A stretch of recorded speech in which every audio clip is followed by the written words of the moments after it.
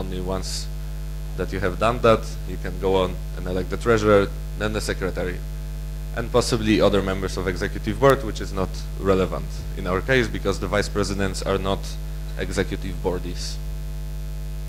So what does it imply? Okay, first of all, the first implication is the first conclusion is pretty clear. It is the task of all of us here to make sure that we make the best informed decision to elect an executive body, and it means that we should strive for this decision to be made here, if possible. Okay? The second conclusion that we can arrive to is that in case we don't elect an executive body here, the mandate of the current bodies does not extend beyond the 1st of July. If you don't find bodies before 1st of July, there is no body on that position, okay? It also means that until the moment we elect the treasurer, we cannot elect the secretary. So this one position, because of the regulation that was there earlier, it's kind of blocking the elections of the secretary. So, as I said, in case we do not elect the board, in case we do not have the board elected until the 1st of July, we're in a bit of trouble. But don't worry. So, we don't exactly know yet what it means that that we don't have the board on the 1st of July. We are trying to get in touch with the lawyer, but somehow it doesn't work at 4 a.m. Lame. So as soon as he wakes up, we hope he picks up. But from our interpretation of the regulations, it's not like BEST will become dissolved because there is still General Assembly, so the highest decision power. What we're missing is the executive board, which is the representative power of BEST, representative body, and international board, which is the managing body of BEST. We do have a backup plan in case we do not elect board at this GA. It is not written anywhere that we cannot leave GA without electing a board. It is a common misconception that it's either whole board or no board. We have to elect the board before the 1st of July, and that's the most important thing. On the other hand, the regulations say that only GA can elect executive bodies. So we would have to call for a GA. That would have to happen before the 1st of July. And also, luckily, we have this office in Brussels. I don't know how many of you have heard about this. Yeah, we have an office in Brussels, so we can hold the GA there. But there are a few buts. Okay. The first but is the timing. A General Assembly has to be called 2 months in advance, which means that if you want to hold it before 1st of July, we have to call it today or tomorrow. That's one thing. Second thing is about electing the board in 2 rounds. So imagine we elect 5 bodies here. We do not elect secretary and the treasurer. And then we elect them there in Brussels, for instance. So what does it imply? It screws up the dynamics of the team. It screws up with the KT period. It screws up with the fact that the executive bodies will have to take the day after they are elected, including all the responsibilities, financial and blah, blah, blah. And there is also an issue of voting procedure. So obviously all of you are more than welcome to come to BEST office in Brussels, but I guess you won't be that crazy about it, just to come there for 5 minutes, put your ballot in the box and leave. So you may want to delegate it to someone. It is possible, however, the voting for the board has to be performed with a secret ballot. So we would have to figure out a solution to delegate the vote and still vote by a secret ballot. It's the trouble for the future. It is possible to figure this out. It is an issue though. So as you can see, we may do that, but it's not such a great idea. It's, let's say, an unorthodox approach. So I guess what I would like to say here is that I very much encourage all of you sitting here on your chairs to reconsider. We'll have another round of nominations today. We'll have another round of confirmations. Tomorrow, not today, if you decide to run, you will deliver a speech to the plenary, and hopefully you will leave this GA with a treasure. So remember, it is our task to make the decision. So do make the decision, but do not make a decision just for the sake of making the decision. So again, it is our task, but if you see that the people that are going to be running are not competent enough, do not fall for them just because we have to leave the GA with the full board. Okay? Do you think this is a sensible approach? Awesome.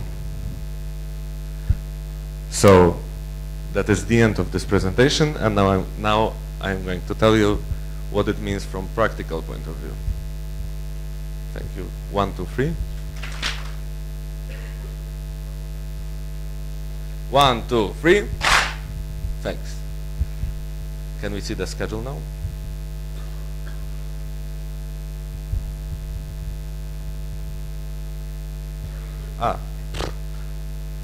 I should take the questions. So, are there any questions?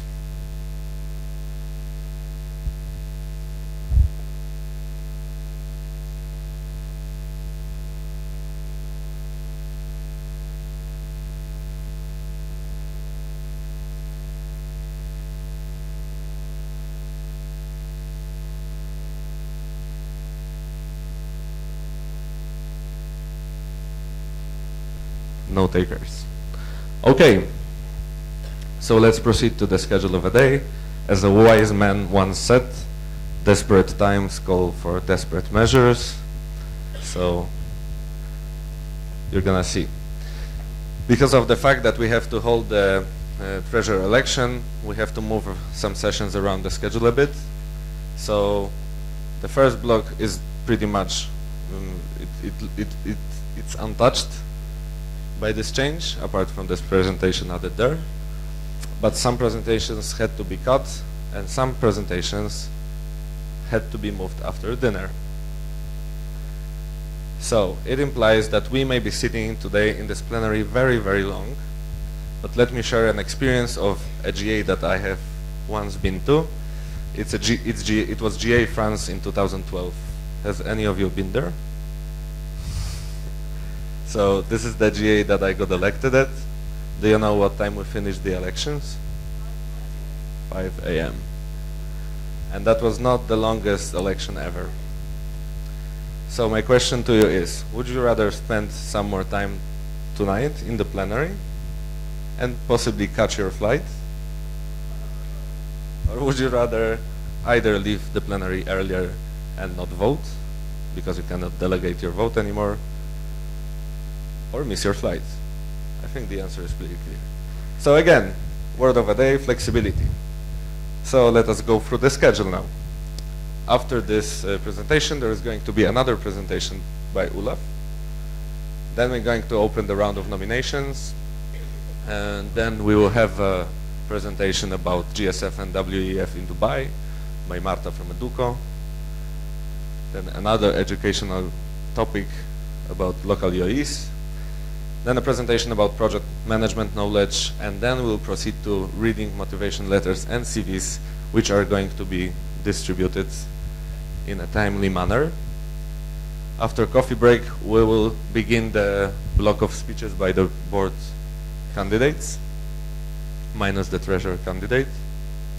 Then we'll move to lunch. Boris, can you scroll down? And because of the schedule that will happen later in the day, lunch will also be shared with the LBG time. So as soon as possible, let your LBG know that at 1:30 you will sit down with them and discuss all the voting related matters. Right after lunch, we'll move to confirmations, so hopefully there will be some people marked green in the treasurer column, and then we will finish the rest of the speeches, again, minus the treasurer. Then we'll move to coffee break. We'll go through the voting procedures first. Why? Because we are going to have a voting today. But it's not going to be the voting for the new board. This is going to be the voting for membership, which anyway has to happen before other voting rounds, because we need to define again the list of full members. So we are going to vote on full to suspended proposals and baby to full. And on the next day we will not have to do that anymore. We will save more time and we will know for sure who will be the people voting. We will have more time to prepare voting agendas and blah blah blah. After voting, we will move to dinner, and normally that would be the end of the day, but we're gonna have some more presentations afterwards. So we will have a presentation about the grants, about this, then EBEC final updates, and then presentation by Flanders LBGs about the preparation status for PM'15, and then potential teasers for PM'16. After that, we'll have an LTAP presentation. And that will be the end of the day. If we're on time, we'll finish at 11:45. Sounds harsh, but it's either this or possibly 5 a.m. I know it's not optimal situation, now for serious, but it's either this or we cut these presentations, and I think we can all agree that they are very serious ones, and it would be very unfortunate to cut, for instance, a presentation about the updates of preparation of PM. What do you think? Is this a sensible solution? Can I ask all of you to get extra patience today, extra strength, and possibly some extra coffee, and find the resources that you are not aware about right now, and we can get through this day, and we can get through the next day, and we can leave this GA with the whole board. Can I ask you for that? Yes. Can I ask you for that? Okay, awesome. Thank you.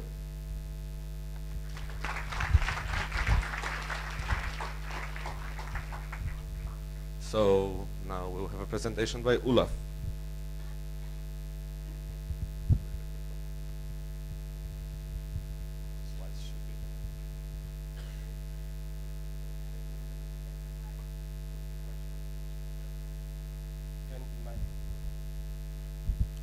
Yes.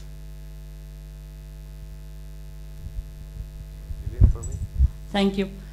Titi from Trento. I would like to ask, normally the day before the election day, there is a session called binder question answer. It will take today or not? It was cut. Okay, thank you. There are two fingers from Jana. Okay, sorry. Yeah. The purpose of the session, Binder Q&A, is basically ask the questions that you still have on the proposal or the materials in the binder, of course. So since we, as you can see, we really don't have a lot of time today, I highly encourage you to take a personal approach and contact the proposal owners about this and ask your questions personally to them. Yes, we had the question round after every presentation of this GA, and especially the proposal ones. They were quite exhaustive, but if you still feel like you're missing information, either grab the proposal owner or the neighbor. I'm sure you can find out the answer. Any further questions for the schedule? Olaf?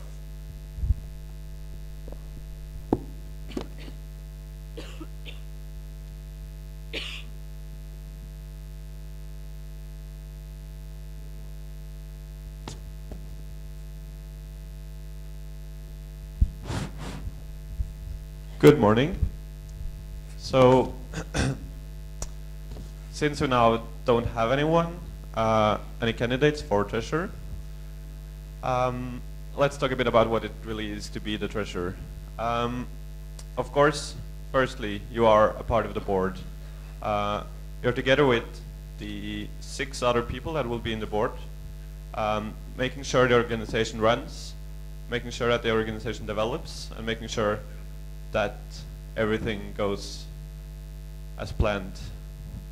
But let's look a bit more precisely, closely on the treasurer itself. The first area is financial management. You will be responsible for the financial decisions. It doesn't mean that you will take them, but you will make sure that they're taken in a good way. You will be responsible for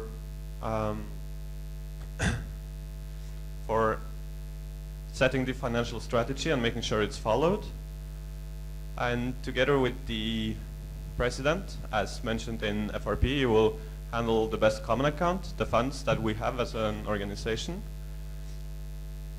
But it's mostly you that will do this. Of course, there are guidelines for how you will spend money. And there are guidelines for how much you're expected to make sure we receive. This is in the budget. And the creation of the budget is also your responsibility. It's the treasurer's responsibility to gather the input from the entire organization, to make sure that the entire organization gives the input and can agree upon a budget that will be approved in the General Assembly. This part is extremely important because it sets the guidelines, it sets the framework for how the next year invest will be.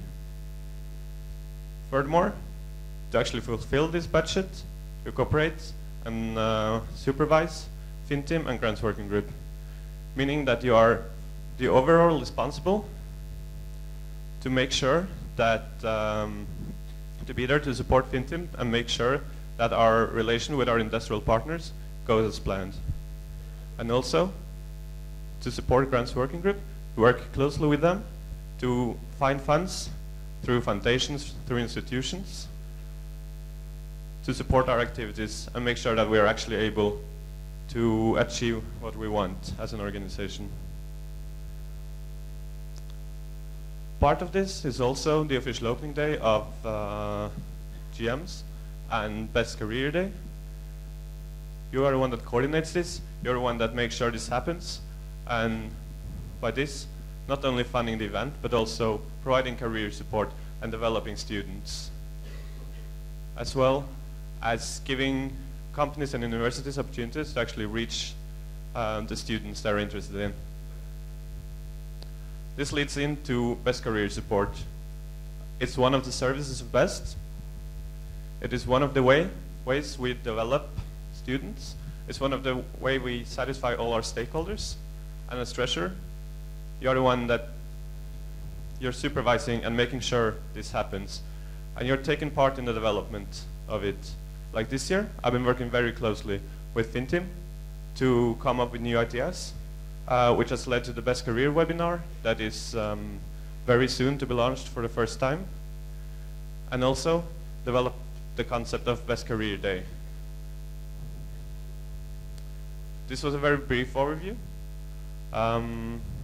If you have further questions, please come to me and talk to me.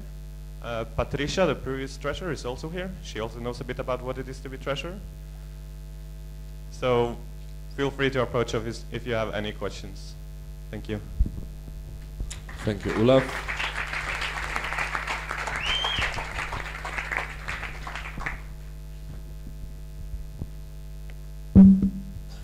We will also take questions for this presentation, so don't leave just yet.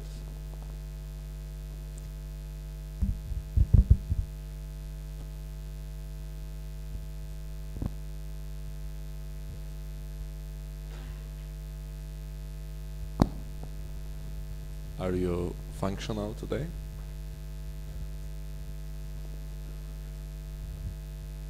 Or the absence of Josip has a... I understand that. Can someone get Josip so he gets a bit of energy to the plenary?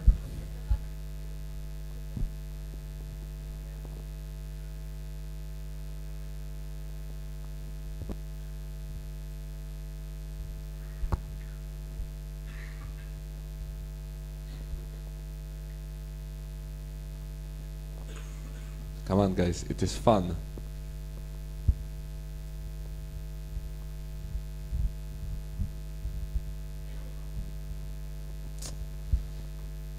Oh. Ah. Yes, please give microphone to Zagreb. Josip from LBG Zagreb. Thank you. How big of a knowledge should a treasurer have? A lot of knowledge when you run for board comes in the board training and also the personal KT. And a lot of what we do in Best is taking challenges and develop yourself. So even if you don't have the full knowledge now, it's still possible because you will get support. I will be there to help you support, and there are also many other people that will be there to help you provide you the knowledge. So you don't have to know everything from before.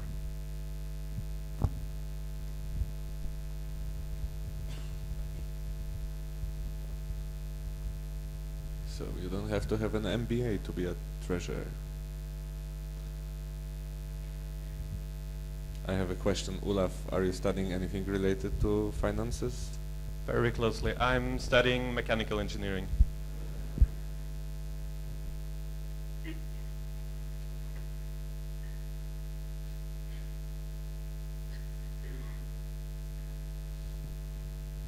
Going once,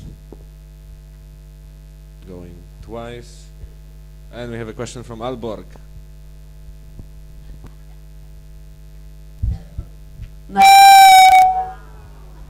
Sorry.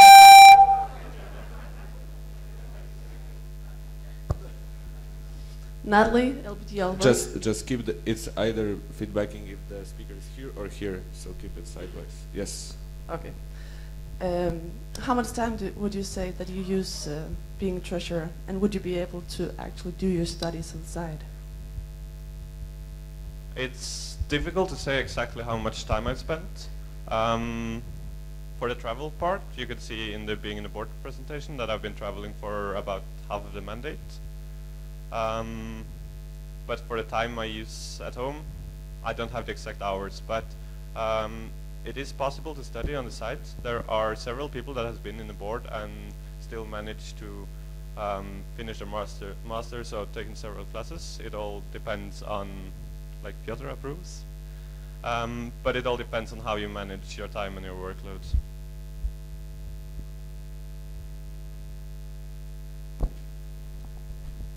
Any further questions? Going once, going twice.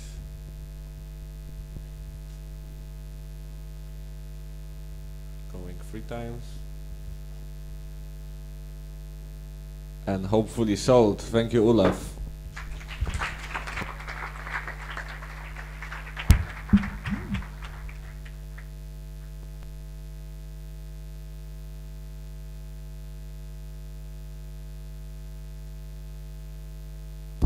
Now we will move to nominations. So please, I would like to invite you to already think about who you would like to nominate for the position of treasurer.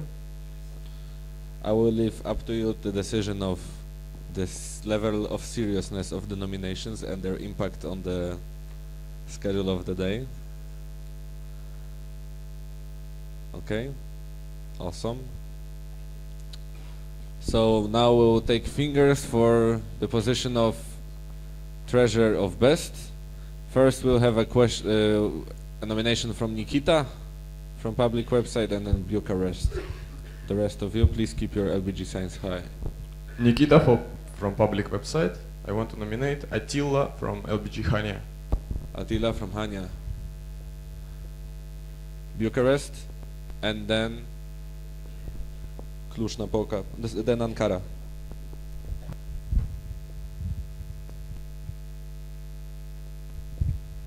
Stelian from Bucharest. I'd like to nominate Nat from EC.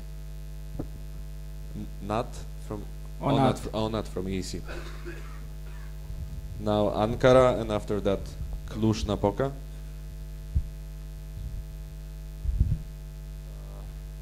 Mert from Ankara. I nominate Barış from Istanbul. Barish from Istanbul, Cluj, and then Gdańsk. I nominate Anna from Brasov. Anna from Brasov, Gdańsk, and then Ghent.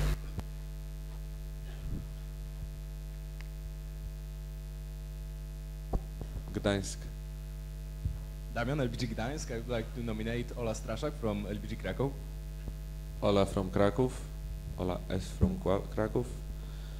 Now Ghent and then Graz. Simon from Ghent. I would like to nominate Koen from Structure. Koen from Ghent. Graz and then extra Fergus. Doreen from Graz. I would like to nominate Laurens from Leuven. Laurens from Leuven. Extra Fergus and then Trento. Extra Fergus, I would like to nominate Ardita Pemai from Radars, Kristina Urichkova from Bratislava from Only Radars. one nomination at a Okay, time. We'll excuse take Ardita from Rome. Titi from Trento. I would like to nominate Miki from FinTeam. Miki from LBG Fintin. Now Vienna and then Leuven. Vienna and Leuven. Vienna cuts, so Leuven and then Ljubljana. Guidan from Leuven. I would like to nominate Sylvie from Budapest. Sylvie from Budapest. Toma from Ljubljana. I would like to nominate Sonia from Belgrade. Sonia from Belgrade. Now please give microphone to Madrid and then Łódź. Maria from Madrid. I would like to nominate Michele D'Amato from LBG Milan.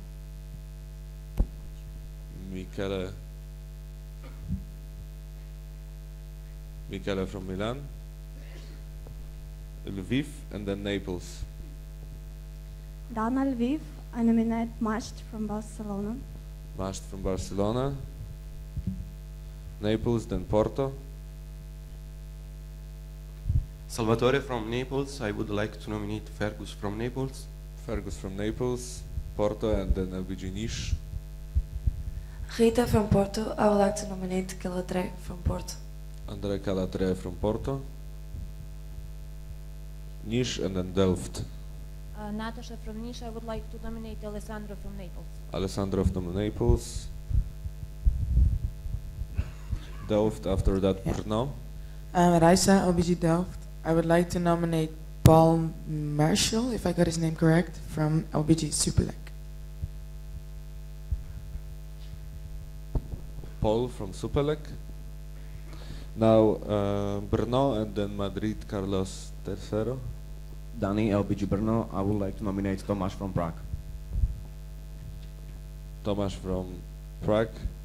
Madrid, Carlos Tercero, Katz, Skopje, and then Ljubljana. Skopje is here and Ljubljana is there. Godze from Skopje. I nominate Natasha from Niš. Natasha from Niš, Ljubljana, and then Copenhagen. Tomo from Ljubljana. I would like to nominate Vilja from Kaunas. Vilja from Kaunas. Andreas from Copenhagen. I would like to nominate Mikolaj from FinTeam. He's already there, thank you. Now Lisbon, after that ITC.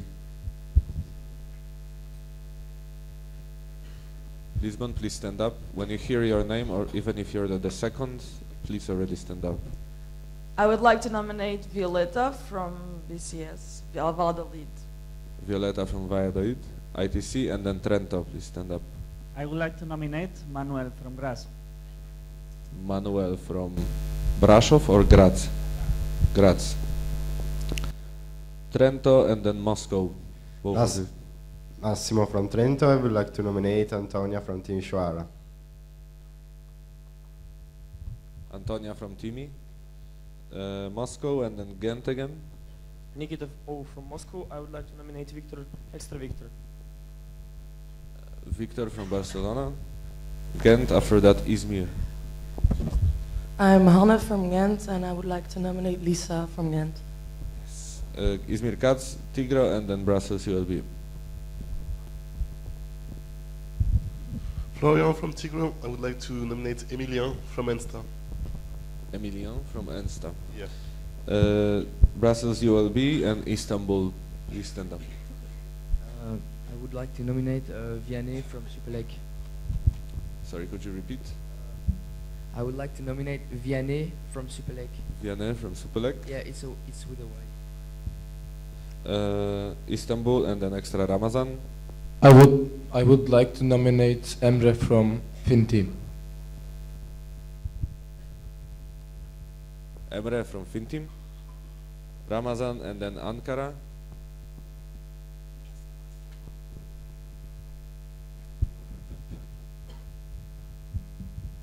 Hello, extra Ramazan. I would like to nominate Gianmarco from Globe Shower Committee. Gianmarco from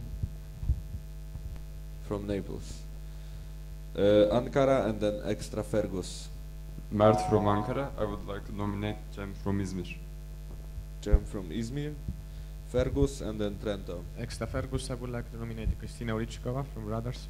Kristina Urichkova from Bratislava. Trento and then Brno. Titi from Trento. I would like to nominate Olcay from FinTeam. Olcay from FinTeam. Brno and then ITC. Dani, LPG Brno. I would like to nominate Michal from Warsaw. Michal from Warsaw. Is he already there? It's not Miki, is it? Okay. Let's keep it. ITC and then Ramazan. To ITC, we would like to nominate Damian from Gdansk. Damian Dominikowski or Wilke? Dominikowski. Damian D from Gdańsk. Ramazan and then Brussels. Extra Ramazan, I would like to nominate Ana Rosa from Lisbon. Sorry. Ana Rosa from Lisbon. Thank you. Then Brussels. Arno from Brussels. I would like to nominate Lawrence from Brussels. Lawrence from Brussels. It's different than 11. Okay, don't worry about the typos.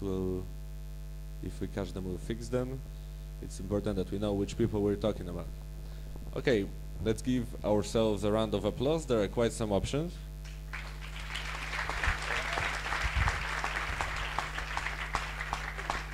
Okay, there is one more from Aachen.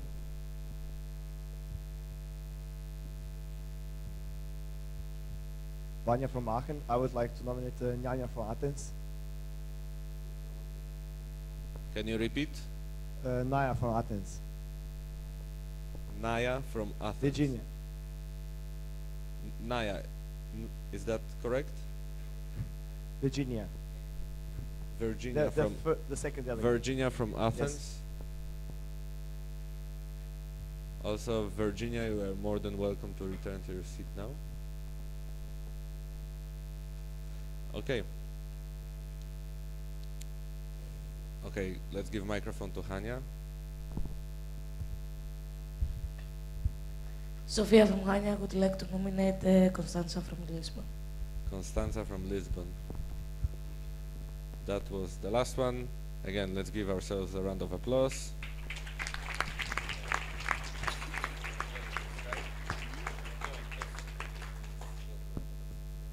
Good news. We are 13 minutes ahead of the schedule. Now I would like to invite Marta from Educo to the middle for a presentation about GSF and WEF. I guess you're all dying to find out what these abbreviations are about. And there is also Dubai there, so might be some money involved. Or oil.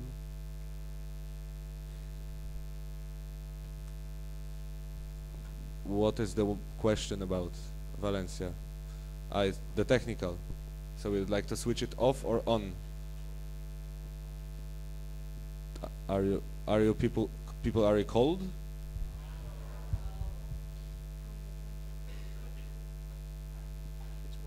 Talking about the split vote.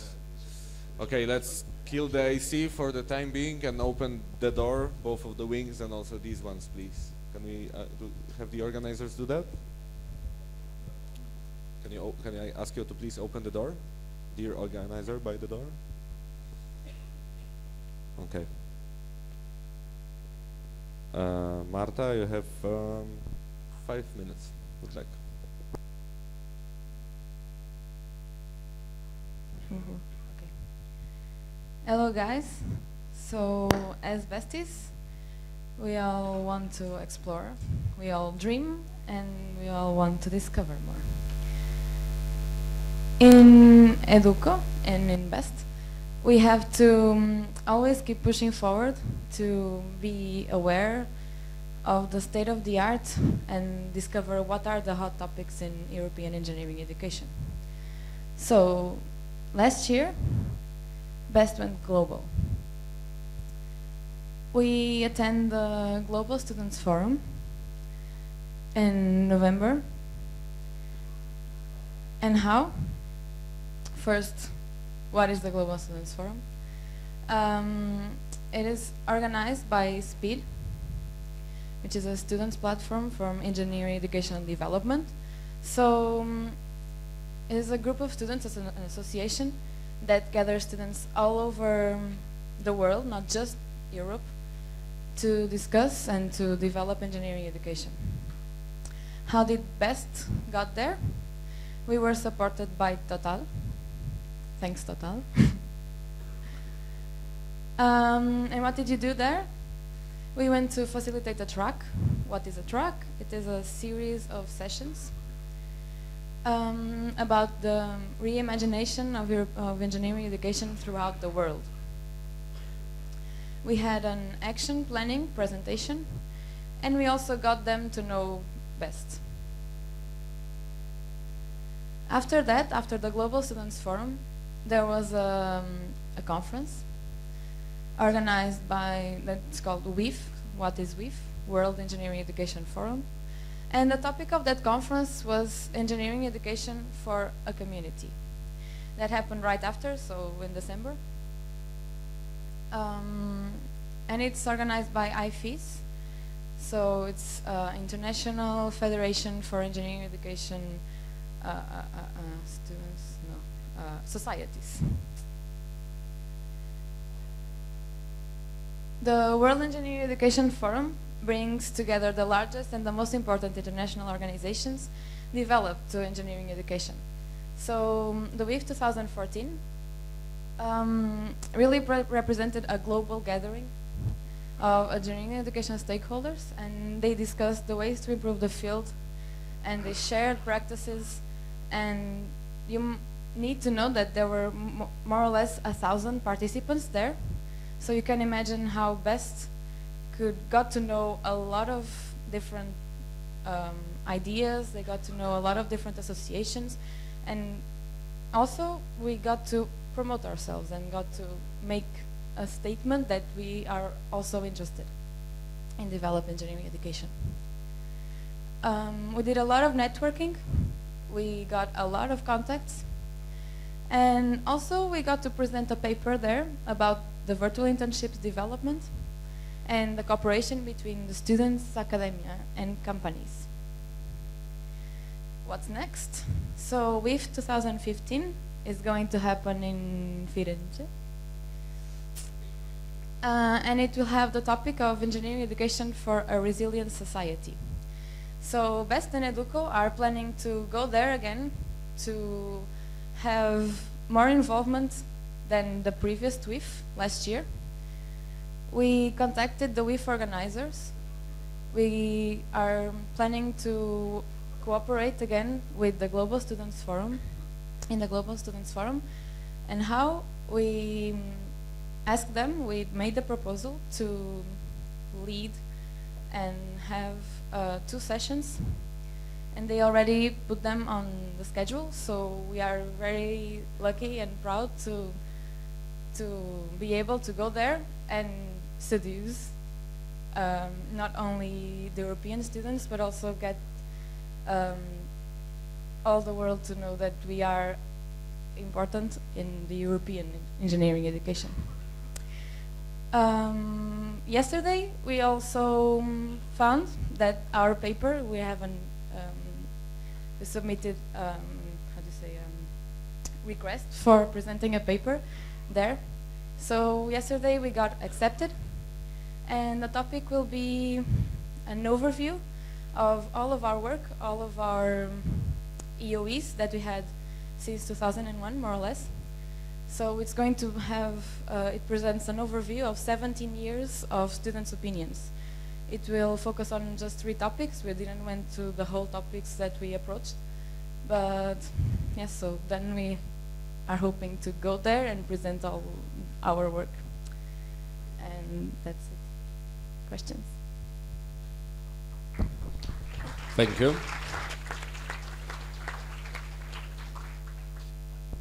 We'll now take questions to Marta's presentation.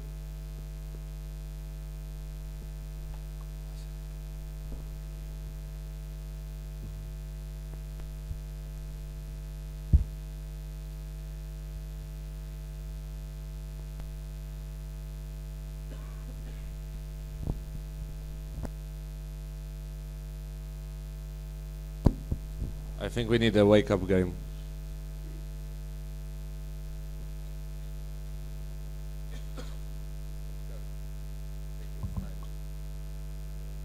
It is time. May I ask Oscar to come to the middle?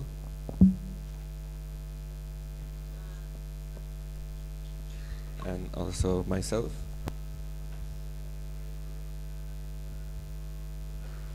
So we are in a bit of a special situation energy-wise. We are really low on energy. And one thing the tribes of Romania did back in the day was to stand up. So all of you stand up. I changed it so politically correct. And we were all doing this dance. I remember because I was there. So 2,000 years ago, they're doing this dance, and what you'll have to do, we are going to show you the moves, and you are going to have to do exactly the same thing like we do, okay? Okay.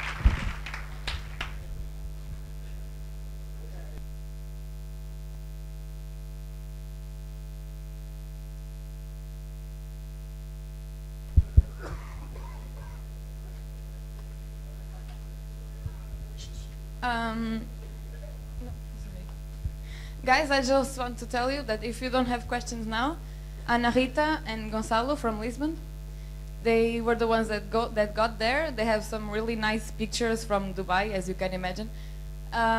So yes, you can ask them whatever you want, and I'm sure they will be more than happy to tell you all about it and the whole experience of being in Dubai.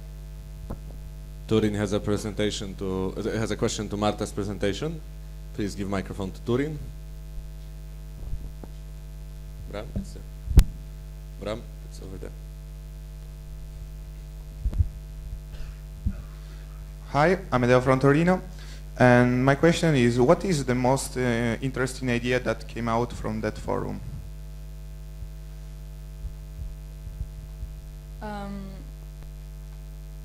After GA'15 2014, what we got the most was that we actually need to be aware of what's happening in the rest of the world and not only Europe. And the most important thing is that we wanted to go to 2015. So we went there also to be able to get the knowledge and to know the people, so then we could go to 2015 and be there, basically, so that we could present our work and to prepare the session so we could be more involved. In terms of topics and all the things, I'm not quite sure, but because we went there with the goal of knowing how we could go to 2015. So, but yes, you talk to Ana Rita and to Gonzalo, and they will for sure tell you the whole ideas that they got. But it is nice. We need to write it down. Thank you once again, Marta. There is a question from Gdańsk. So apparently the wake-up game did work. Thank you. Damian, LBG Gdańsk. I have a question about the delegates for this kind of conference. Do they need any special abilities, and how are criteria for choosing them? Okay, so this time it was different. Usually when you have a paper and to present at the conference, we try to send a person of the team that wrote the paper because he's more familiar with the topic. In this case, as Total was a supporter, they actually had a system to choose the people. So they had a Twitter contest, and they had also, because they wanted to help the students, so they were kind of also interested in the curriculum of the delegate, let's say. So because they went there as well, Total was there, and they also had a kind of interest to know the people that from BEST were going to be there. It was a compromise between us wanting to go there and they being able to support us to go there.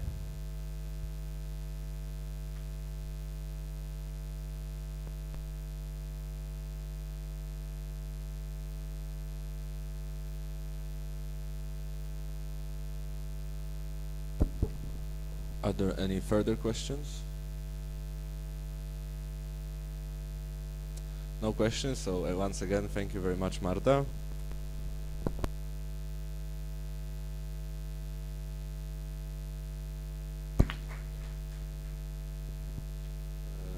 And now we will move on to the presentation about local EOEs by Atajan and Clemente. Please come to the middle.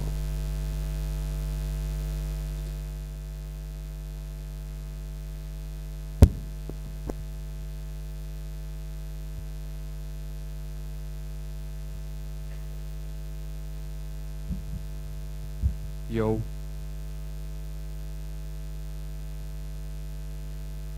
So, I'm Alta from Educo, and apparently we need another microphone. And today's presentation from me and Clemente will be about local EOEs. So, the agenda is obviously what is an LEOE, the benefits of it, and how to organize it. And the LEOEs happened in 2015, and how Educo and Force can help you. Okay, thank you, Ata. I'm Clemente, and this year I'm coordinating the Local Events on Education Task Force. And what are local events on education? They are events meant for local students, but also local professors and local companies to get together and discuss topics that might be problematic for the local community. And its main goal is to see actual improvements in the local educational environment. And why exactly do we organize this? What are the benefits? Well, for once, it's one event that usually gathers all the stakeholders. We gather university, we gather partners, you gather lots of students, and you really get some really good visibility and credibility out of this, because you discuss some very serious topics with your university, and the visibility and the credibility are very good indicators for good university relations. There have also been some examples of grants allocated to local events and education, as well as company support. So, how can you organize LEOEs? Basically, you choose a topic, and don't forget that LEOEs are local events consisting local students, so the topic will be some local related education involvement topic. Couldn't make the sentence correct, sorry. And then you define the type of the event. It can be learning cafe or discussion groups, some kind of symposium if it's too big, and so on. And then you basically make the students' voice heard. So this year started with LEOE Brasov in 21st of March, and the topic was students' involvement in education. And there were 20 students, 5 professors, 2 facilitators, 3 corporate partners, and also university representatives.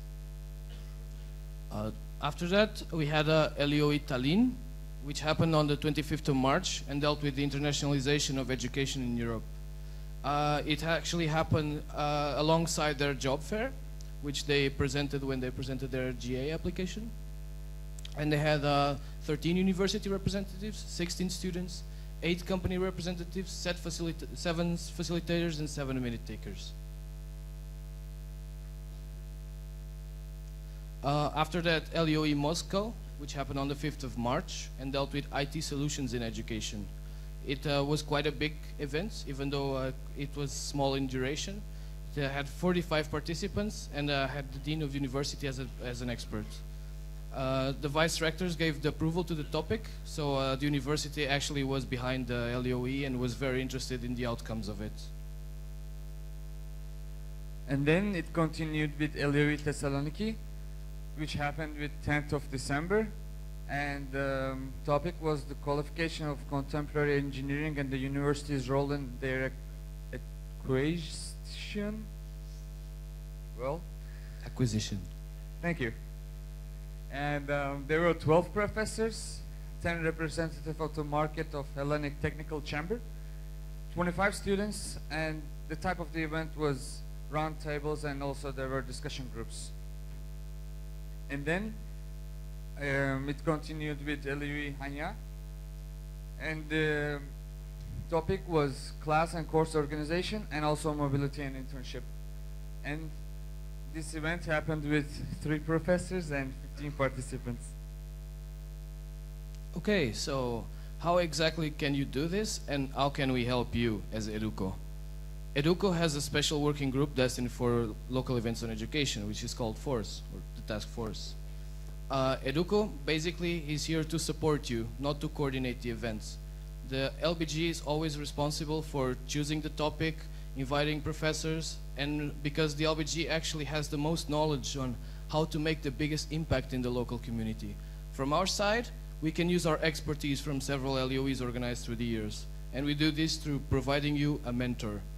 A mentor is somebody who will have online meetings with you, is somebody who will send you a lot of emails, and it will help you put together the schedule, choose the types of sessions, give you some guidelines on how to contact university experts, and dissemination after the LEOE actually happens. So, before questions, I would just like to thank all the LBGs that decided to take the challenge to organize the LEOEs this year. This was actually a record for us, the number of LEOEs organized, which was where we are very, very happy with that. And well, now can we proceed to the questions? Thank you.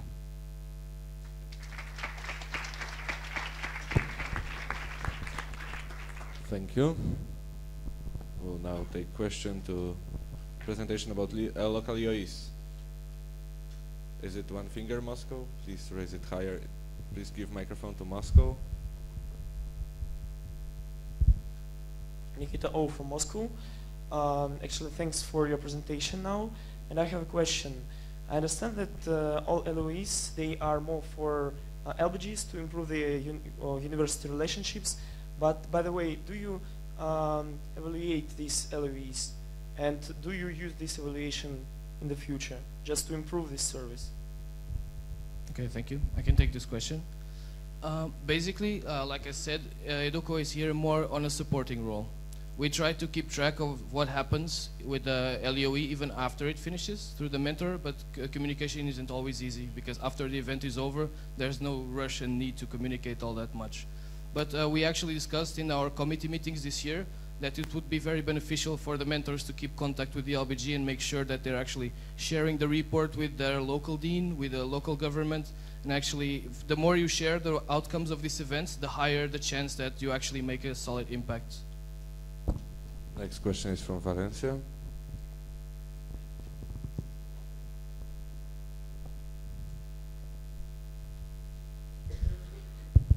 Hello, it's Mark from LBG Valencia. My question was concerning to what extent are LOEs 100% organized by best groups, and what is the take on Educo on the fact that best groups joining LOEs organized by other NGOs? Okay, thank you. Basically, our stance on LBGs organizing LEOEs is that that's the way it's supposed to happen. That's the way they were designed. Educational involvement is a service that's usually associated with the international side of BEST, but it is our wish that the LBGs actually implement it a lot. So, of course, cooperating with other NGOs is not only a good thing, but a thing that we actually encourage LBGs to do. So being 100% organized by the LBG is a good thing because you have the most knowledge about the local problems and your local community. We'll just provide the technical expertise.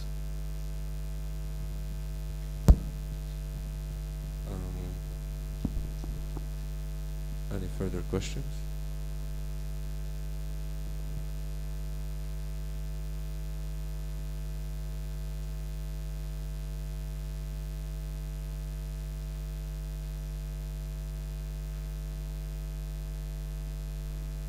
Going once, going twice. Thank you again. Oh, there is a question from Gdańsk. Damian, LBG Gdańsk. You said support from Educo is providing some kind of KT for LBG about organizing this kind of activity. So I have a question. Do you have any database or something similar to store your knowledge through the years?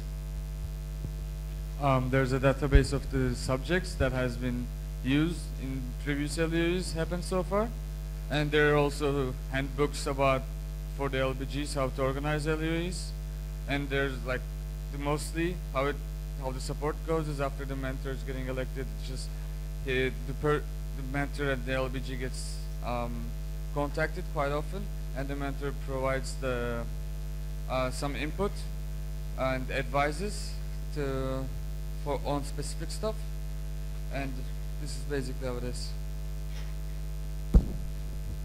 Just to complement, we also have in our public archives of Educo, which you can find on PA, some reports from previous LEOEs, which you can check for seeing how they went in the past. And we also have been recently providing some handouts on facilitation tips, because most of the outcomes from the LEOEs come from good facilitation, and that is the most important KT we can get.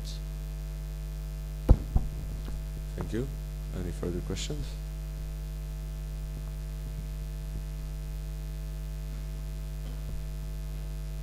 In this case, thank you very much, guys. Thank you for the presentation.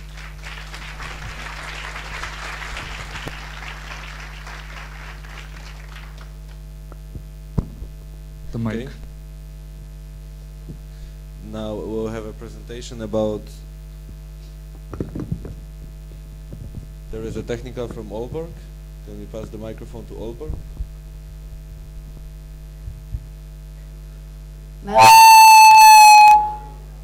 Aalborg, you can sit while asking your questions from now on. Natalie, LBG Aalborg. We got the CVs and motivational letters, but the one from Nikita is divided in 2 pages. So I only have the CV, you only have the motivational letter.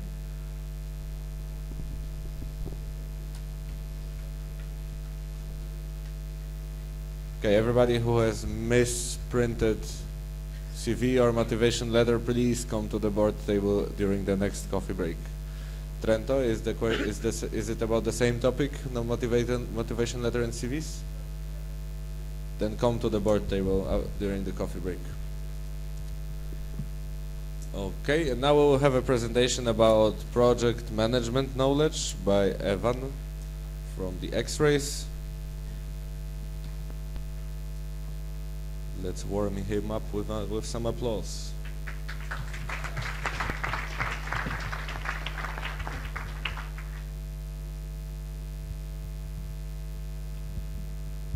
So, good morning, everyone. First off, I'll introduce myself. For everyone who doesn't know me, my name is Evan. Most of you know me in the context as RA, and in this case, I'm proud to present this project, which is very young and small currently in BEST, about project management knowledge in BEST. Now, you're probably wondering where this came from, why we're talking about project management. So to give you a quick briefing on why we're talking about project management knowledge in BEST, we decided a couple of days ago that we're moving into the matrix structure, which will create higher reliance on successful project execution. And currently, the knowledge within BEST is not documented adequately enough, as well as the training sessions that we currently hear or deliver in BEST are relatively simple and cover the basics. That, of course, the knowledge is there in some people's experience, but we want to create a more solid foundation in project management. So what has happened so far? This project was kicked off, its origin lies in structural implementation workshop, which took place in Ghent. It was kicked off in January this year, so it really is quite young. And we started creating documents documenting more advanced knowledge of project management, in which I'll go into more detail later. We received feedback regarding the content and form of these documents at IPF Istanbul, and have created a more updated version implementing the feedback we received. So we're basically now at a point in time where we have a project management handbook 1.0, which we plan on releasing in about 1 month. It's basically up to the future steps and the way we implement the input we got from here. They contain in-depth content on project lifecycle management, scope management, portfolio management, risk management, etc. The benefits are quite obvious. They will be directed towards both the local level and the international level. And since we work both from the ground and from the top down, we can emerge into something better by successfully executing our projects. The team is quite small. We're only 5 people in total, including me. We got Javi from the aviators. We got 2 local presidents, Roxanne from Delft and Dario from Aachen. And then we got Krista from Budapest. So we got 2 trainers on board, Tigre members, and local level members, and me, who's currently coordinating it. Our future plans are basically divided into 3 pillars that will carry this project. We will initiate, this has not happened so far, contact with Tigro to further develop training sessions or tutorials regarding the content to adequately disseminate the knowledge that we've gathered, as well as create more in-depth project management handbooks that will range from simple to more advanced. Moreover, the input regarding the content will be contracted by the current project coordinators and BEST to achieve lessons learned, best practices, etc., that we can implement into the documents and make them more user-friendly. So what do we need now? We need project management enthusiasts who are willing to help and be a part of this project. We also need in-house expertise in project management, so project managers in BEST that are, or coordinators that are willing to share their experience.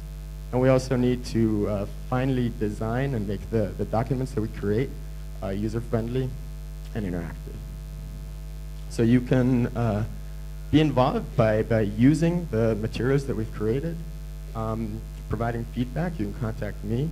Also, we received feedback at the discussion group here that a mailing list to share, to act as a sharing platform will be established, and that we'll set up the framework for that later on. So now I'd like to welcome you if you have any questions. Thank you, Evan. Thank you, Evan.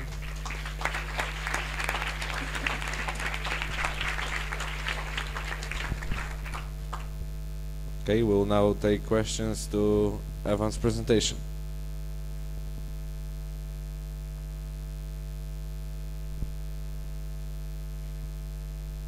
We'll have first question from Valencia, then Moscow.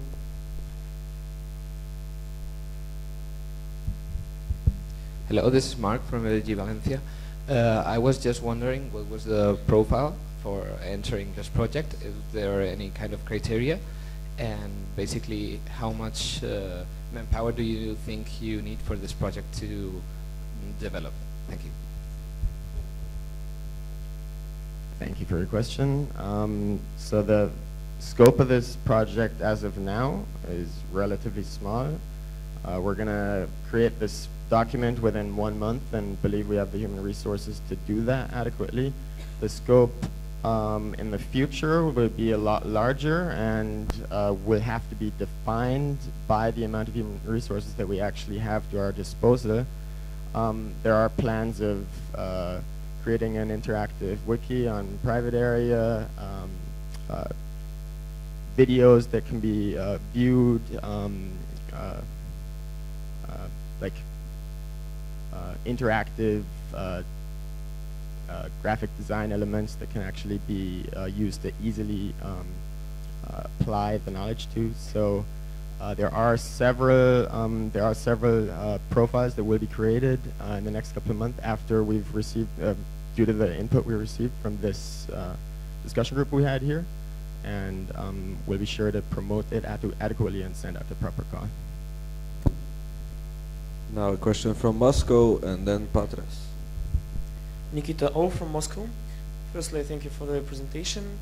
You said that you are making a handbook, and this handbook is about project management, but we all know that it's really difficult and it's a great job to write a handbook, but it's also sometimes not easy to read this handbook for a lot of people. How did you think about how you will encourage people to do it? Thanks for your question. So you're absolutely right. We do not plan on writing scientific literature on project management. We do not plan on publishing a 1,000-page book that will be dedicated towards besties. It should be a short and concise and user-friendly handbook. The feedback we received from IPF was that we're currently not exactly there yet and lack some more user-friendly design elements. So what we're implementing currently are easy to comprehend diagrams and visual elements, as well as examples, both from the local level as well as the international level, that make understanding the theory more easy and basically give sort of a guideline on how to apply the knowledge, which can be very complicated in real time. Was that accurate?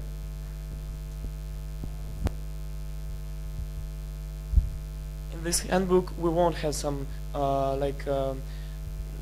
list of ideas, list of experience. So it will be only just a clarification of what is risk management and so on. Because you can make a short handbook if you will collect all the ideas, all the cool experience. Okay, so of course, every chapter dedicated towards a specific topic will give you a brief introduction into it, what the purpose, intention, and theoretical outline is, but that part will be kept as concise as possible because we don't want you guys to read a 30-page chapter on an introduction to risk management, for instance. So it'll be user-friendly in the sense that we will have real-life examples, basically guidelines on how to proceed in real life with performing risk management, for instance, or risk analysis of some sort, and as well, in addition to all these chapters on project management, we'll have an additional chapter that will contain methods that are typically used in all of these aspects of project management. So some people might lack the knowledge on how to adequately perform an in-depth SWOT analysis and just stop at the first step, or create a work breakdown structure, creativity techniques such as Evan, can you wrap up your question? Yeah, that's basically it. Okay, now we'll take a finger from Patras. Kostas, LBG Patras. Can you elaborate more in the involvement of a new member in the project? How is he or she going to use the materials, and not only for feedback? Do you mean actively contributing to the project or using the materials? Okay. So we will establish, after GA, we'll establish a framework to be a member of this project. We're currently only 5 people, so we definitely need more. So we will promote it on mailing lists internationally, as well as create these mailing lists that will actually be divided into a working mailing list, as well as an interested mailing list, where you can just share your experiences and ideas if you do not actively want to be a part of the project but want to contribute to it. More will be defined later.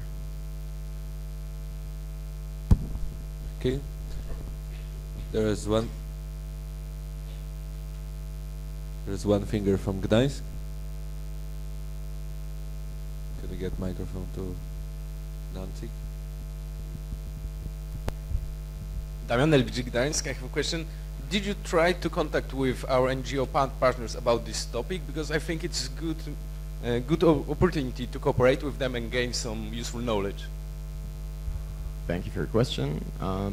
We kicked off this project by sending a survey to the ambassador, which was forwarded to all our partner NGOs. We also contacted all current committee coordinators as well as project coordinators in the organization to identify both the necessity for certain areas of project management in order to target our research better, as well as areas that particular project coordinators can share on or share their expertise and experience on.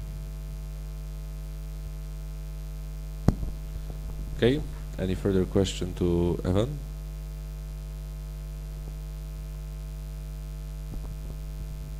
Going once, going twice. I will smash it.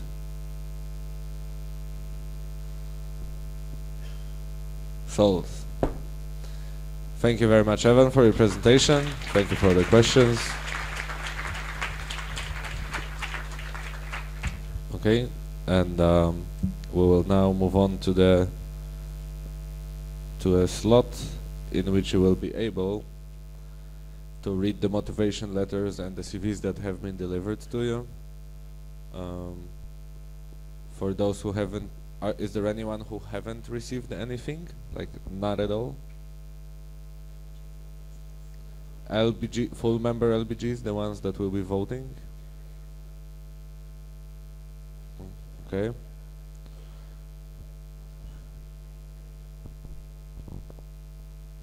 But it's about motivation letters and CVs, so it requires attention. Okay, so everybody who's missing after this is distributed. Everybody who's still missing some documents, please raise your LBG sign. We'll write it down and we'll approach you, okay?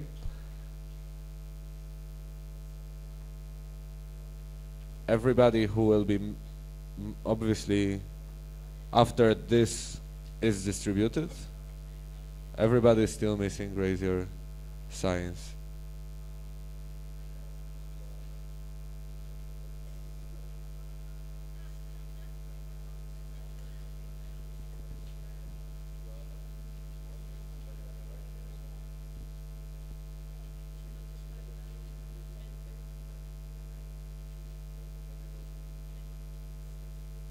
Okay, okay. Okay, Maren, can you take some room here? Okay.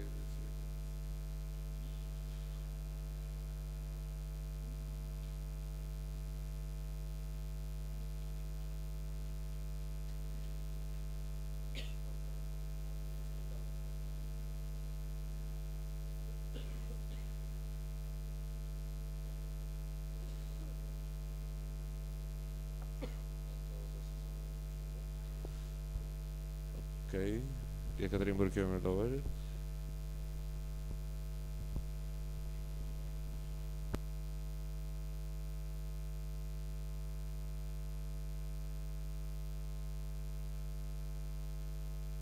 It's a question.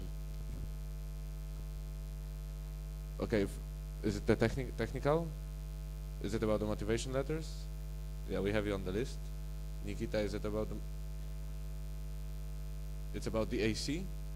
Okay, can we get microphone to delegate of Delft?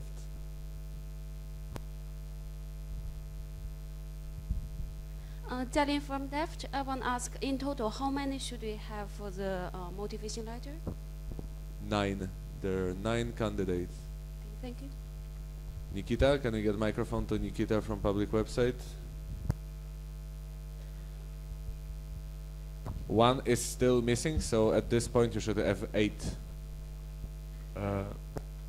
Nikita from the public website. May I leave the plenary? I don't feel okay. Okay, but only if you're honest and you're really feeling okay. If I find out that you're feeling okay, I'll make you feel not okay. Okay. Thank you. Technical from Krakow. Can we get microphone to Krakow?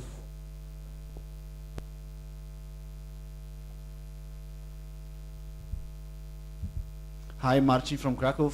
Is it possible to share the new schedule somewhere online to share it with the LBGs, because they have to follow the stream, etc., and like consider the votes? Yes. Thank you. Likewise, the motivation letters and CVs are shared already in 5 minutes.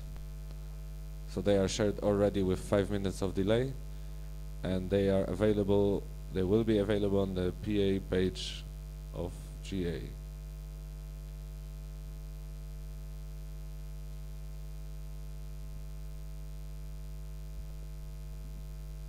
So, as you probably realized, now we have time to read motivation letter and CVs. We have 20 minutes for that. So 15 left. Turin, is it urgent? It's about missing. Okay, let's give microphone to Turi. Amedeo from Torino. And can we have the access to internet to share the curriculum to our LBGs?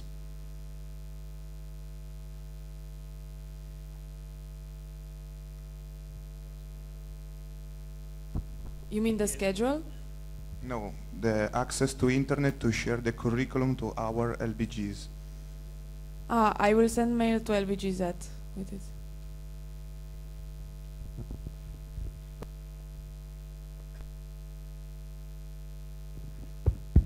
From now on, if you have a question, I'll be in the middle to answer it, so we don't disturb the rest of the delegates.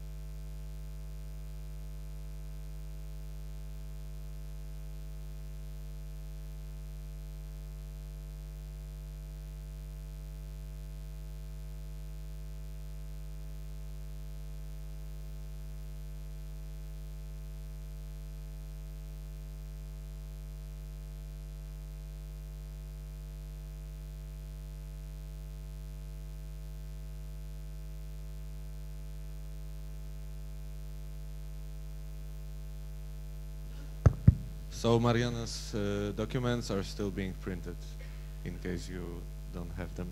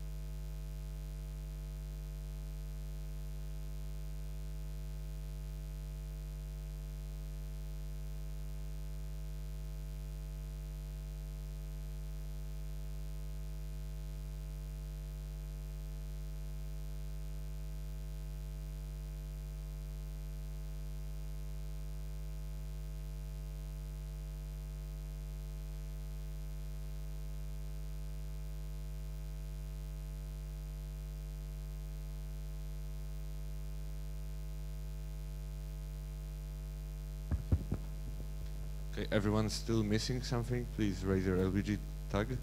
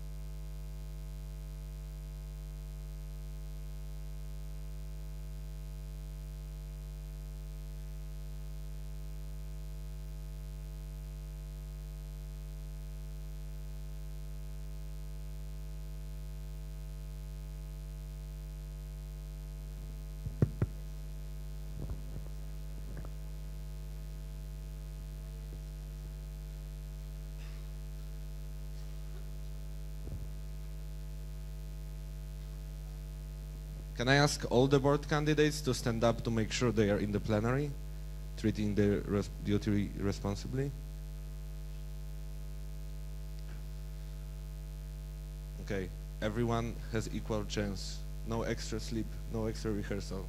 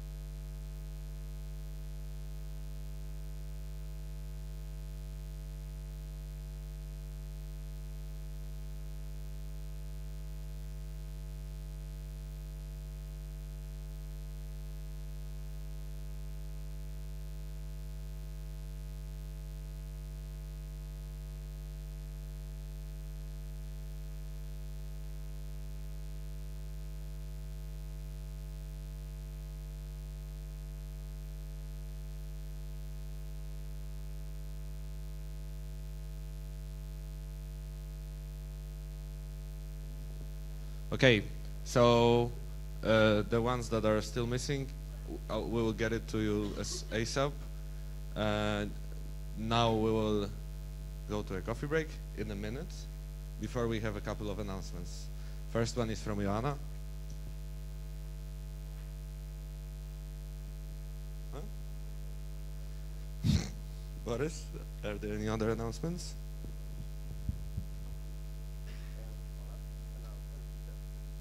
The first announcement is from Olaf about LBG debt. So another announcement about how you can get rid of your money.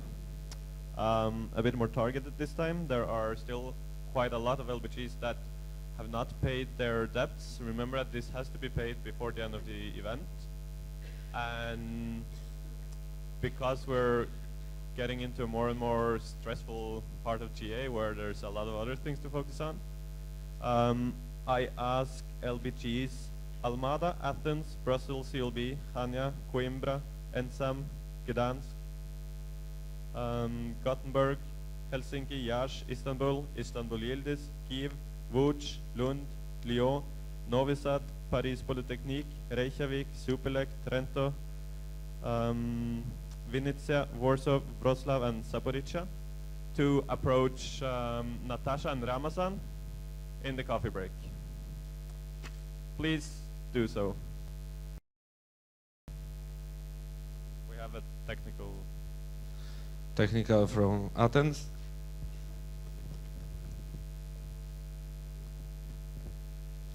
Naya from Athens. We have paid the Okay, debts. then you can come and discuss with me afterwards. Yeah. Thank you. Announcement from organizers. GA hoodies are here. Go get them at the help desk. GA hoodies are here. Go get them at the help desk. And also for everybody who has lost money, cell phones, whatever, approach the help desk to check out if it's somebody have found it and it's there. Also, next announcement from Evan regarding regional division.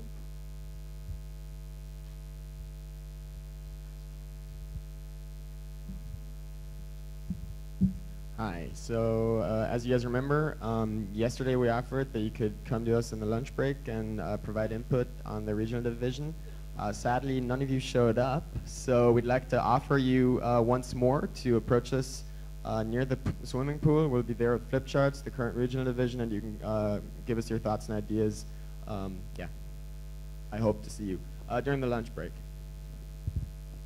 Join Evan during the lunch break to get X-rayed after you talk with your LBG, or before. I'm done. So?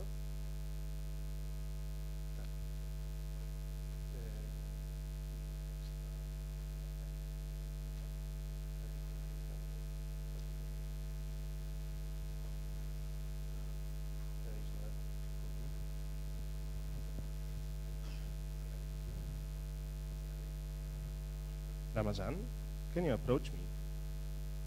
Can you come to here?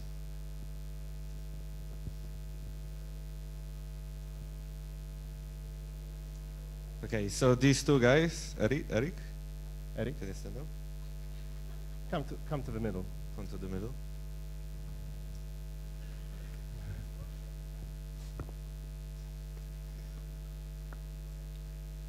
Can you focus for a second? These two guys are doing awesome job during last days. They are collecting statistics about you, asking questions, and that is why then the complex analysis they have been making for the last days were amazing. That is why we know, for example, that Yossi from Zagreb is really leading with question asking, and their work is not so visible every day. That is why we would like to make them visible for a second for you to see and give them a huge applause. Okay.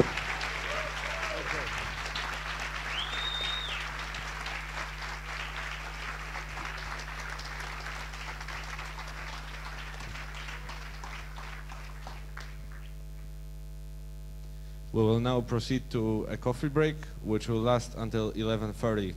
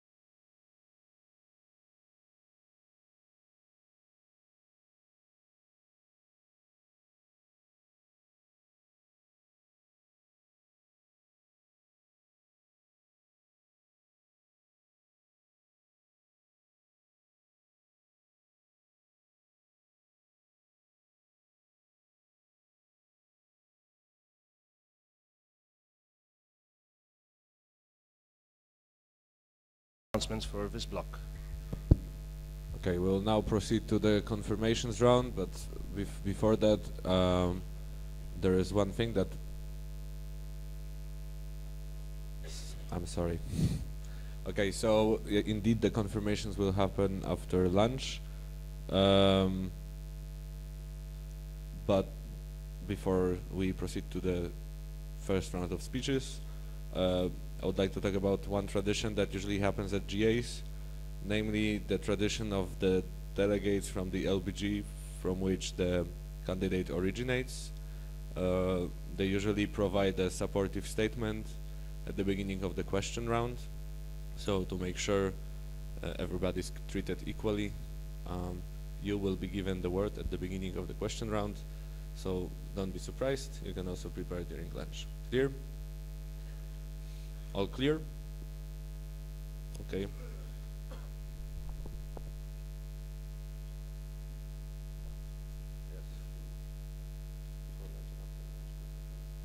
Okay, so as Jana correctly noticed, we will also say that we will also state which positions will be the speeches for which positions will be included in which block of the speeches.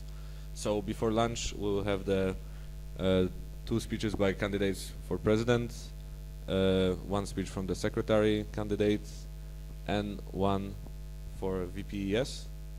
So 4 speeches will happen before lunch. After lunch, we'll have first confirmations for the treasurer, and then we'll proceed to speech by Orpheus for VP HR, then 2 speeches by candidates for VPs IS, and then 2 speeches by VP LGS candidates. Okay. I would like to ask the president candidates to start getting ready, and also, since this is a very important one, please organizers make sure the streaming is working. We got feedback that the sound is not available. Can you get the confirmation from the organizer that this is taking care? Okay, it's already taken care of. Thank you very much.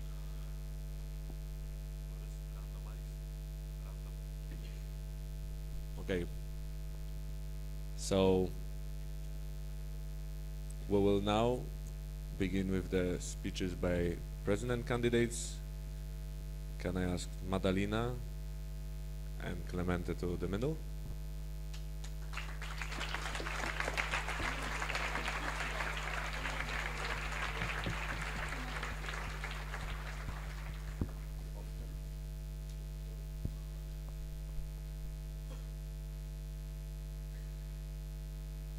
So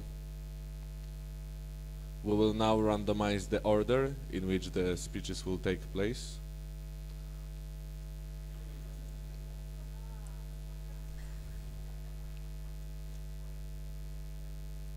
Are you ready? Ready? So the first speech will be by Madalina and the second one by Clemente. You will have 7 minutes to present. We will be very strict with time. After that, both of you will have a chance to answer questions. The delegates will be allowed to ask a question either to one of the candidates or to both. Ready? Good luck. Thank you. Hello, dear plenary.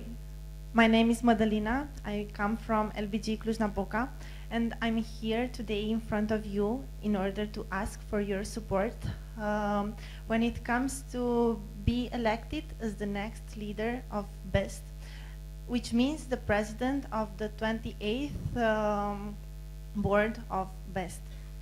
But before going to the real speech, I have a challenge for you, like for all of you, I mean. Think of what you want most in your life. What's your biggest dream?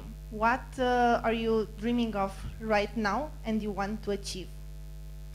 Then imagine that you are just one step far from achieving that thing. Now, I challenge you to close your eyes for 5 seconds and think of the way you're feeling about it.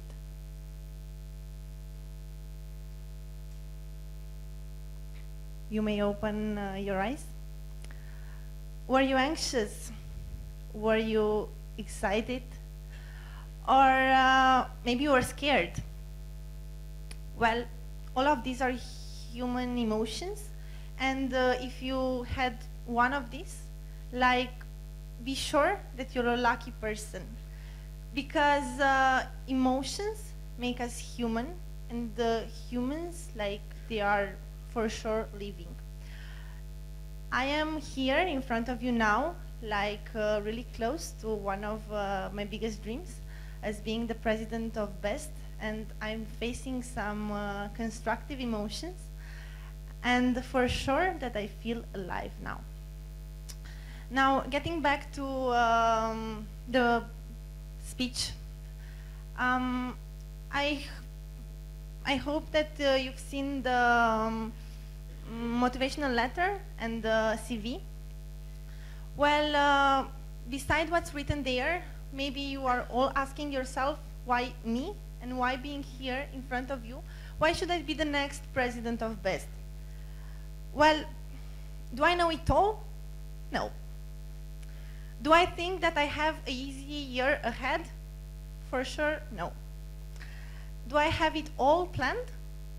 Well, again, no. But am I ambitious and determined? Yes. Am I able to commit?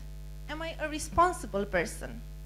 Yes, I am a responsible person, and I am able to commit to such a big change, maybe, in one's life. And then, am I devoted? For sure. Since I joined BEST, I've shown a lot of devotion to this organization, and I've learned one thing, that actually when you put your heart into what you're doing, like, you can't fail. And this is exactly what I'm doing now here, and this is exactly what I've been doing for the past 3 years, putting my heart, putting it all in BEST, and here I am now. So I just want to make you sure that I'm 100% here in front of you. Well, what do I see BEST like? I see BEST like being like a wonderland where magic happens, and we are part of this magic. We all make it happen, actually. So this is one of the most amazing things. But don't believe that me comparing BEST to Wonderlands doesn't make me aware of the challenges that we as an organization and me as a candidate for the future president I have ahead. I'm aware that all of us made history in this plenary and changed the structure of BEST. So I know that it won't be easy, but let's say that the mandate as president in Cluj kind of helps me to understand better this idea, because last year we were also passing through through some structural changes, and I know how it's like to ask yourself questions almost every day. Are we going to the right direction? Is the transition process followed as it should be? So yeah, probably in the next year we'll be all doing this. What's more, if we'll take into account the LTSP and if we will vote it, I'm sure that it's going to be great help for us in order to pass through the transition process easier. Okay, what's my vision when it comes to BEST? I would say that there are two main focus areas that I would like to achieve. One of them is having a team next to me, like the board members and the committee coordinators, still committee coordinators, having them near as a family and work together in order to achieve common goals and then specific ones.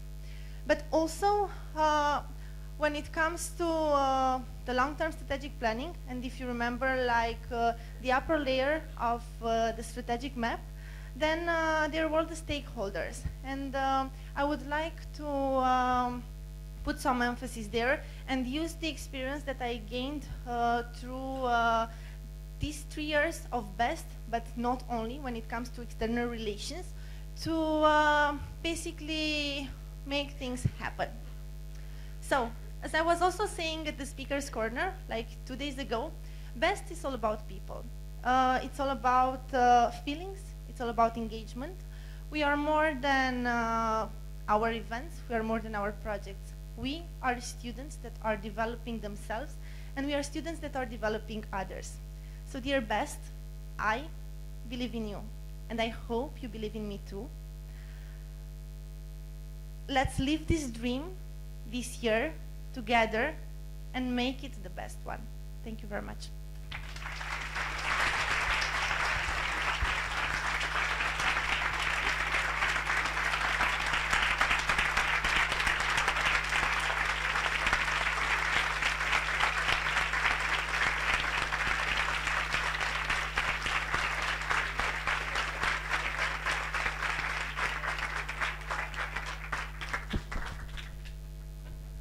Thank you, Madalina. Excellent timing. Now, please take Clemente's place, and Clemente, please go to the middle. You have 7 minutes. Good luck. Hello, everybody. Hello, dear besties. I stand in front of you today running for president of the 28th International Board of BEST.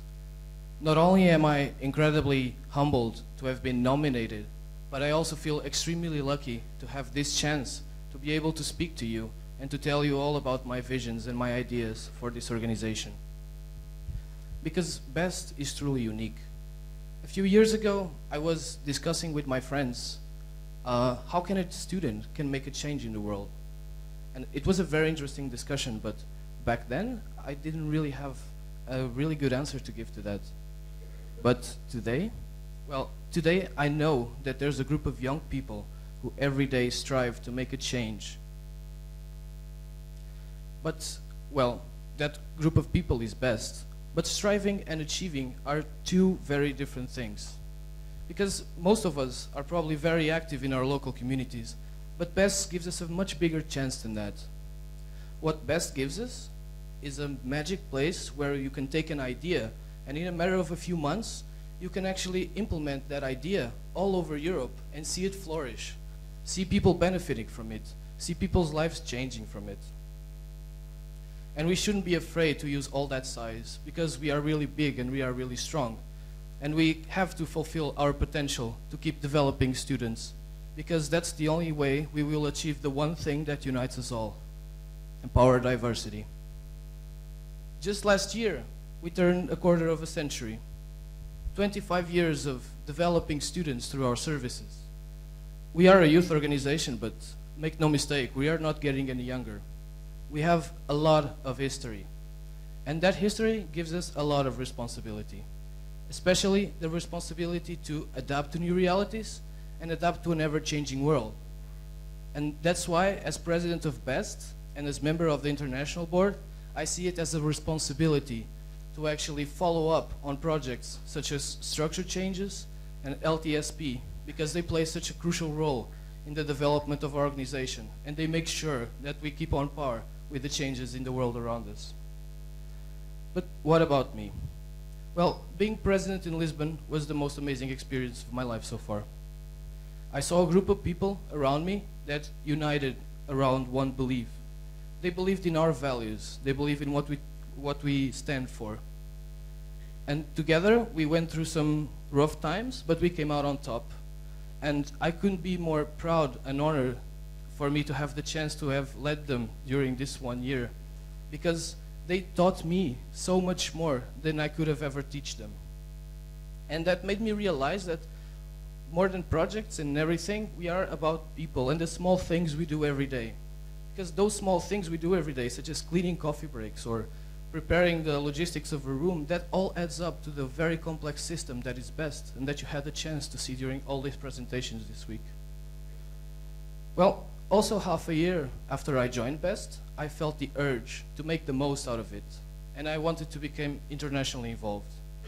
I ended up in Educo because it felt like the right place for me to actually fulfill my desire to change things, not only in my LBG, but everywhere. I worked in several areas, such as university relations.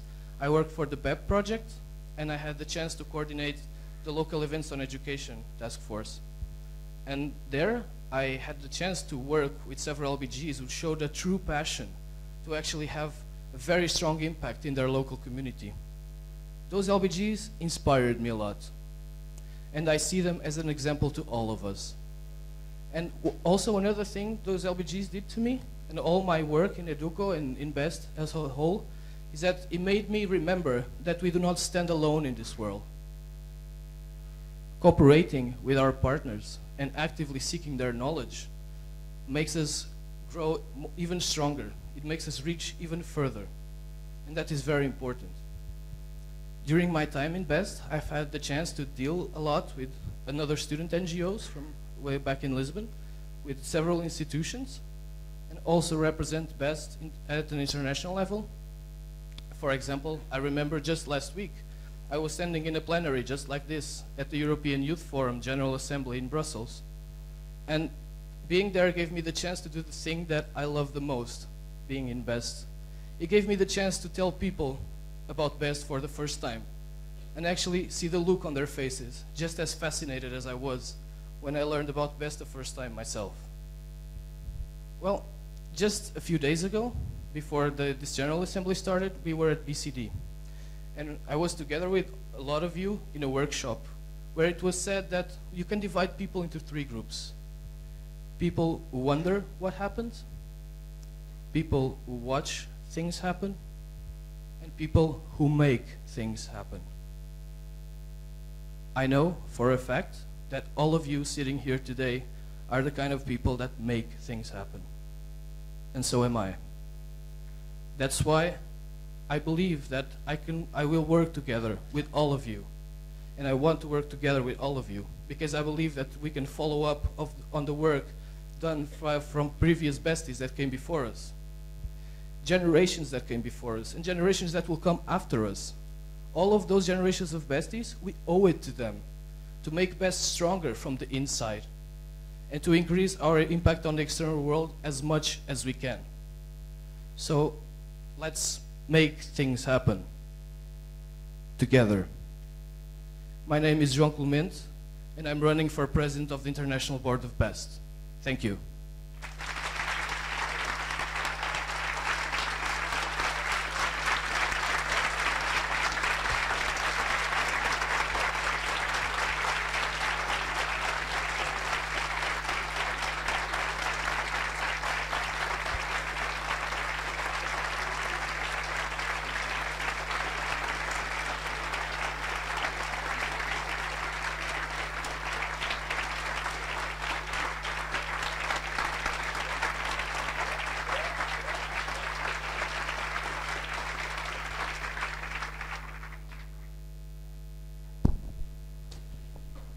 We will now begin the question round for the candidates for the president of BEST, Madalina.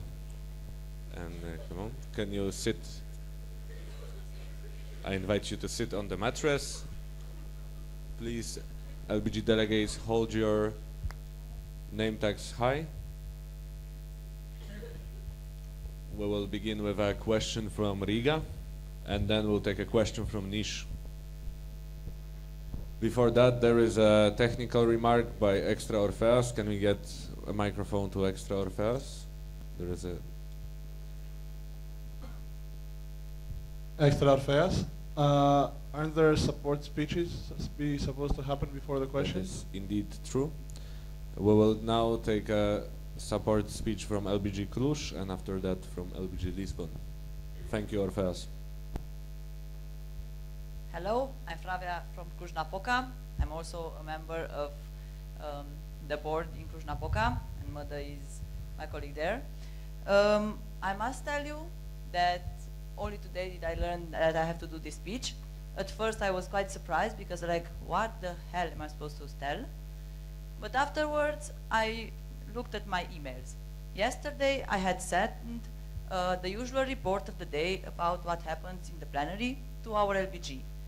The responses we got there, after I mentioned that Madalina is also a candidate, were quite extraordinary. Everybody was very happy that Madalina wants to run for president, and so she has the full support of our LBG and all the members that are very active. Okay. So in this way, we can say that everybody encourages her in this big step that she wants to take, and we want her to remember that we are with her today here, even if we are 1,000 kilometers away from home. And also, I would like for all of you to wave at the camera and salute LBG Cluj-Napoca, which is now watching the live streaming at the GA. Thank you. 1, 2, 3. Now please give the microphone to LBG Lisbon delegate, and then we'll take the first question by the ambassador, Marilyn. Hi. Well, first of all, I would like to say that I've known Clement for a couple of years now, and he is for sure one of the most intelligent and competent people that I have ever met. I had the opportunity to be in the board with him this last year, and having into account all the troubles that we were facing in our LBG, we couldn't have asked for a better president. I want to tell you, Clement, how proud I am to see you taking this step, and believe me, you have the total and unconditional support of LBG Lisbon, and we wouldn't accept having you doing anything less than this. BEST only has to gain to have Clement as president of BEST, and always remember, you will always be our Mr. P.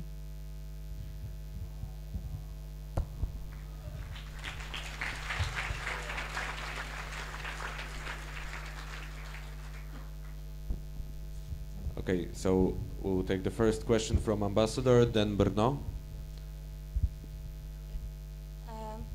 Hello, congratulations to both of you. Very, very nice speeches, and it's a very big task.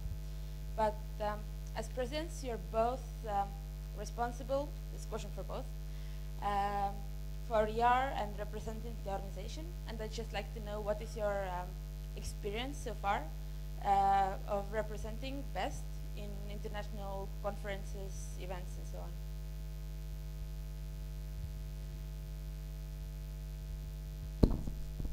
So Madalina will answer first, and then Joao. Thank you, Marlene, for the question. When it comes to representing BEST at international conferences, while taking into account that this year Cluj is European Youth Capital, there are pretty many international events, and BEST is being represented mostly by the president of Cluj-Napoca, which is me, at those events. Okay, thank you, Marlene. My experience in external relations comes from both my experience as president and as an EDUCO member, and also member of the external relations team. As a local president, I dealt a lot with other student NGOs and with the university, even in international affairs. And I've dealt a lot with the National Engineering Society, but representing BEST itself at an international level. In EDUCO, I have worked for BEP, and even though I haven't represented EDUCO myself, I have worked a lot in putting BEP together, and that means understanding the roles of our partners. I have also had the chance to become a member of the external relations team and represent BEST at the European Youth Forum Council of Members just last week. Thank you. Just to explain, now the order of questions will alternate from now on. So first will be Joao, then Madalina. Okay, next question is from Brno, and after that, Extra Lisa. Please give microphone to. Hello, Itka from LBG Brno. If you don't mind, I have a question just for Madalyn. So, Madalyn, first of all, thank you for your speech and determination. Question is, do you consider yourself experienced enough since you are not involved in any committee or in any international project? Thank you. Okay, thank you for your question. I have to admit that this is one of the first questions that I was expected to. Yes, I feel that I'm prepared, and also I'm really determined to take this step. Why is that? Because the purpose of a president, of a leader, is to lead its team in order to reach to its goal. And in my team, like, I have members that really understand the purpose of each international body. But I would also like to mention that, okay, even if I'm not an official member of any of the committees, like I'm observer to all of them beside Tigra.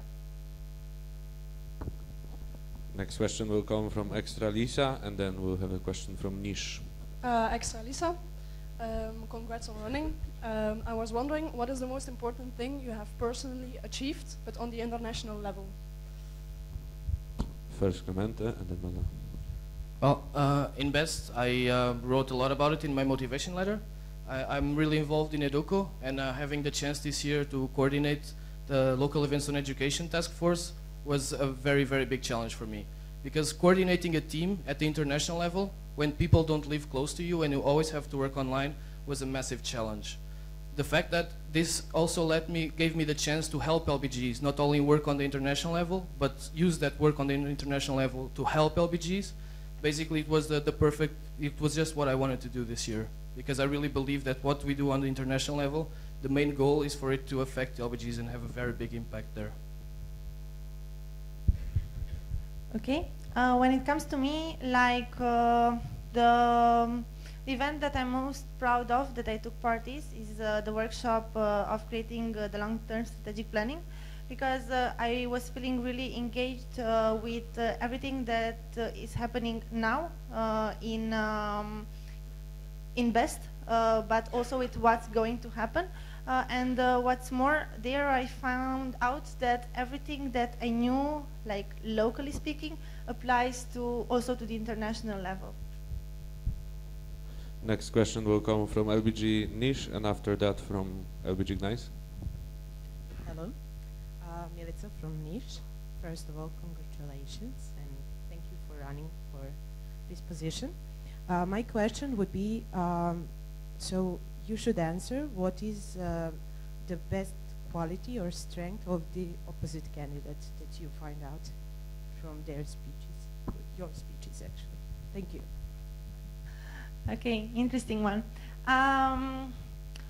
Okay, I really have to admit that Clemente is having a real close overview from the inner side when it comes to committees, and it's a thing that I really appreciated. Well, for me, I don't know Mada personally, but from what I read in the motivation letter, I see that she is really motivated and engaged to help people around her, and I think that's her main quality. Now Gdańsk, and after that we have a question from the board. Damian, LBG Gdańsk. I have a question. What do you think is the biggest challenge during the president mandate, and how will you face them? Okay, this year, well, we're just about to approve. We just approved the structure changes a couple days ago, and the LTSP will be voted upon, and those are two very, very big challenges. Because having now a transition year, it means that all the work that came through the last 4 or 5 years in changing the structure, well, we only have one chance to implement it right. And if we don't do a good job, BEST will have serious consequences, and I think that is a very, very big challenge of the whole organization. But as for the president, I have to take it upon me to look at that challenge as my main responsibility. Manda? Yep. When it comes to me, I think that the biggest challenge is to keep people around you, like your team, motivated. And of course, there are ups and downs in each team, in every team. But it's really important to stand up and be close to our colleagues when these kind of moments happen. Next question will be from Mathieu, and then from Gliwice. Okay, first of all, I want to congratulate you both for running and actually showing the courage and the commitment to run for this position. I think that's really cool. One thing that has been mentioned a few times is that as president, you have the responsibility of coordinating the board and making sure it works effectively. So looking at the candidates for other positions, most of them will be more experienced than you are probably. So I want to ask, how will you handle this and what will your leadership style will be? Thank you. Well, when it comes to handling teams that have people with more experience than I do, let's say that I kind of faced it in almost every team that I've been working in as a coordinator, so it won't be my first time. But regarding the leadership styles, it really depends on the dynamic of the team and on the personality of the members. Thank you for the question. For me, also being not the most experienced member in the board is not news for me. It also happened in my local board, and the style I approached there was one of engagement, to actually respect everybody's ideas and to find consensus among all of us regarding decision making. Internationally, the same thing happened when I coordinated the local events on education task force. There were more people more experienced than me even running for the position. But the thing is that with good KT and with respect to people around you, and with a good spirit, the spirit of engagement, I've had, from my personal experience, the outcomes are there. So I will trust on my leadership style, and I will keep doing the same thing in the international board.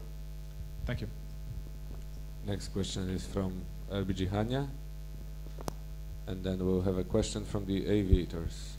Sofia from Chania. This is a question coming from AFE. The question is, do you think that HR is one of the biggest problems nowadays? And if it's not, what is it? And if it's yes, is the new LTSP oriented to solve this problem? Okay.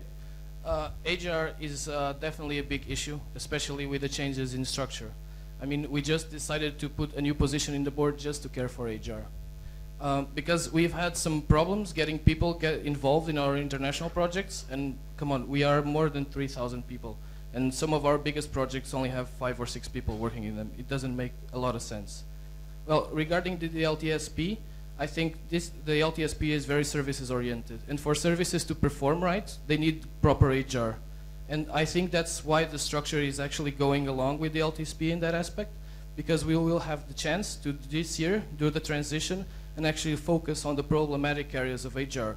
See what will be the biggest problems when we actually implement the new structure, and work with the VP HR to actually prevent them instead of solving them when things go wrong.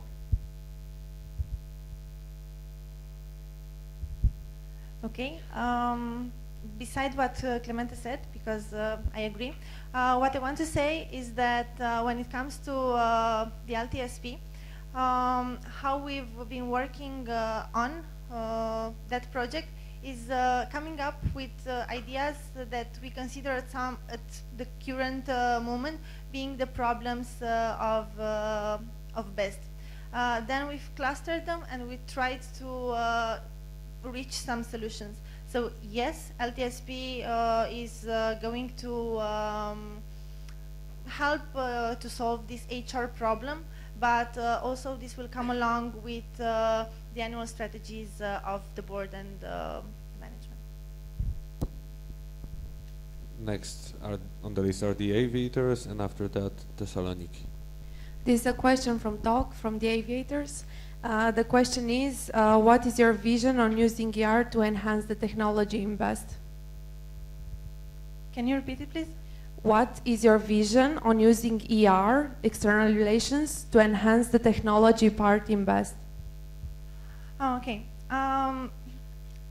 When it comes to BEST, as we being technological students, others might think that we have like the best technological methods that we are using, but actually like sharing with other NGOs or institutions could help us a lot, because what we are actually doing in BEST, mainly we are not focusing that much all the time on the technological part, unfortunately, or not. And yeah, having some partnerships with and sharing sessions with other NGOs and institutions might help. Thank you for your question. And hi talk, by the way, if you're watching. Regarding your question, using ER, for me, like I said in my speech, is about actively seeking knowledge. Having cooperations in which we perform some normal tasks every single year, for me it's good because we share some knowledge, but we have to actively seek, actively go there and see for ourselves.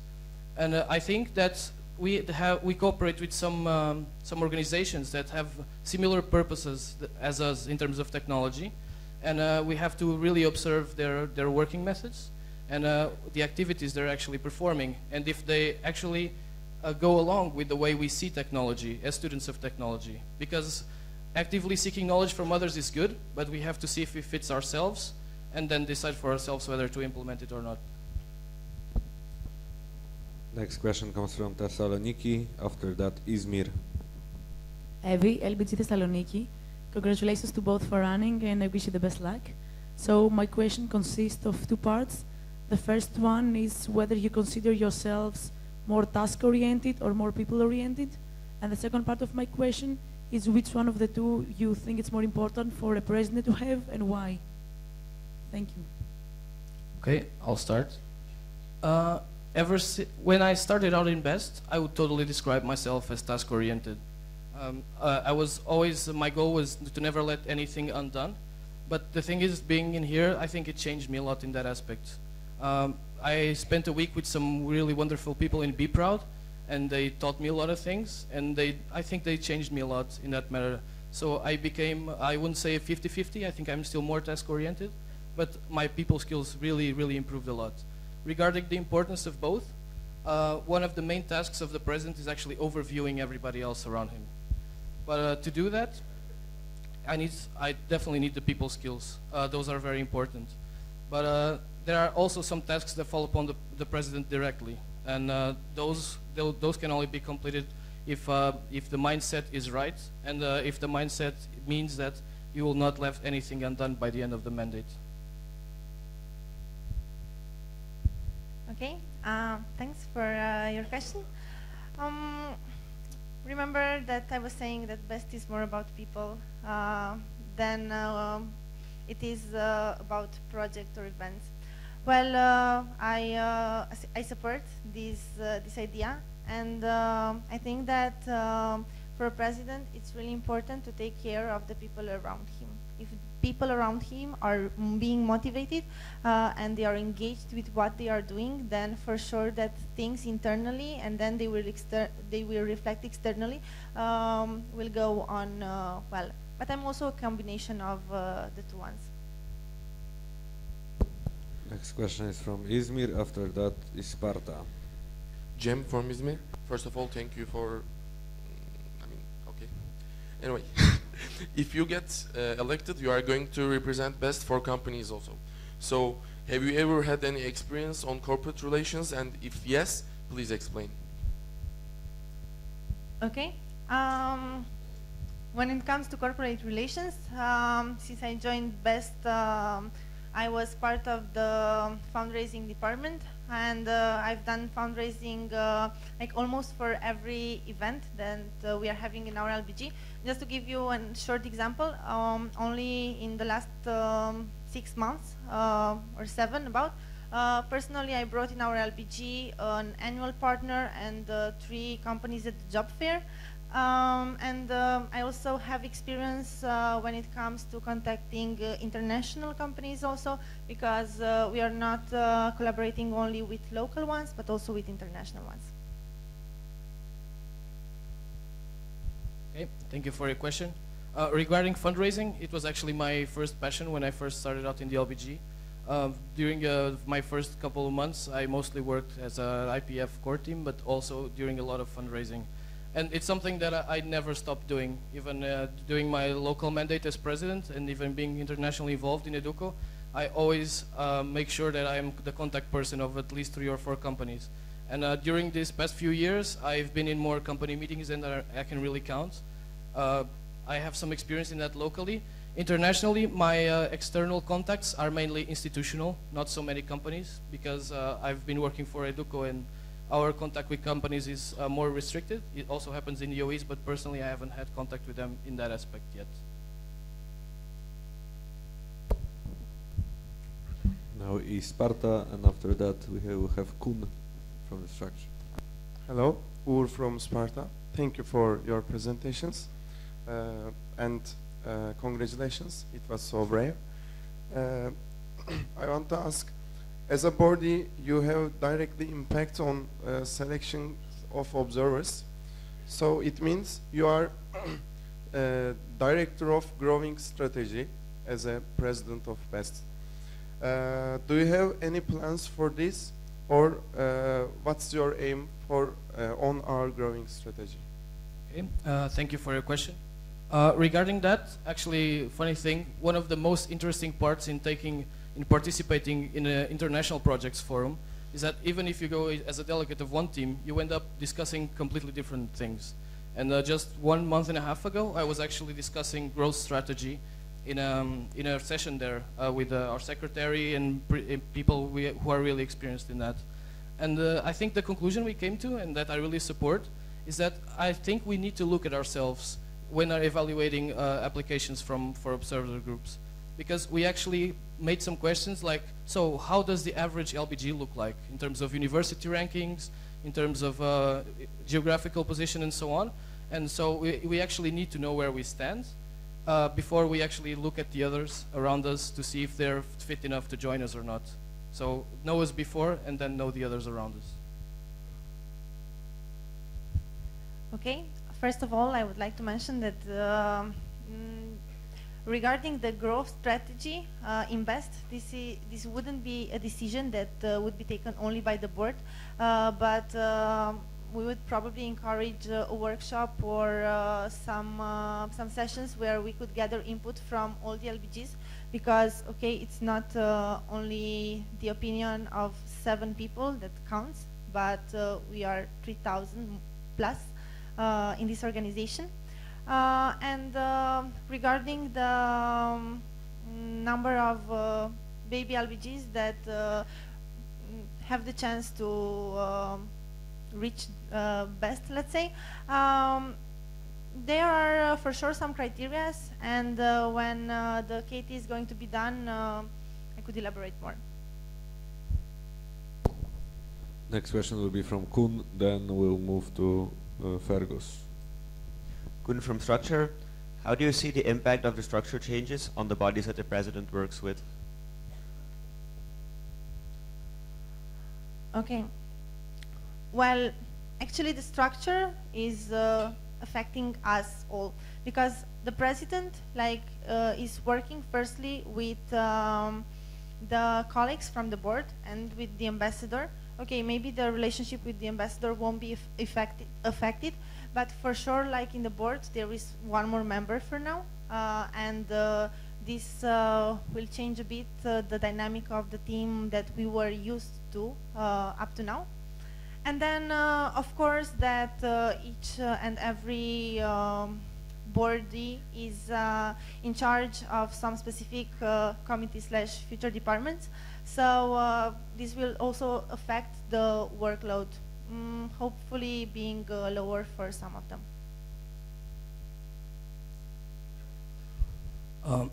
Thank you for your question. Regarding the structure changes, as the president needs to overview the whole of BEST, of course it impacts him like just a small kind of structure change impacts the overview of the president. But for the president position itself, well, the president position has to work a lot with the ambassador and with Educo. And the ambassador, I think, is not going to change a lot in the new structure, but Educo will. And there have been some discussions of actually shifting the overview of Educo from the Vice President of External Services towards the President, given the very big amount of external relations that Educo deals with. So that would mean a pretty big impact, since that would mean a new responsibility for the President. But I would think it would go along well with the existing responsibilities regarding external relations. Since the President is already helping a lot in, for example, BEP project, I think having an overview of Educo would make some sense if the LBGs decided that way. Now Fergus, after that Turin. Extra Fergus, a question for both. As we learned yesterday from CFES, apparently Justin Bieber doesn't know much about BEST. So if you met him in an elevator, how would you explain empowered diversity to him in 30 seconds? Okay, I think the time is counting. So if I met Justin Bieber in an elevator, I would tell him that we are a very, very large amount of young people who always push for one direction, and that is to develop others around us, because that really makes a difference, and it impacts people's lives. Because even though we're here to develop ourselves, most of the time, we never forget about the original purpose that brought us here, and that is to develop others around us in an international context, and that makes us multicultural developed, and that is empowered diversity for me. Interesting question. I would just approach him like this. Hey Justin, let's imagine that we are at one of our concerts, of your concerts, and all the people that came to see you are students from technical universities, but from different countries, which is happening.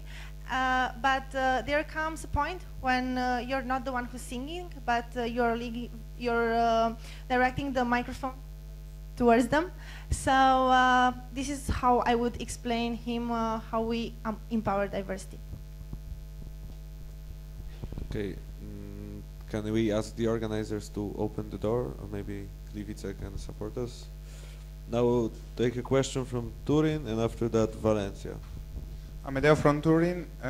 As a president, I want to know what is your first goal or target to reach, your first goal. I was mentioning two, but if it comes to choose only one, then making sure that we internally are doing a great job, then we are sustainable from all points of view, because this will reflect externally too. Thank you for your question.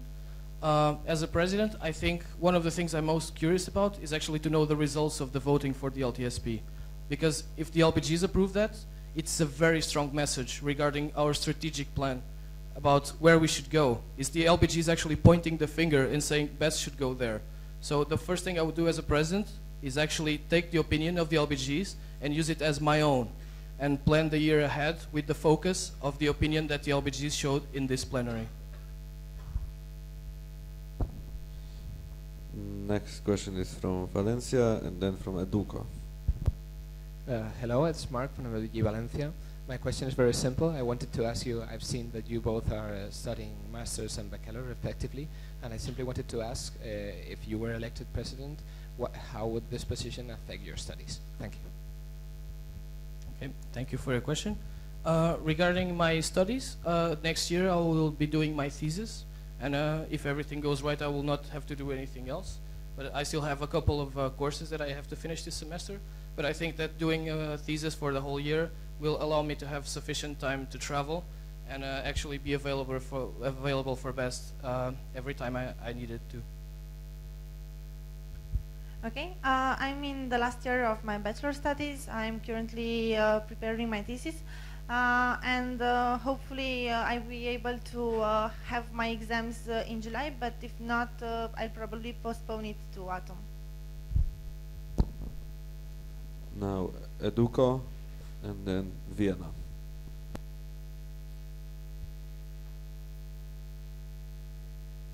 Hey, okay. Congrats for running. It takes guts. So what my question will be to Madalina only.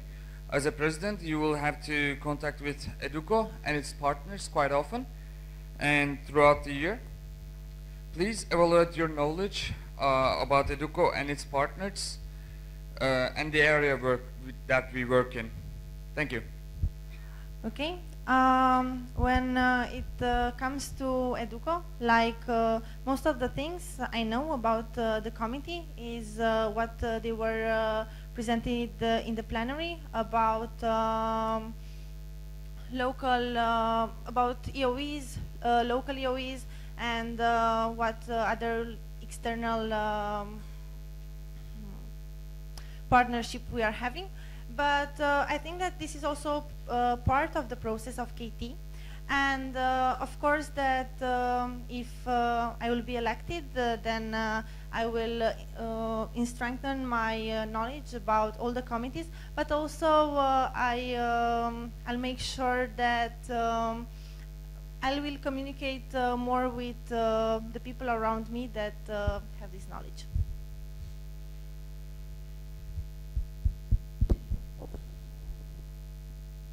Okay. Now it's Vienna and then Zagreb. Veronica, LBT Vienna. First of all, thank you for your really good speeches. And I would like to ask if you see yourself rather as a keeper of the system or somebody who delivers a new vision, and also why. Okay. So these kind of decisions, like being keepers of the systems or having a new vision, from the experience that I was having, locally speaking, when it comes to passing through transition process, it's really difficult to speak about, because we are already trying to implement the voice of all the LBGs. But of course that if we see some, let's see, stuff, and if we get another vision throughout this year, then for sure that as KT and as Legacy, we will pass it on to the next board. Okay, thank you for your question. I think that it really depends on the situation, either believing in the system or making a change. And standing here today, I saw more than 90 LBGs saying that we needed to make a change. And I personally shared their opinion. So I think that we have grown a lot. During this past 25 years, we have reached this size, and we could actually fill 10 more rooms just like this one, and we will still have many besties left. So the system has worked, but the thing is that things around us change. They change a lot. So you cannot be a believer in the system if you just look inside, because that is just clouding your eyes. You have to deliver change, but look around you and see what changed before you actually decide what changes to implement. Okay, before we move on, I would like to do a short status check. We've been taking questions to candidates for president for 32 minutes already. We have around 20 questions more on the list, so another half an hour at least. I would like the delegates to raise your thumbs up if you want to, if you have enough information, and or down if you would like to continue. Okay, first up, who would like to finish now? Only first row delegates. Higher. Okay, put them down. And now thumbs down for everybody who would like to continue the discussion. Higher, please.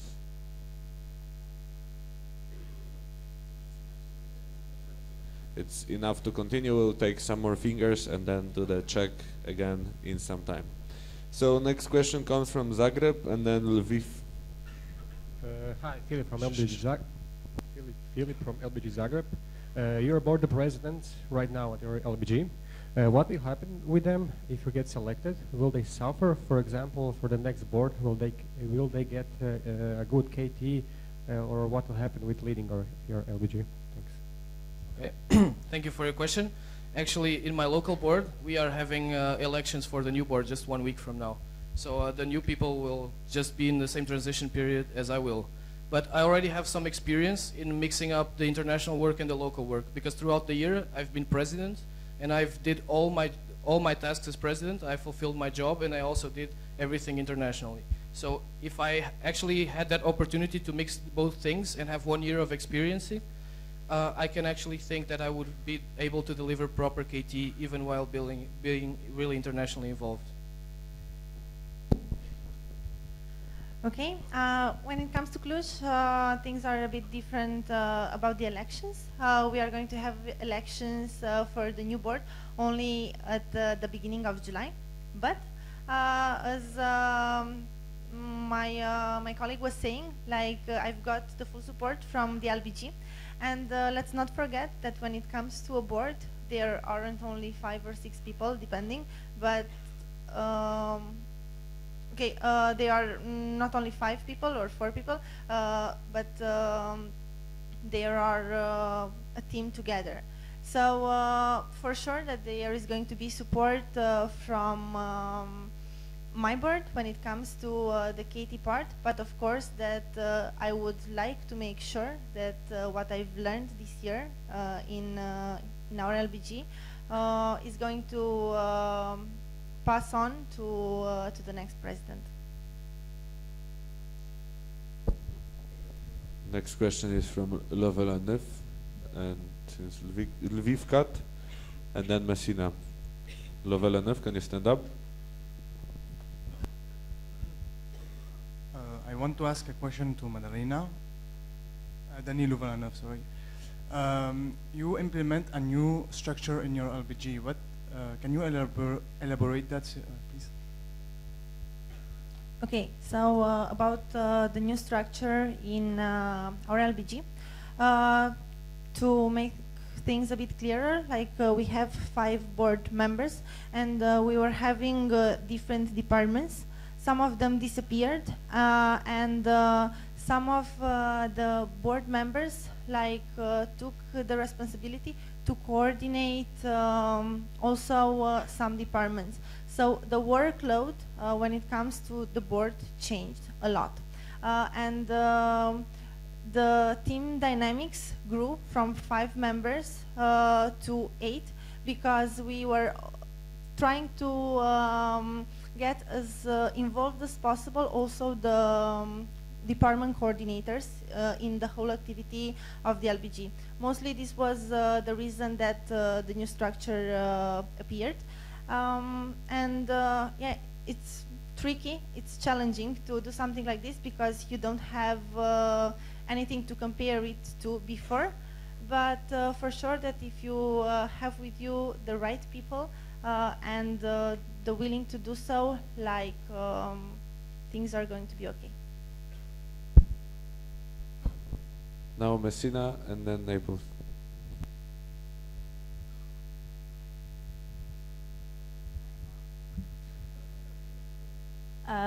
Dede Messina. First of all, congrats for running. I wish you good luck. My question is short. Why would you like to become president? And please state this in maximum 3 words. Thank you. Vision, mission, people.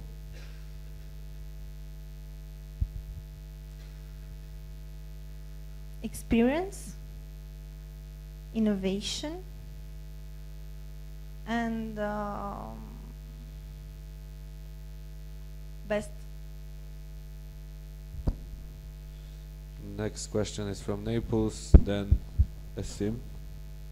Alessandro from Naples. First of all, congratulations for both of you, and the question is for both of you. As our regulation says, the plenary is the high decision-making body, but in our opinion, as you probably know, we think that a lot of things are not voted here. I'd like to know what is your opinion about this issue. Thank you. Like our personal opinion? Okay, I could answer this question, but I don't know how much it affects the plenary, because as you were stating, the plenary is the one who in the end decides and not one of the board members. Okay, thank you for your question. Regarding, yes, your proposals, I'm a firm believer that the plenary has the right to have a say in everything that goes on. And I think that your proposals are a perfect example of it, because anybody in this plenary can actually submit a proposal to discuss with everybody else and then be voted upon. And then for me is the right of word of the plenary.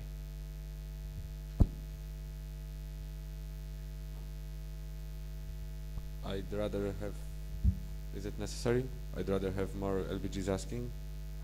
Okay, thank you. We'll now have a question from STM and then Trondheim. Marius from STEAM. First of all, congratulations on taking this very courageous step forward and applying for this position. Thank you very much for that.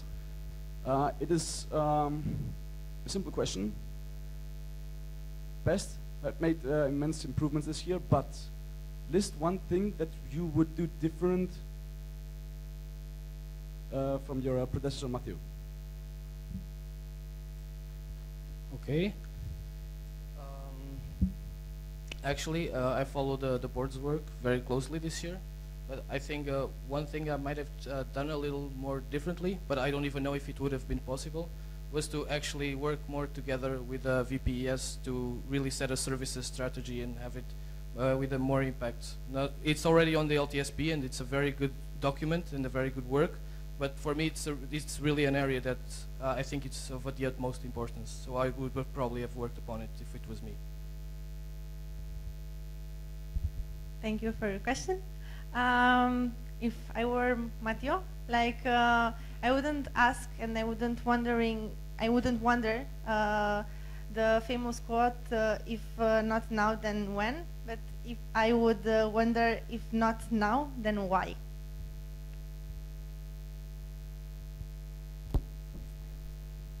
Next question is from Trondheim, then Riga.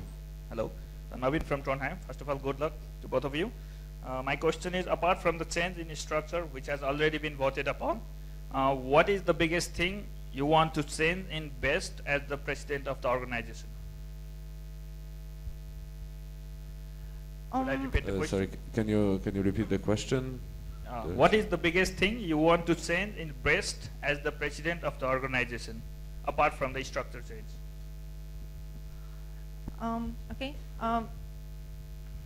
The structure is a really big change, but then also when it comes to the long-term strategic planning, we were... Madalina, I'm sorry, I have to interrupt you. I see quite some free fingers in the plenary. We'll move on to the next question. Then Riga. Hello. Thank you for your beautiful speeches. LBG Riga, Elena. I wanted to know, when you decide that you want to go for international board, 100% sure, and what was the person you told it the first?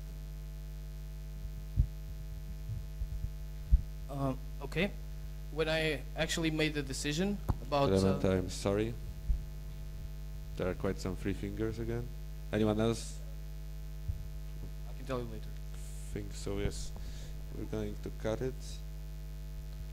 Okay. In this case, everyone who would like to continue the question round, please raise your thumb down. Oh, okay. In that case, after 42 minutes of greeting the two candidates in the middle, we have concluded the question round. Guys, congratulations, all the best for the elections, and thank you for your speeches.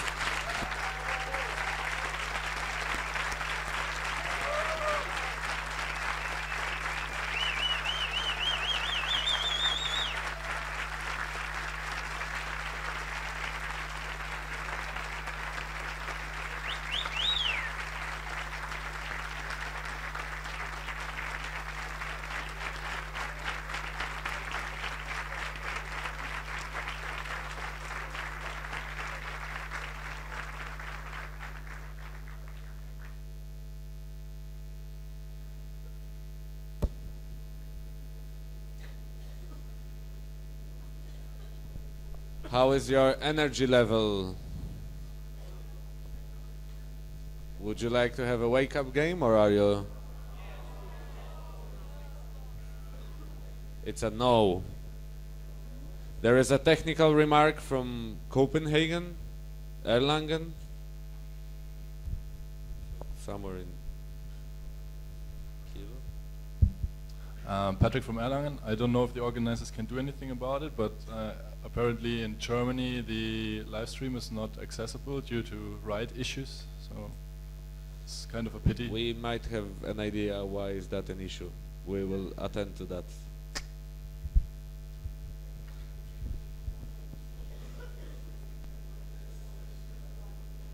There is a technical remark from Extra Vitka.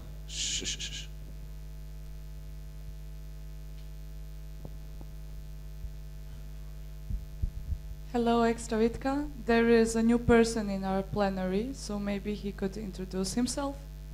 Who is that person? Carlos, can you stand up so everybody can see you? Hello. Please state your name, your LBG. I'm Carlos. And blah, blah, blah, blah. Sorry. Let's just go for the classic. Your favorite prime number.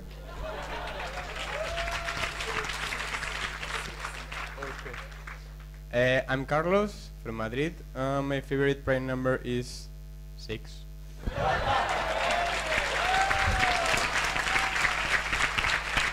Hello. It is a correct answer indeed. We will now proceed to the speech by the candidate for the secretary of the 28th Board of Best, Paweł Schulz from Gdańsk.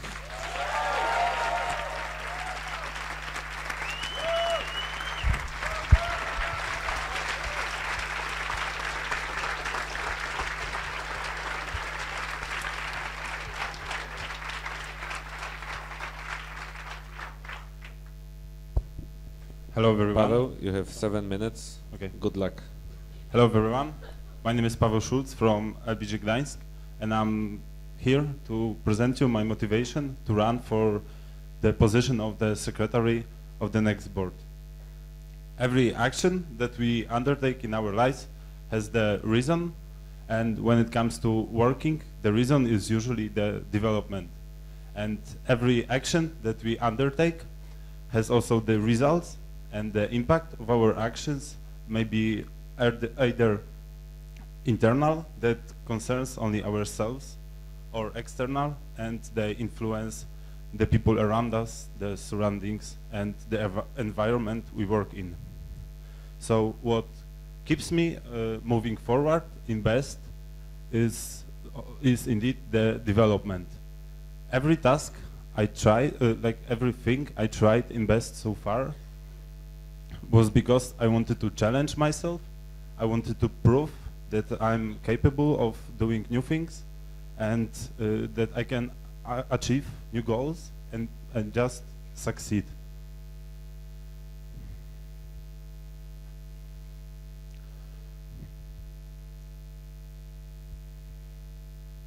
So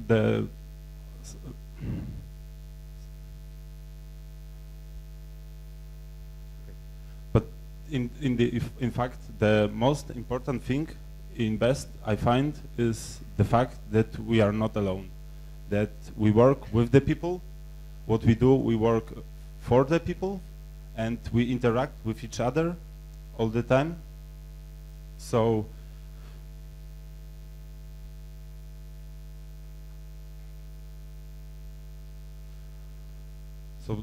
people that I work with, in fact, are the people that I'm constantly moving forward, and I don't want to stop on anything, and I take up new challenges. Most of you probably don't know it, but one of the biggest passion, and actually my weekend occupation, is football refereeing. And football referee is the guy with the whistle running across the pitch, and this is the guy that must know the laws of the game and must take control of the game and steer the game so that it can go as smoothly as possible.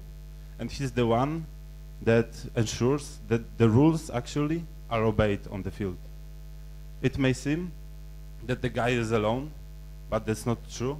Usually the referees team consists of 4 people. Apart from the one in the middle, there are 2 assistant referees running the lines and the 4th official.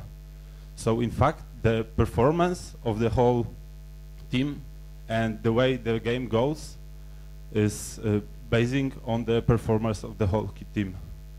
And to ensure that this game goes well, the communication between the people, the referees, is crucial, so that they take control over the game from the first to the last minute of the game.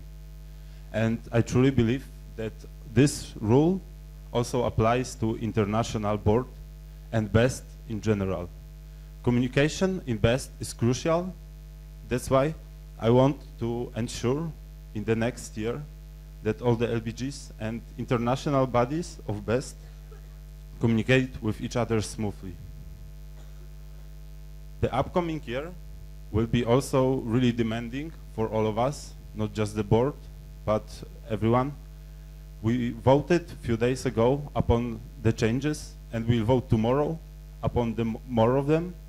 So I want to make sure that this vital decision that has been taken influence and affects LBGs in the least possible way, so that they cannot suffer from what's going on during this transitional period. Moreover, I'm also highly interested in working on another areas as a potential secretary. This is the growth strategy. This is the first time I encountered this matter on IPF, and I really feel keen on this. And the best has been changing rapidly in last years, so I truly believe that we have to establish a clear strategy for this. Another thing is also finishing the knowledge management project. I think that all the LBGs will benefit from this project, and it's really vital to finish it as fast as possible so that they can benefit from this. And this is the moment that I truly believe I'm ready to take up another challenge and develop not only myself, but also the whole organization. That's why I'm standing here asking for your support in my willingness to run for the secretary of the 28th Board of BES.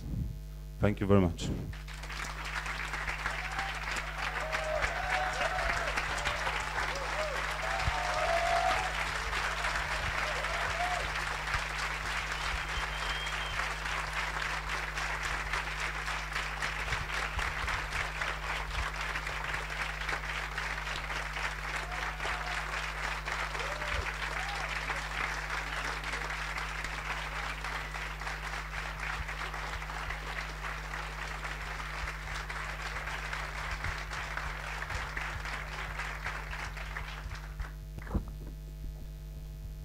We will now randomize the order of replies. And the first to reply will be Pavel, but before that, we'll have a supportive speech from delegate of Gdańsk. Hi Pavel, you can't even imagine how proud I am of you. You're staying there on the middle and going for the secretary mandate of the new international board. Pavel, you are one of the first beasties I ever met. You were main coordinator of Tigro Winter Meeting. You are in our your VP for fundraising our local board. Then you started your RA journey, and now you are there. What's next? Maybe you could tell us. And finally, what I want to say, Pavel, you are the person who admire me. Your motivation admire me, your courage, and that you never have enough. So, to sum up, you have enough experience, you have enough energy, and one of the most importantly, you are a dreamer who's not afraid to make his dreams come true. So, Pavel, never stop to inspire us like you're doing it right now, and go on, make your dream true. You have support from me and from whole LBG Gdańsk. Good luck. Thanks.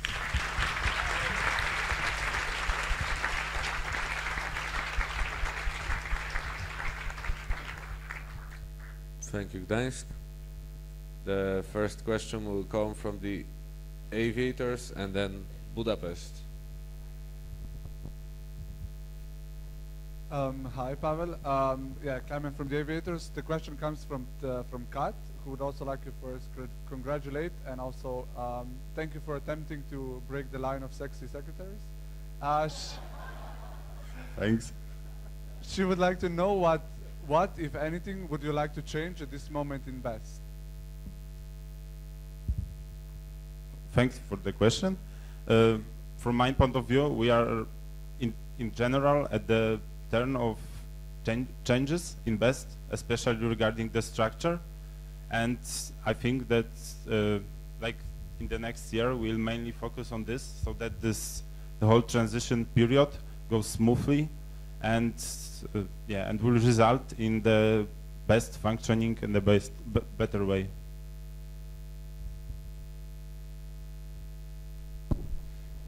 Budapest and then Esteem. Hi, I'm Sylvie from Budapest. Maybe you were expecting this question, but you are currently a regional advisor. Why are you running for secretary and not vice president for local group support?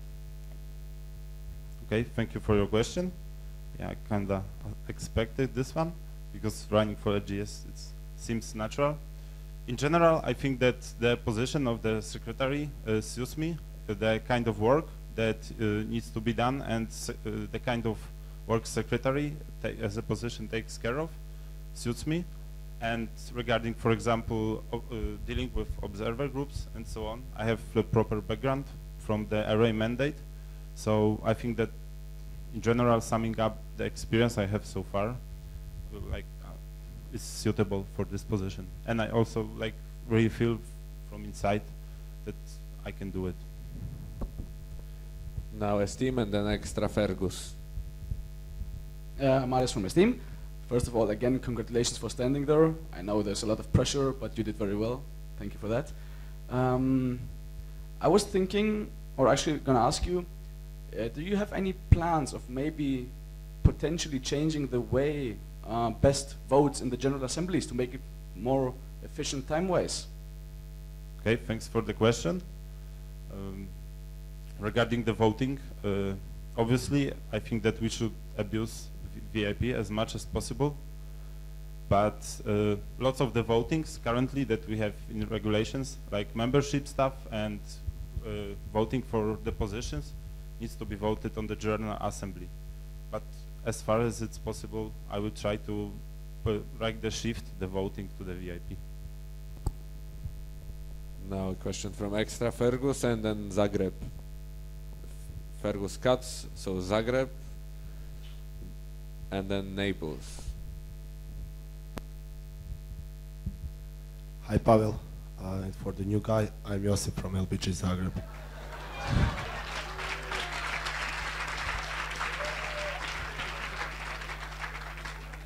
I wanted to say I loved your analogy with the referees, and being on a board takes a lot of time.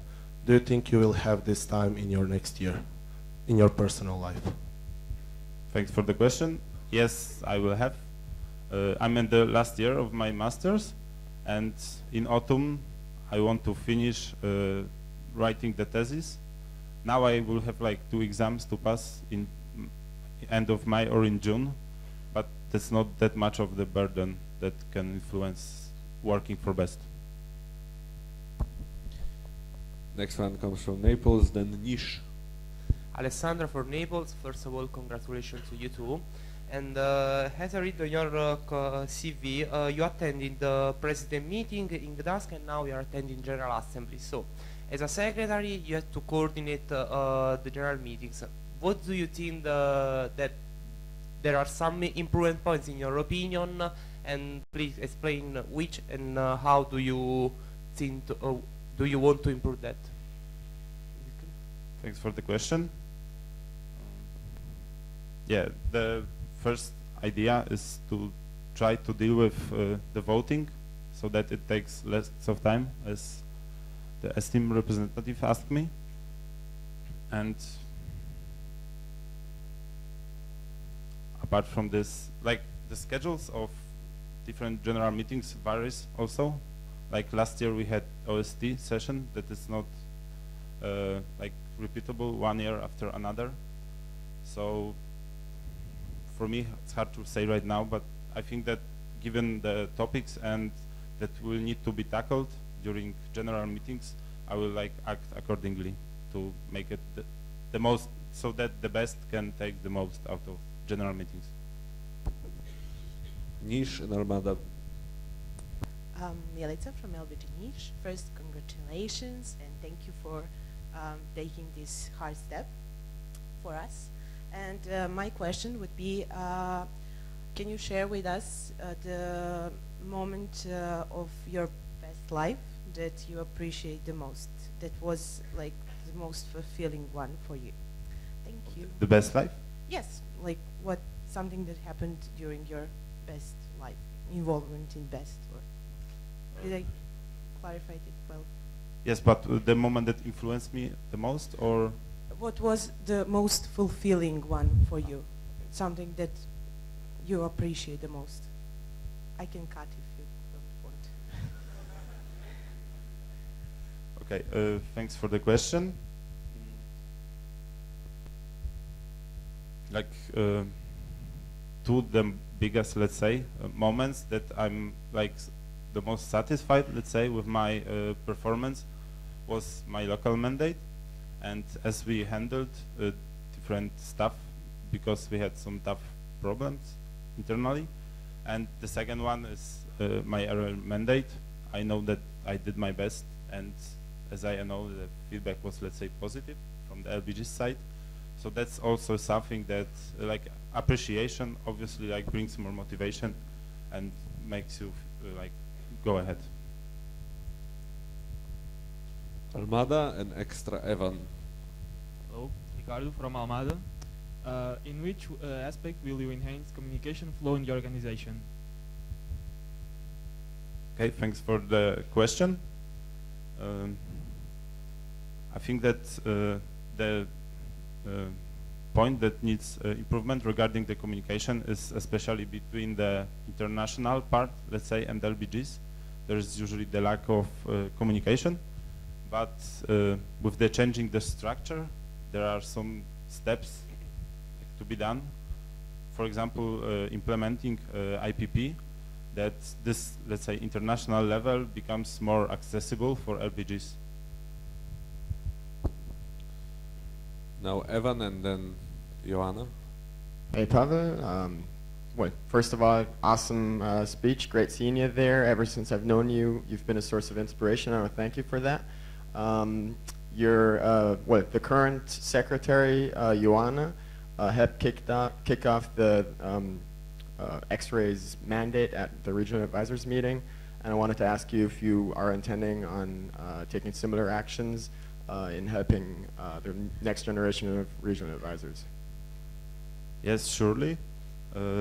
Like, as far as I know, the LGS and secretary works quite closely throughout the year, and moreover, given the fact that I was the regional, I still am regional advisor, it will be very beneficial to attend RAM. Next one is from Joanna from the board. Thank you, Pavel. Congratulations for the speech and running for this position. My question is about your experience as regional advisor. How do you think this will influence your work as secretary in the next year? Thanks for the question. So at first, I tackled lots of membership, let's say, stuff, and dealt with LBG's problems, issues, and communication. So that's the good base for potential communication with observer groups and candidates for becoming observer groups. And taking into account that I attended quite a few internal events this year, like PM, IPF, Region SIM, and now the GA, I worked on really lots of different topics. So I have a good overview of the organization. So I think that it will all benefit in a good next year. Izmir and then Ensta. First of all, thank you, Pavel. It's great to see you there. Jem from Izmir. Is there any specific benefits of being a secretary in the international board? And if yes, what? Like, are you asking about my personal benefits? Like, okay, as I already mentioned, in the presentation, it's like another challenge that I want to take up, and I see it really demanding. But on the other hand, it's something that like drives me in my life, that I want to take up new challenges so that I can develop myself as well.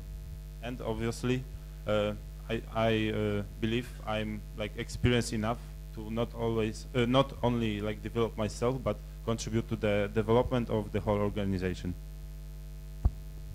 Ensta and then Lund. Jeremy from Insta.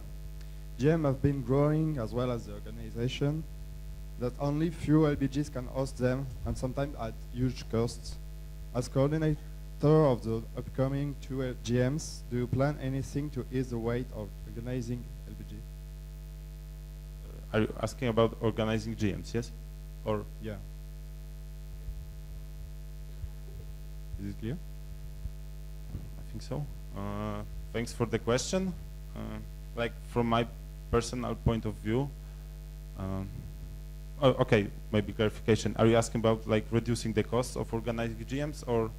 Yeah.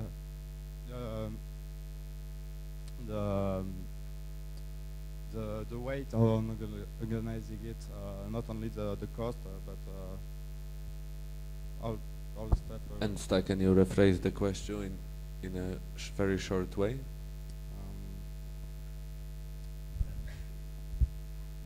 Ensta, we will return. Please write down your questions. We'll return to you after Lund. Henrik from Lund, great presentation and speech. I would like to ask you to mention a weakness you have that could have an impact on your job as secretary and how you would handle it. Okay, thanks for the question.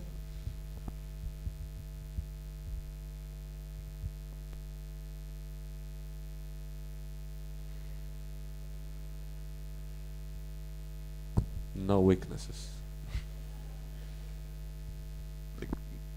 It's hard for me at this moment to say something like typical for secretary. That obviously there's like a knowledge that I lack for sure, but it's after the KT, the problem should be solved.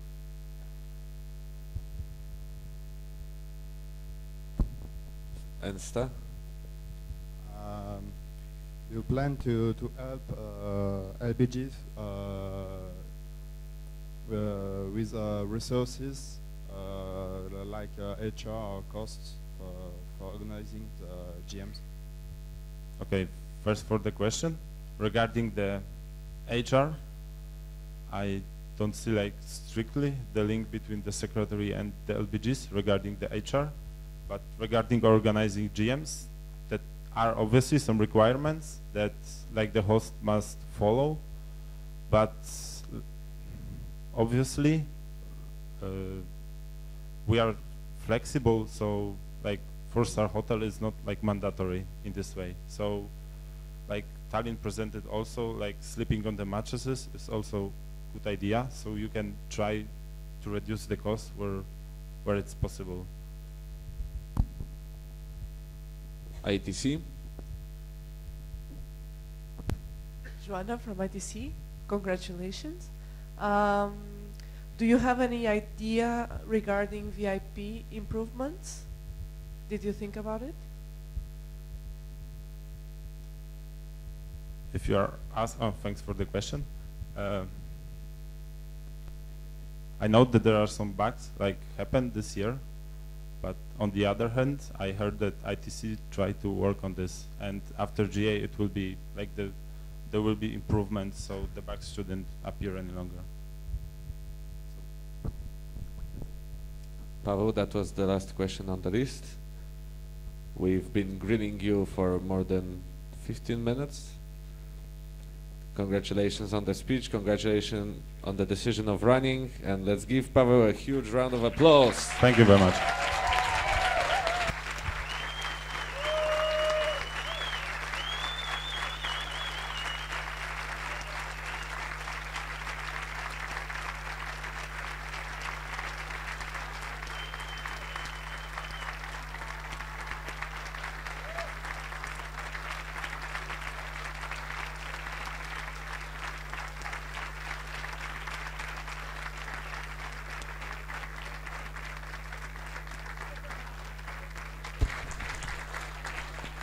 Thank you. A technical remark from Carlos.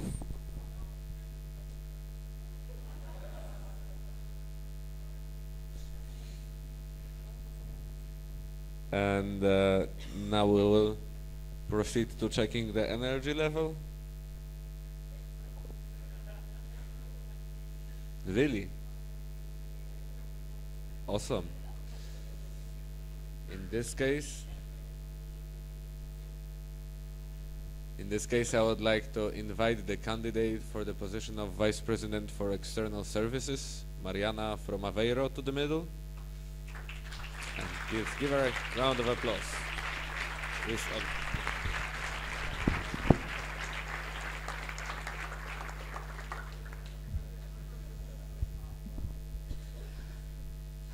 not that much energy, apparently. Mariana? Good morning. Today, I'm here in front of you to ask for your support to be the next Vice President for External Services of BEST. Opportunities come often to knock to our door.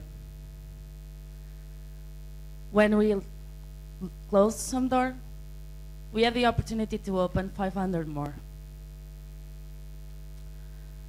A couple of days ago, I decided to start pushing another door by saying yes. It's a really huge door, and actually, I'm quite afraid of that. I think I did something crazy, to be honest. Well, let me tell you a story that why I decided to push that door. Because, well, I've already thought about that before, but you know, there's a life outside BEST, and at some point, we all have to leave that. But the other day, I arrived to GA. After 30 hours without sleeping, and a presentation to do in the morning. Not the greatest situation, as you might imagine. Next thing I know, I was here, at this place, making a presentation for all of you. A presentation of a project that I love. The strange thing on this, of course, apart from the background of the slides, was the fact that I was not nervous at all. Well, I cannot say the same thing now. But it was awesome to be here and to be presenting to you a really important thing. And that made me realize a really huge thing. During these last 3 years, BEST has given me more than I thought. I felt that it was not a time to leave. I felt that I still have more to give to you and to give to BEST. Well, why external services? Courses, events on education, competitions, EPEC, Best Career Day. These are some of the names that might occur to you while speaking about external services. This is what you do. We do it to develop students, and we bring our stakeholders together.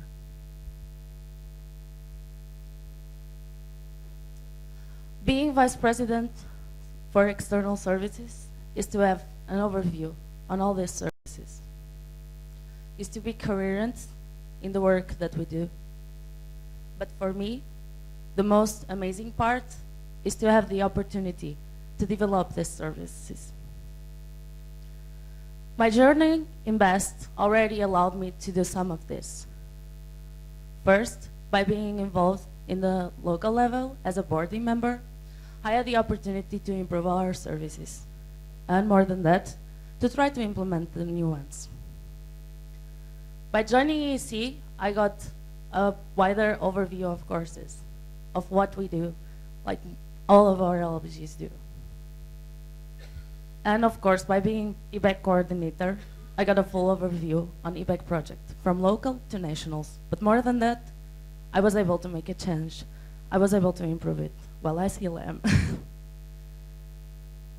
Next year, we face a lot of changes. We have a new structure that will change the way on how we do services. And also, we have long-term strategic planning, more services-oriented. And today, I'm here in front of you because I want to be one of the leaders of that change. I'm asking for your trust, your support, to be the next Vice President for External Services. Thank you.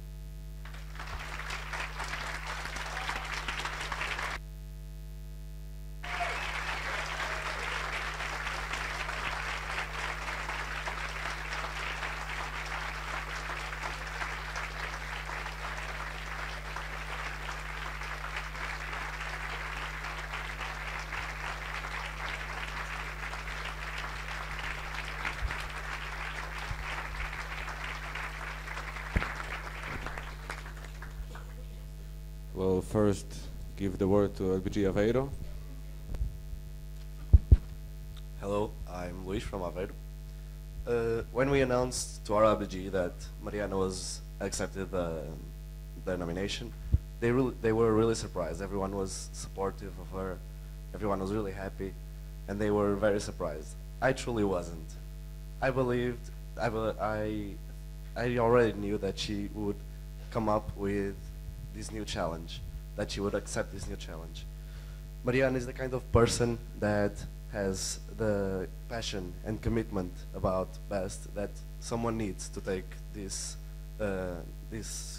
challenge, this commitment. Since I joined BEST, I truly see Mariana as a rising star.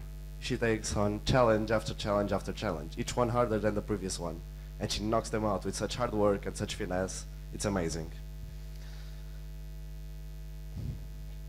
Since our mandate started, she was one of the people that always supported us. She always helped us with everything. She did a great knowledge transfer to us. Everything we need, she is there for us.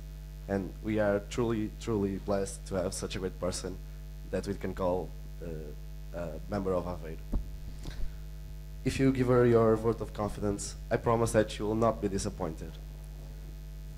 She is a true inspiration, and she is a true bestie.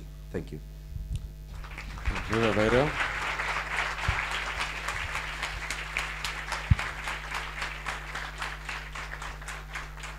We'll start with a question from Naples and then Gliwice.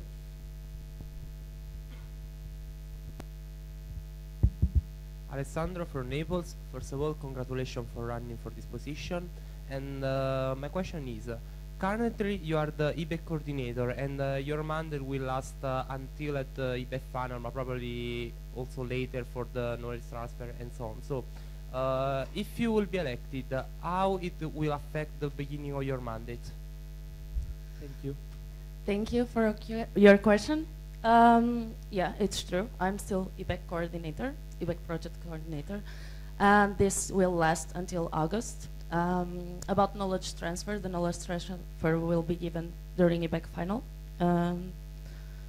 But okay, how does it affect the starting of my mandate? Being IBEC project coordinator is actually more a maintenance job at this point because the goals were set at income. They are basically almost finishing in terms of coordination part. It's just more task-oriented stuff, which is actually not up to me. And there's still IBEC final, of course, but that's actually up to LBG Porto to organize. So my tasks are more overview and maintaining the work done so far. I think it doesn't affect that much the beginning of a mandate.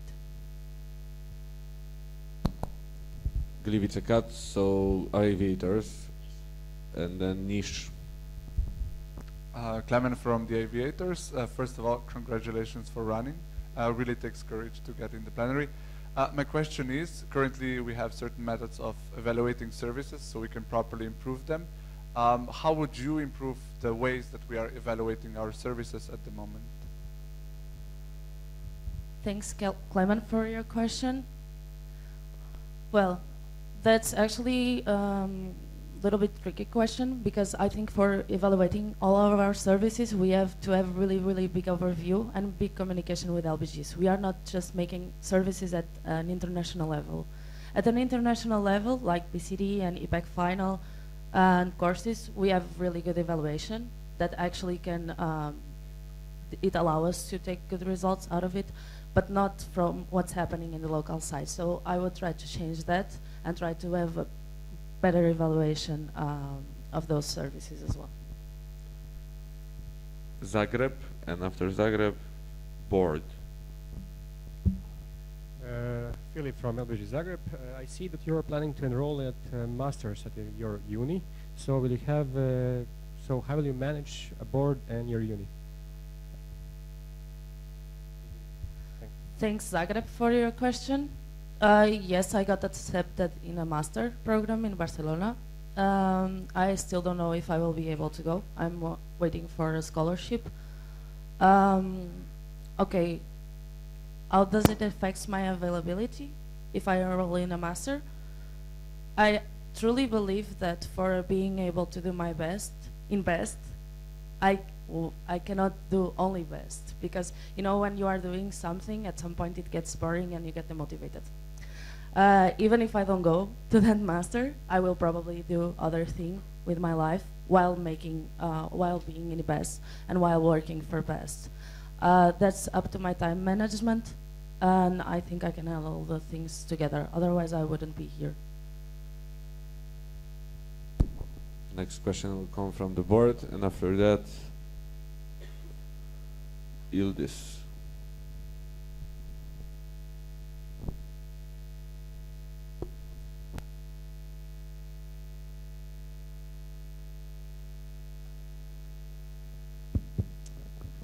Oh, Jan from the board. Congratulations for running and good luck. Next year will probably be a year with a really high focus on services. So my question to you is, what is the main thing you will focus on to improve services next year, and why? Thanks, Uyan, for your question. Okay, the main thing to focus to improve our services. Okay, I think that first of all, we already have the results of market research. They might actually help us to improve our services. I think this is a good thing to start to work with, to try to implement these changes and to adjust our service to the real need of our stakeholders. Furthermore, I think that's actually a really tricky question, because it goes along with structure. We are changing the structure, so we are changing the way that we are doing services. And that can bring us a lot of improvements as well.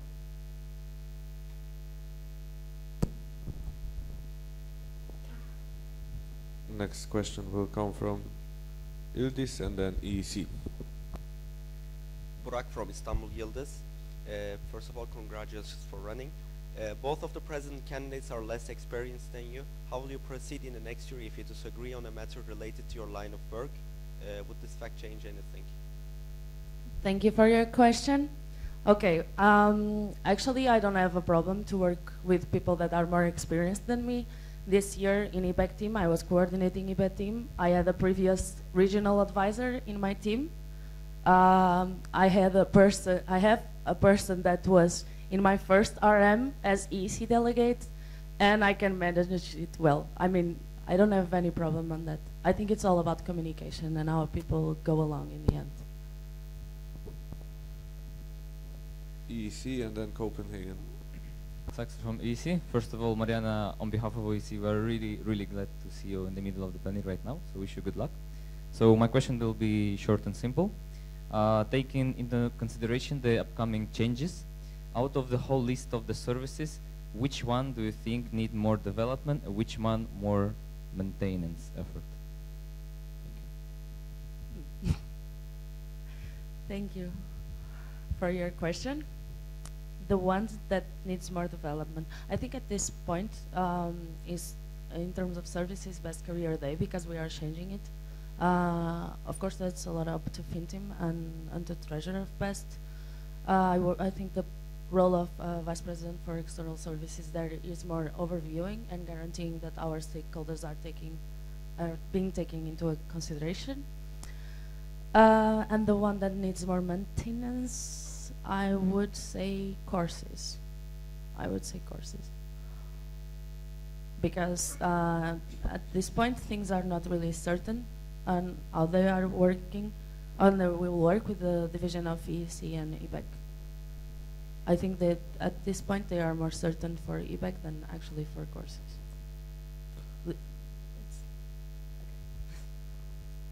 Copenhagen and then Lisbon. Hello, Andreas from Copenhagen. In your motivational letter it says, and I'm quoting here, "My first task was a failure that returned in my favor with improvement, and that was my first lesson in BEST. Failing to succeed became a thing, and I've learned how to deal with mistakes." So, are you planning to fail again? Or if not, which actions will you take to avoid failing? Thanks for your question. Okay, I think nobody plans to fail, but in the end you do it at some point. Nobody is perfect, so mistakes occur and things are done. Even if I'm not planning that, it will probably occur at some point that I will make a mistake. The thing is that with this first task, I didn't give up, and I actually learned how to deal with my mistakes, how to overcome them, how to get strength from fail, basically. Lisbon and Extra Fergus. Constanza from Lisbon. Well, during this year, there were a lot of problems of communication between the VPES and the bodies responsible for the external services. So my question is, how will you avoid this to happen during your mandate? Thanks for your question. Well, I'm coordinating one of the services, and personally I didn't have any trouble in communication with Vice President of External Services. But I'm aware that there were other problems, and how to overcome that. I think that goes as well with people that you work with and the way that you communicate. I'm really communicative person. I like to tell everything to everyone. I'm always speaking. And in terms of overviewing and giving support to people, I think I'm really good at that. I mean, I'm always trying to follow up everything and to sum up and to have really good communication and that everybody is informed about everything. I think that's the main point, is the support and the communication that I will be providing. Fergus, then Educo. Extra Fergus, congratulations for running. As VPS, you will be part of a team. Which are the strongest tools in your toolbox that you will bring to the team? Thanks, Fergus. I think EC would love to reply to that now. Okay, my strongest tools. I've been working in teams for quite some time, and I have experience on that. And I really, it depends a lot with the people that you work. I would say that my biggest tool and the strongest one is to have the capacity to adjust to people. Educo, Ljubljana.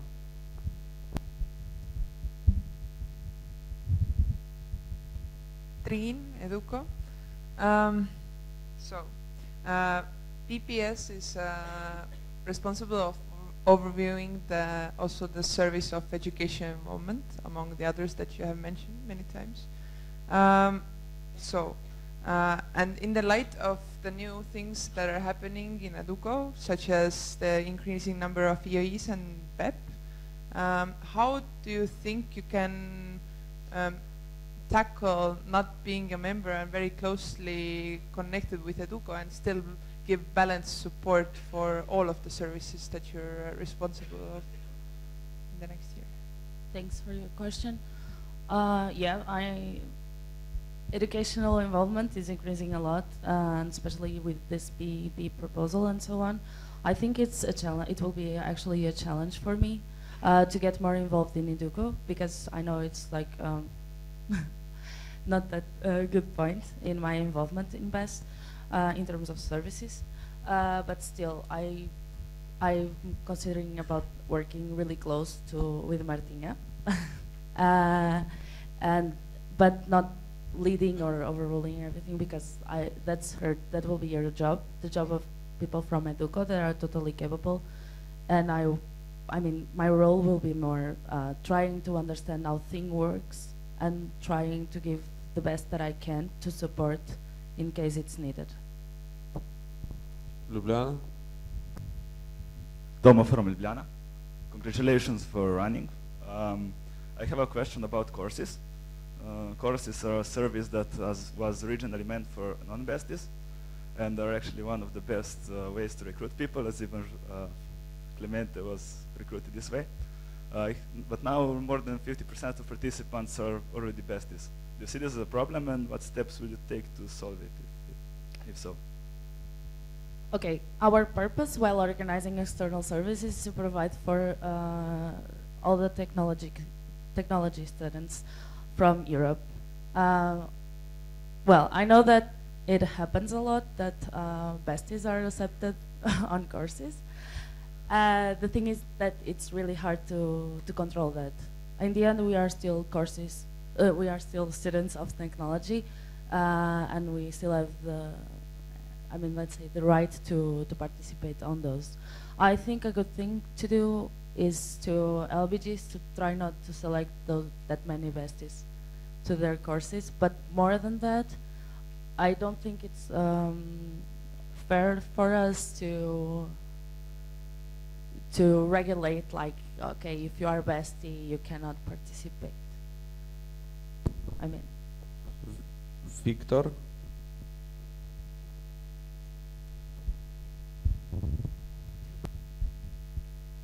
First of all, congratulations for running, Mariana. Okay, guys, in the EVEC team, we call her Mommy because she does take care of the EVEC team like a mother. We are really proud of her, really. My question is regarding the EVEC project. As a project inside of BEST, it has gotten quite huge.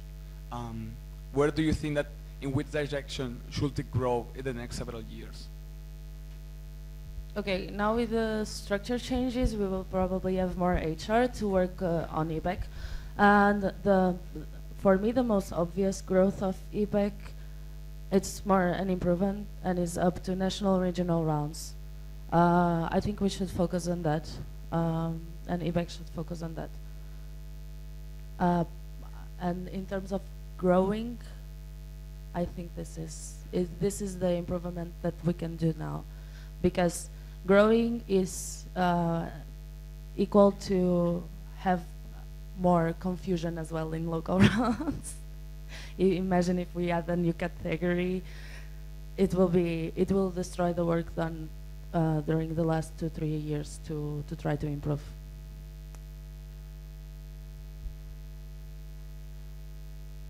Mariana, you have been answering the questions of the plenary for 15 minutes. Thank you very much for the speech. Thank you very much for the question round. And good luck with the elections. Thank you.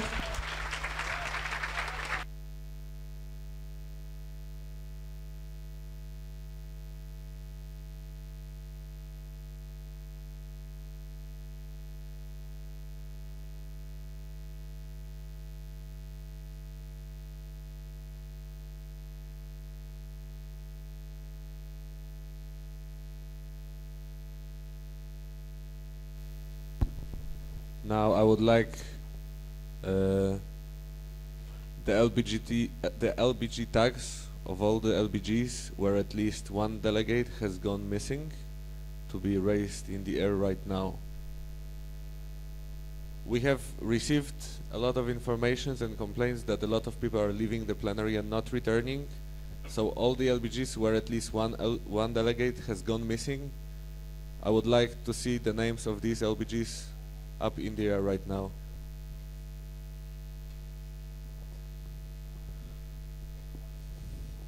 Keep them high. So let it be stated for the record that LBGs Aalborg, Brussels ELB, Coimbra, Grenoble, Veszprém, Košice, Nancy, Reykjavik, Patras, Prague and Podgorica, Supelec. Let it be stated for the record, for the minutes and also for the people watching the streaming from these LBGs, that your delegates have chosen not to participate in the main task of GA'15. Thank you very much.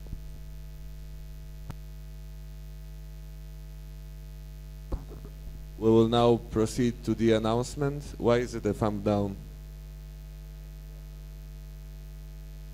Why do you have two delegates at GA? So one can sleep while you're sitting here? Do you want to argue about this? I thought so. Now we'll proceed to the block of announcement by Boris.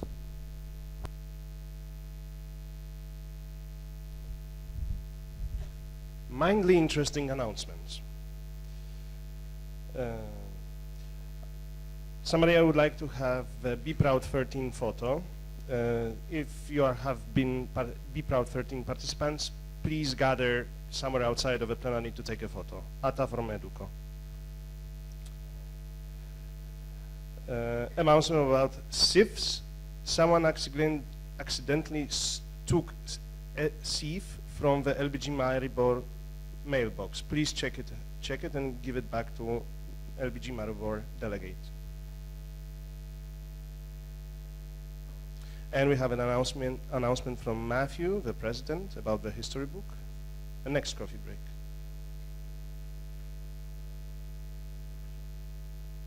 That's it for now.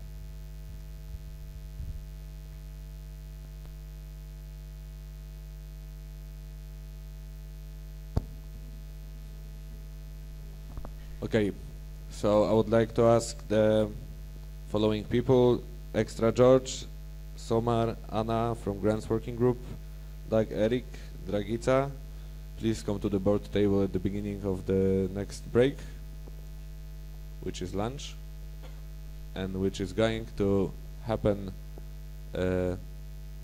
soon. Boris, do we have the update on the statistics?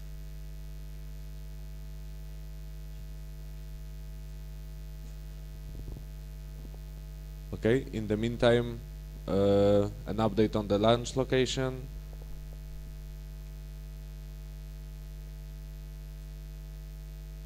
Yes, so lunch will happen in the restaurant closer to the exit on the back to the pool towards the sea. So the one that we already once were supposed to have lunch, but in the end we didn't. This time, hopefully we will. Is it clear where it's going to be? You go upstairs from the plenary, you're in the lobby, and while you're facing the help desk, the reception, you turn left. You exit the building, there is a C in front of you, that's this big blue thing. And then, if you're standing in this exit, turn right and the restaurant is there. Clear? Wait.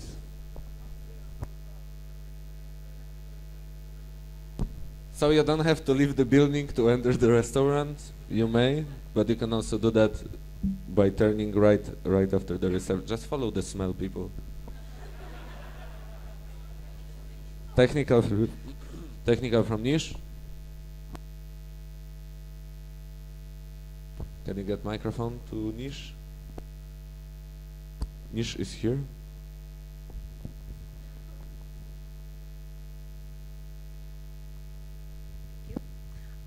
So just one quick update to that. Please don't use the terrace to walk to the restaurant, because there was some complaining from the people from the hotel this morning after the breakfast, so that we don't make any problem to our organizers. Thank you. Thank you, Nish. Thank you for the support to the organizers. So, Boris, do we have an update on the statistics? Yes, we have. Can I have in the middle one of the representatives from the Group B and one from the Group A?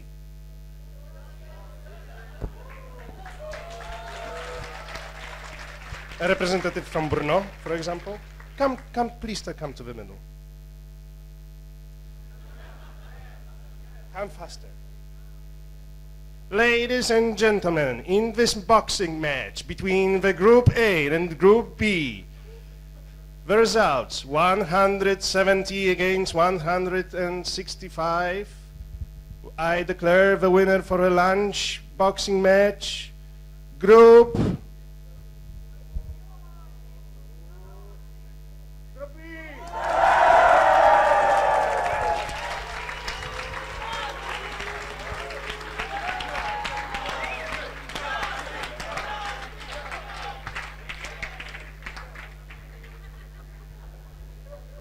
Thank you. So Group B will proceed to the lunch starting at 1:40. You will be dining until 2:20. At 2:20, Group A may enter the restaurant. In the meantime, remember that this lunch break should also be used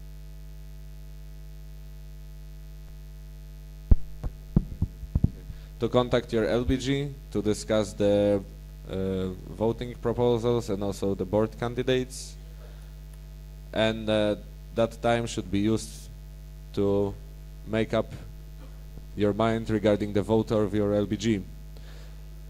If there are no further announcements, very good remark.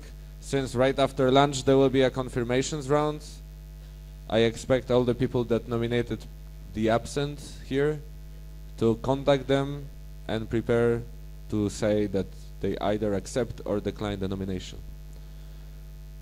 Thank you very much for your active participation of GA, and see you at 3 o'clock.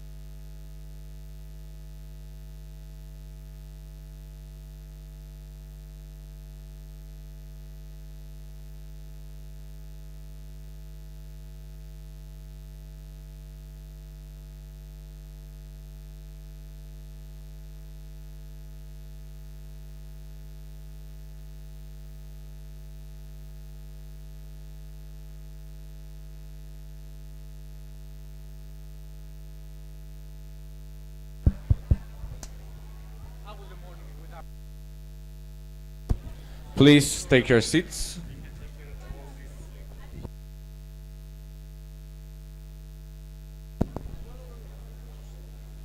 Please, all the delegates, take your seats. Test, test.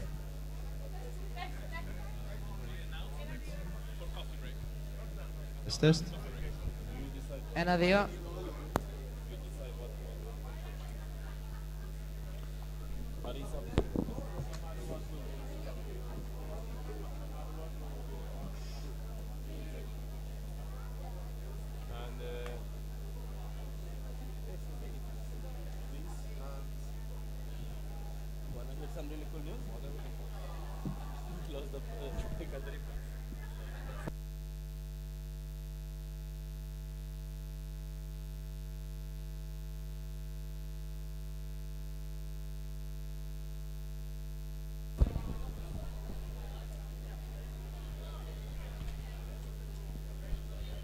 Good afternoon.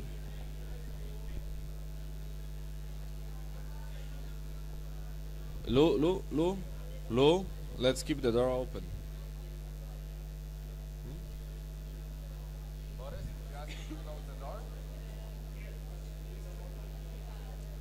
Okay, Lou, just keep the people from entering the plenary.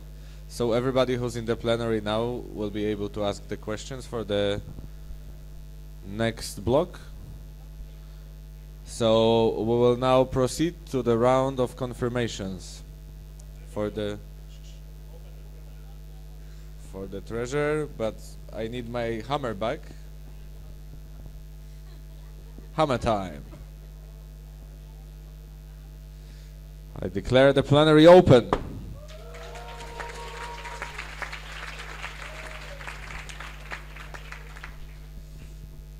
So, as stated, we will now proceed to the confirmation rounds. I would like the following people to stand up, or the people that nominated them. Attila. No, wait, just stand up. Just stand up. Onat, Barish, Anna, Ola S, Kun, Lorenz, Ardita, Miki, Sylvie, Sonia, Michele.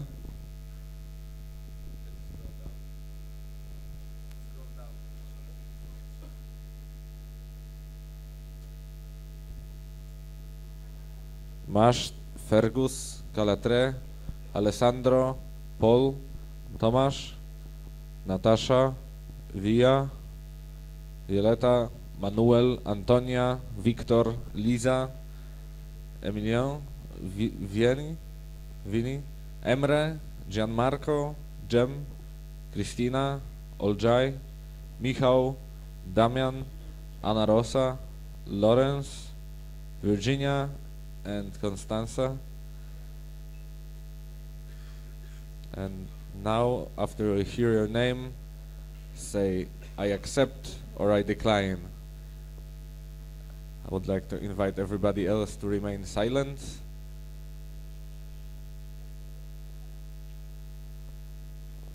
Attila.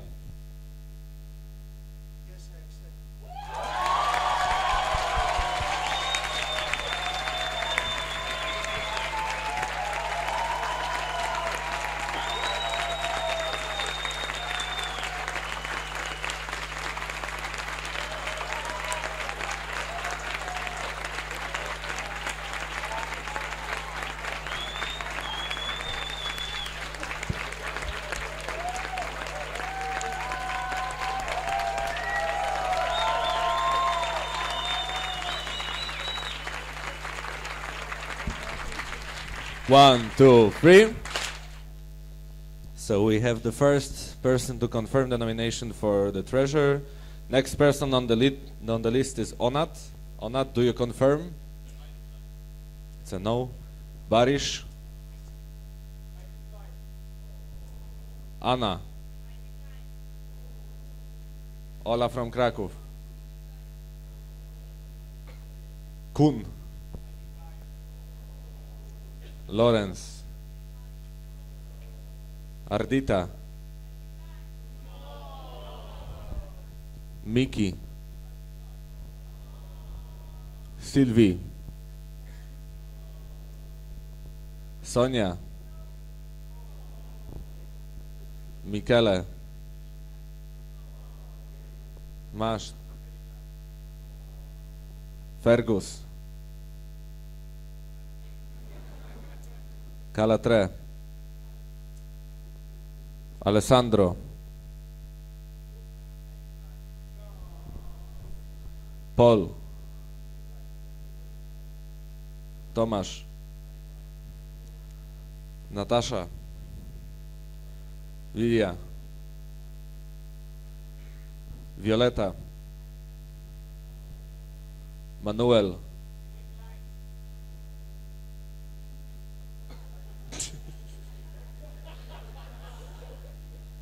Antonia. Wiktor. Lisa. Emilian.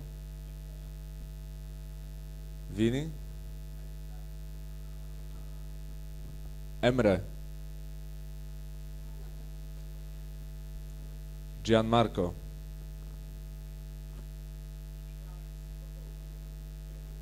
Jem.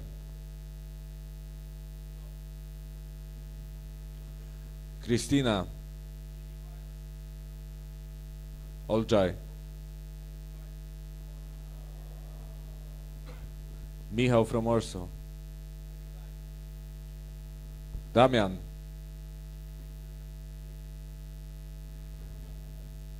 Ana Rosa. Lawrence. Virginia. Constanza. That means we have one candidate for the position of 28th Treasurer of Best, Attila from Chania.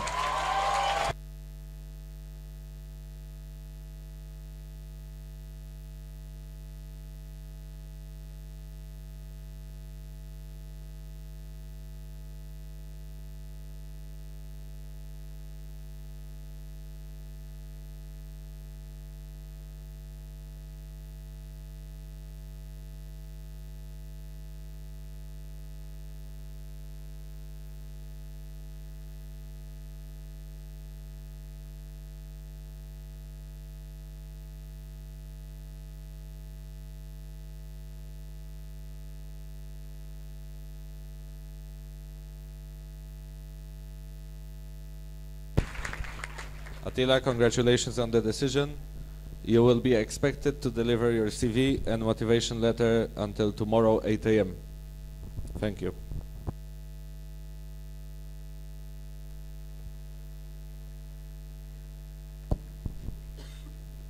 We'll now move on to the next block, which will be the announcements.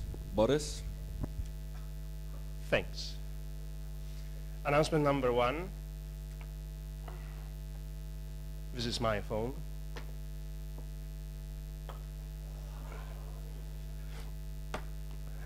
This is what I do with every phone I will find used during this plenary. And I'm not joking anymore. I have got the information that there are some private hotspots set up and people are using internet during the plenary. This is not the thing you're supposed to do here right now. Do you all remember the rules we agreed on at the beginning of GA? Yes or no?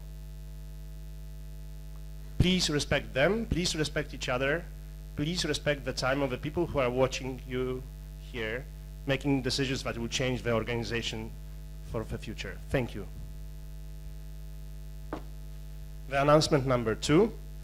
On the 1st of May, boat from Chania to Athens leaves at midnight, not at 9 o'clock p.m.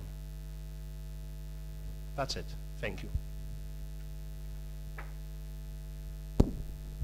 Thank you, Boris. Any further announcements? I don't think so. In this case, I would like to invite Orpheus to the middle, the candidate for the first Vice President for HR of BEST.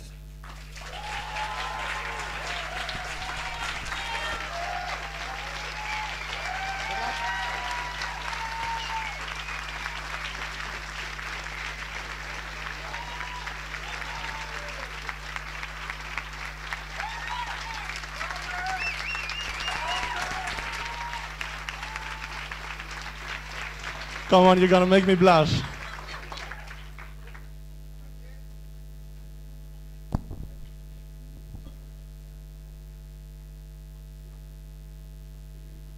Orpheus, you have 7 minutes.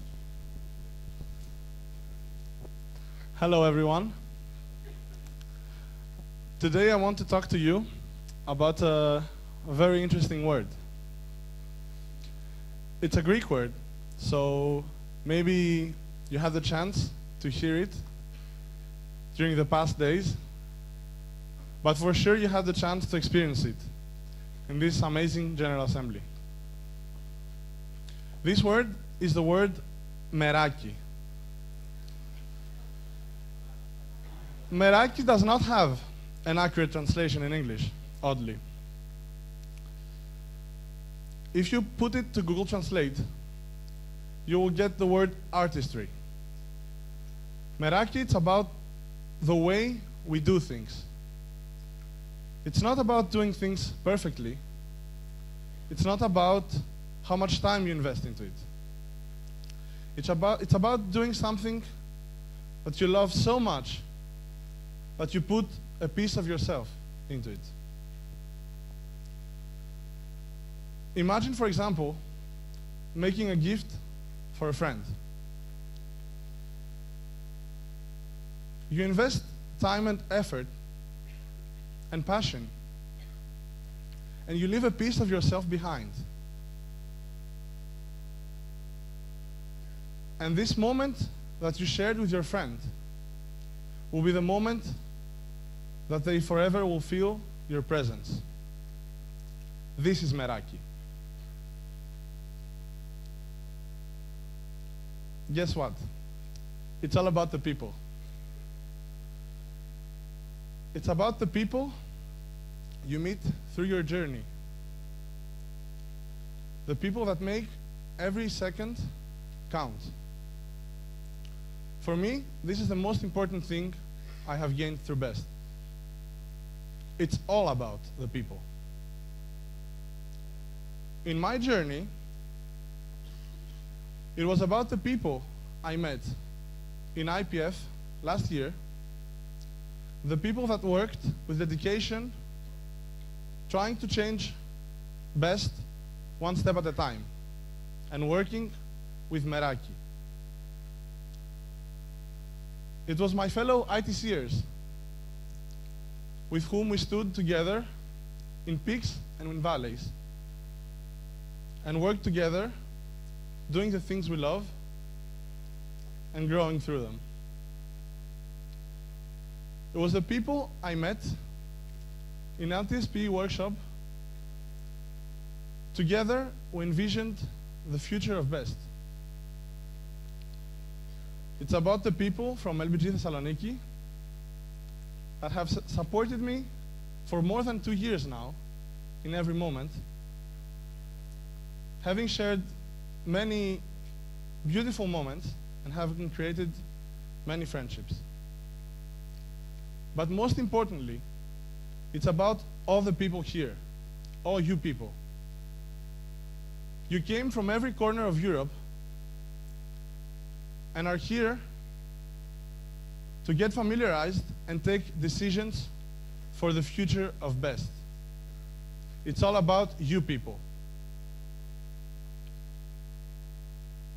This year, a new team, the international HR team, will face an interesting challenge. The challenge to understand the needs of the members of BEST, understand how they want to develop, and give them the opportunity to do so while maintaining an overview. This international HR team will require the contribution of all the bodies of BEST. And the Vice President for Human Resources will be the one coordinating it. Together with the new board, they will be the one responsible for the transition to the new structure and for the evaluation of this transition. This transition was planned carefully many years ago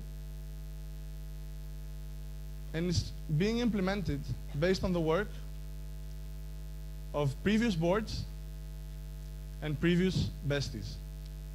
All of them worked with Meraki. The proper coordination is required for the international HR team because it coordinates the people of BEST, the moving engine that maintains the high level of the organization.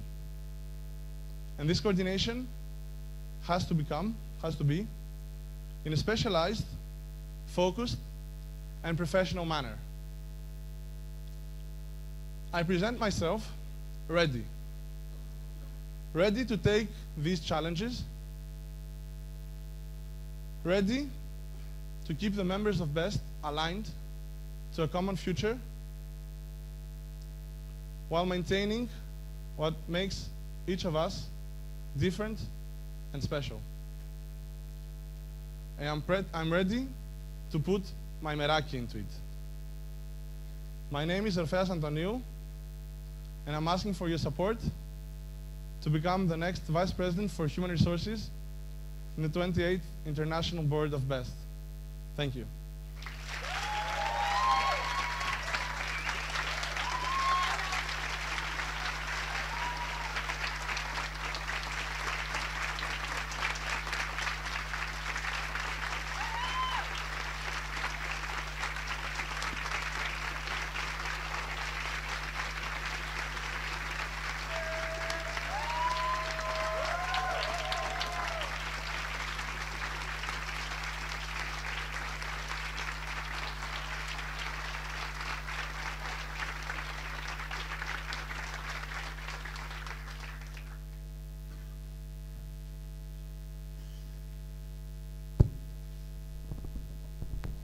First, I think the plenary has a couple of questions to you, but first we'll give the microphone to LBG Thessaloniki. Hello everyone, hello Orfeas. I am Evi from LBG Thessaloniki, and I will tell you something about that guy over there. I met that guy, Orfeas, a bit more than a couple of years ago in a salsa bar. It was a nice experience, and since then he's been one of my closest friends. I won't tell you anything about his experience or his background in BEST, since you can obviously take it in his CV and motivation letter. The past year, as he mentioned, he was abroad. He had an internship in BEST, in CERN. But during that time, he was really active in our LBG. He was most active than more of our full members are. He was replying to every kind of thread, even the junk threads. He was really helping us wherever we needed him. He provided input, and he was there anytime we asked for anything. He even took a plane and came to Thessaloniki for one day to be there for his closest friends when they really needed him. I mean, who does that, you know? As Orfeas, it's all about the people. Orfeas truly loves the people, believes in people, values the people. So we all believe that this position will be perfect for him. I don't know if you know, but everyone is watching you now from Thessaloniki. We are all really proud for you. We've been waiting for this quite some time now, and we're finally here. LBG Thessaloniki supports you 1000%. We are so proud, and we are sure that you'll achieve so many things next year. We have no doubts about that. So I just want to wish you best of luck, and LBG Thessaloniki really loves you. Thank you, Evi.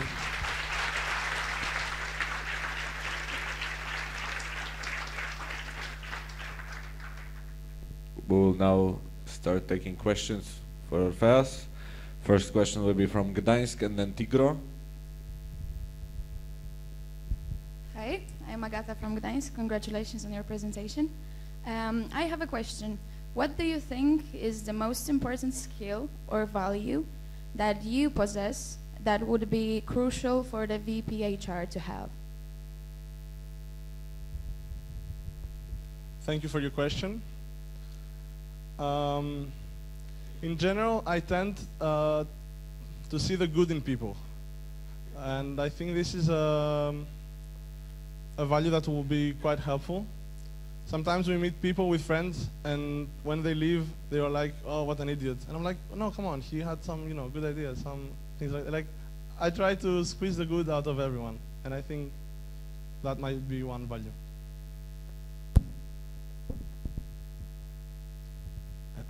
Benjamin from Tigro. So Tigro also takes care of a lot of operational tasks, and we will be the committee or department that will belong to you, basically. We also spend a lot of time and resources on finding trainers, invest for the events, so we can actually have the events. How will you support Tigro in finding these trainers? It's true that I'm not a trainer, so I cannot be in the trainers community and see how you have been working all this time. However, I have been observing Tigro, and since this is a quite new position, the support that I will offer will be in coordination with the appropriate bodies that will tell me the expectations from my part, and I will tell them the expectations from their part. We'll now take a question from aviators who, by the way, migrated over there. They are helping the board with preparing the voting.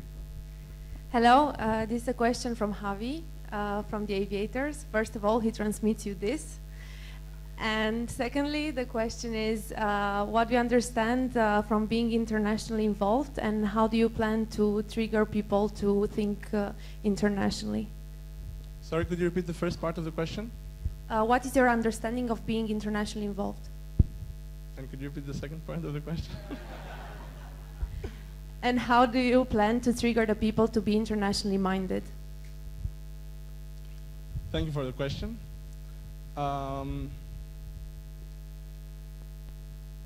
I think my understanding of being internationally involved is when you're locally involved, you're working with people, you're seeing them every day, and you're doing great things. When you're working internationally, you somehow have like a family that you are working with, that you know them, and that when you leave from an event, you're not too worried about saying goodbye, because you'll be like, yeah, whatever, we'll see each other next time, it's okay. And the second part about triggering the people would be to try to find something that makes them interested, because I'm sure that most of the members that are only involved locally find something interesting, international best, but they probably don't know it's there. So that will be my first attempt. Next question is from STM, and then from the board. Sorry, there is Moscow before STM, so Moscow and then STM. Hello, thank you for your speech, and I want to tell you thank you also for applying to this position, because you're the first one. You will open this position, and my question is connected with what you will do the first when you will if you will become in HR, because you are the first. How to say? You will move this position. You will show the way how this position will go. What is the first thing you will do? I guess the first thing that I should do, after, of course, communicating with the board and setting our path, would be to create the actual team.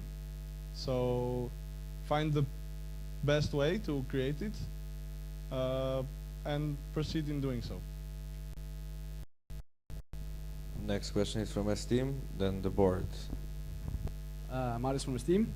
First of all, again, congratulations for standing there. It was amazing, really nice. I'm happy to see you there. You said that it is a very new position, that's true, which brings me to my question. What will be the biggest change in BEST in 1 year in summer 2016 because of your position?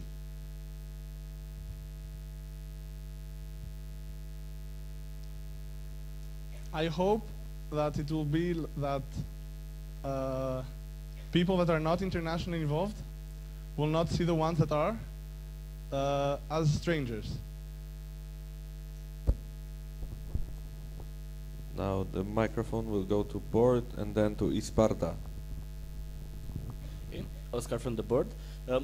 You have experience as 1 year of committee HR. How would you optimize the international HR system and adjust it for the new departments to come?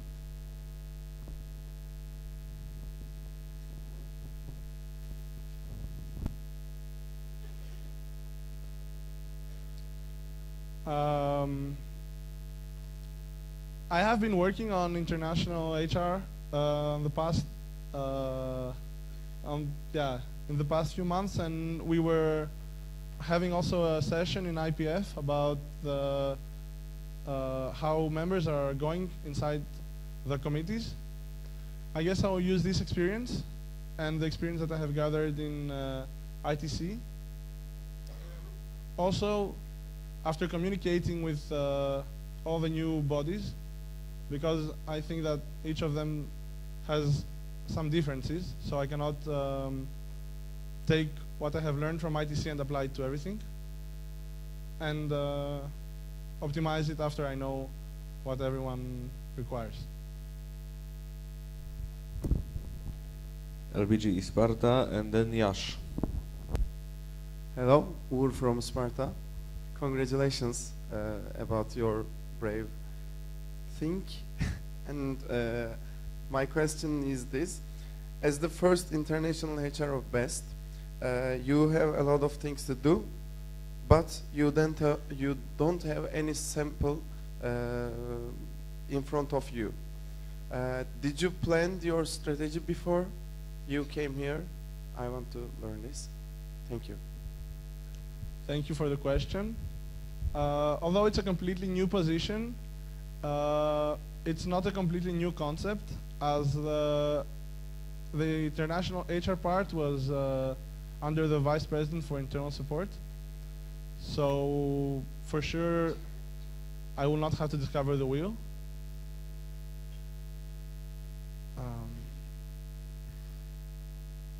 I did not have a strategy here because the strategy will be created together with the board and the management. Yash and Ildis. Madalena from Yash. First of all, congrats. And my question is, being a new position in board, how do you see the collaboration with other boards and also with the department's coordinators? Could you repeat? Okay. So this is a new position in board. How do you see the collaboration between VP HR and the other boards? And also with the coordinators of the rest of the departments? First of all, the communication inside the board. I think it's logical to say that it should be perfect because we're in this together. We are not separate people. We have a common vision and we are working to go together somewhere. And I would also say that the communication with the coordinators of the department should also be perfect because that's the way that it can be ensured that the right people are working in these departments and they have what they need as resources, as skills, as knowledge. Ildis and then ITC. Burak from Istanbul Yıldız. First of all, congratulations. I would like to ask, you do not have a predecessor to receive KT because you're the first one in your position. How will you expand your knowledge without this option the other candidates possess? Thanks for the question. As mentioned before, the international HR part was under the VPIS, so I will receive KT from the VPIS in case I get elected. For sure, there is since it's a new position, more HR knowledge will be required, but this will be evaluated after I see what is already there. Did I cover your question? Now ITC and then Ildis again. Is there a second question, Ildis? Amato ITC. First of all, congratulations for running. My question is about the oncoming structure changes, because then recruitment and development is planned to be done by the international HR team. this is a great opportunity for many departments and projects, but it might be a bit more tricky, difficult for really specific departments, such as the IT department, because really advanced technical skills are required, and they might be pretty hard to acquire through working in projects. How do you see this going? What's your opinion on this? Thank you. One can say that specifically for ITC, I already have some knowledge because I was HR, but I think that in general, most of the departments require different approach, because ITC has requirements in hard skills about coding or administrating or something like this, but I'm sure that other departments have similar hard skills requirements, such as designers. So I would communicate with the coordinator of each department to see what is needed, and then proceed accordingly. Istanbul Ildis. Cut. Then we'll have a question from Belgrade and then Krakow. Okay, so congrats on the presentation, it was cool. How do you see the role of the international HR team in developing internationally involved besties? Would it mean that we would have some train shops or specific training events that would be aimed for them specifically? That's a good question, thank you. However, I don't think I have a concrete answer right now because I don't know what is needed, because I have to communicate with the people that and the coordinators of the people. Sorry. Now, Krakow and then Chania. Thank you for your presentation. Marcin from Krakow. I would like to ask, because in the concept of the HR team, there are people who will be not set to the departments, but there will be also for support you. So what you are expecting for those kind of people, and how you see the cooperation with those people? Thanks for the question. Of course, there will be people that are not coordinating any department, but have knowledge or interest in HR, and the cooperation is really important with these people as well, because they also have valid input in many things. So I would really appreciate the cooperation.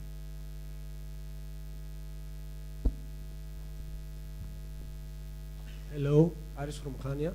A question from AFE. We lost 500 members since 2 years and on.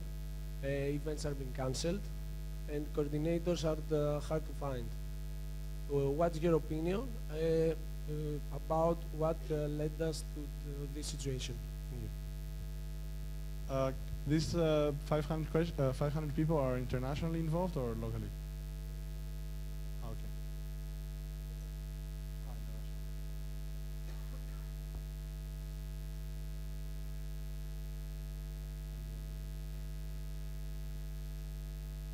I would say that although this current structure has some advantages, it also has some disadvantages. And this could be, for example, that there is knowledge inside committees that is not shared with other committees because there is no glue over them, let's say. So, for example, yeah, there is probably a lack of sharing best practices in many things, which with the future team hopefully will be solved.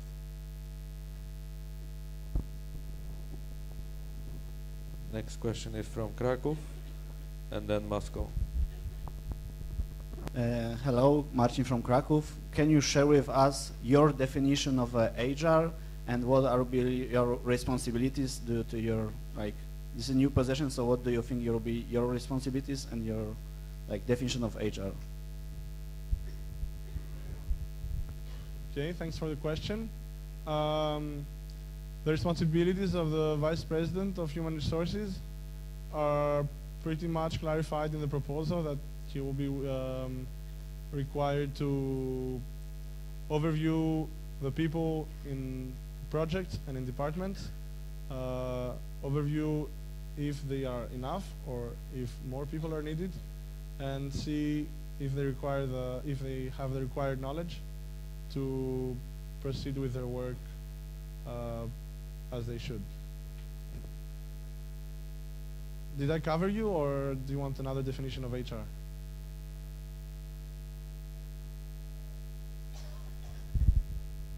In few sentences, what is the definition of HR, like by your opinion?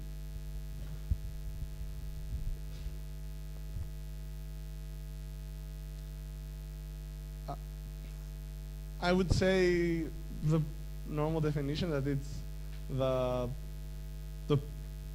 the resource of that the people that I would say the people that contribute into making something better.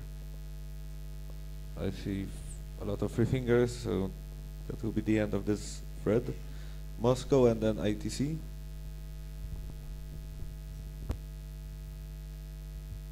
Nikita O from Moscow. So my question now is, how do you see the collaboration with Hurricane? How can the mailing list help you, and how you can help for this mailing list as this international, how to say, sharing platform? Thanks. I think the collaboration is very important because at the moment it's a channel where you can find people that are interested in HR, although they might not be internationally involved. So it can be a resource for the international HR team. And also, it can be also important because HR knowledge can be communicated through it from the vice president and the team to the local boards or LBGs, and the other way around, of course. ITC, then Krakow. Is there a second question? Okay, so ITC, and after that Chisinau. Hi, Orpheus. I wonder what are the impact that you're expecting from the international project platform? To be honest, I'm quite ambitious for the international projects platform because at least when I was fairly new at BEST, it was really chaotic to see what's going on in BEST, apart from my LBG. And I think the international projects platform not only covers what's going on, it shows what's the progress on each project and how you can participate in it and what is required from you. So it's like in one page you have everything, and if you have a slight interest in something and you are really passionate about it, you can just go there. It's right there. It's one step ahead.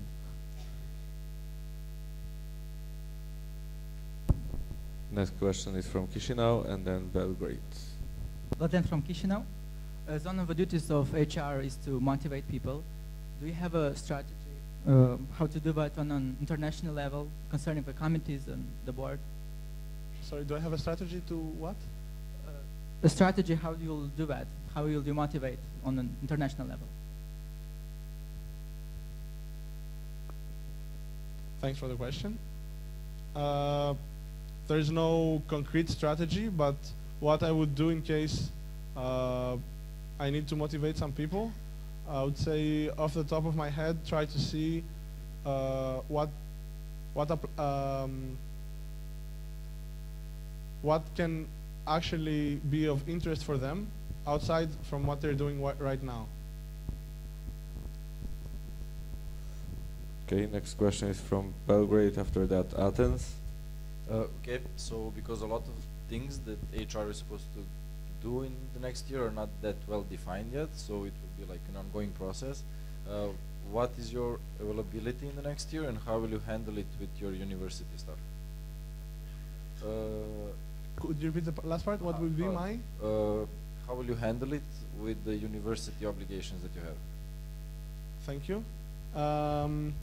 At the moment, I don't have any specific obligations with my university. I have done all the mandatory labs and lectures. I have to pass some exams, but this will be for the next year. Athens and then Nish. Hello, Orpheus. Congratulations for your speech. As I see, you were in your local board as an IT coordinator. And when you joined ITC, you decided to be the HR responsible. How did that come out? To be honest, when I ran for IT coordinator, I wanted to run for HR. But I didn't do so because I had applied for an internship, and in case I would get accepted, I would cut my mandate in half.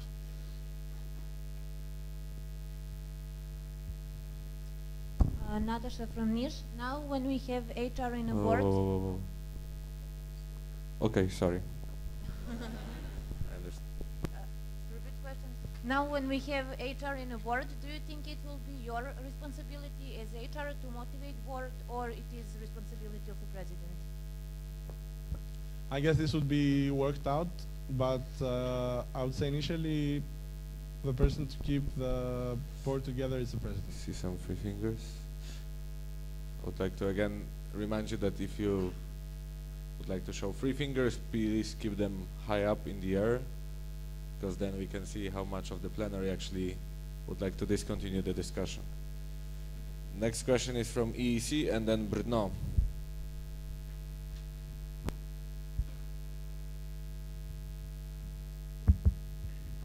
Safak from EEC. First of all, Orpheus, it was a honor to work with you in international HR team this year. I have a question for you. So, in the new structure of BEST with department and project, it may seem at the first sight that it will be more interesting and appealing to work on the project and department projects. And they may leave the operational tasks inside the departments not that much appealing. So the question is, how would you stress the importance of operational tasks in the departments to maintain the work done internationally? Thank you. Thanks for the question. I would stress how important it is to keep our high standards there before we start developing ourselves higher. If we start developing without having a proper basis, then it doesn't really make sense. Brno. Jitka from LBG Brno. Congrats for your speech. And I would like to ask you, now we are dealing with problems of all committees. They are big and most of the members are not that active. So do you think that there might be the same problem with departments, I mean in future, and how would you solve this?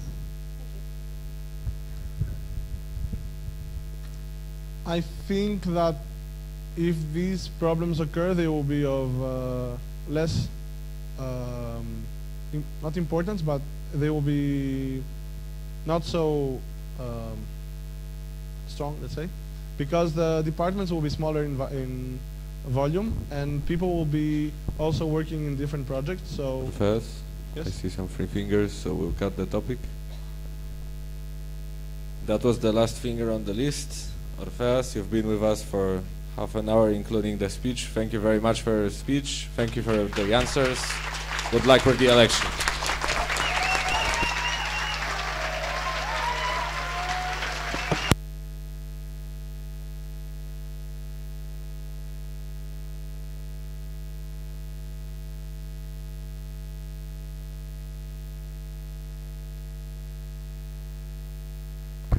Now I would like to request a wake-up game. And I would like to ask all French in the middle.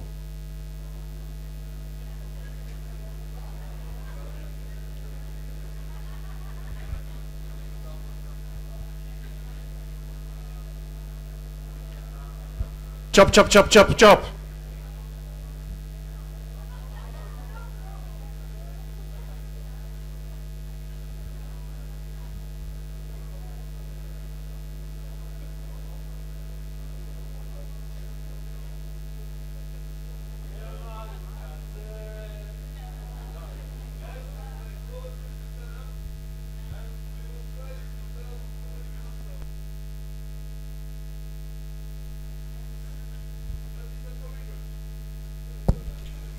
Could you stand in the circle facing outside so everybody can see you? Thank you. Would you like CFES to join you?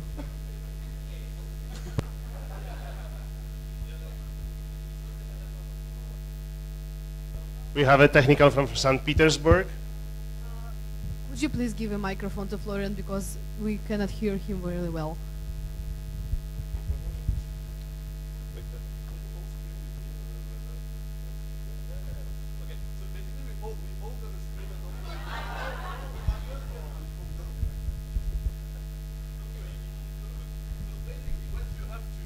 No, no, no, no.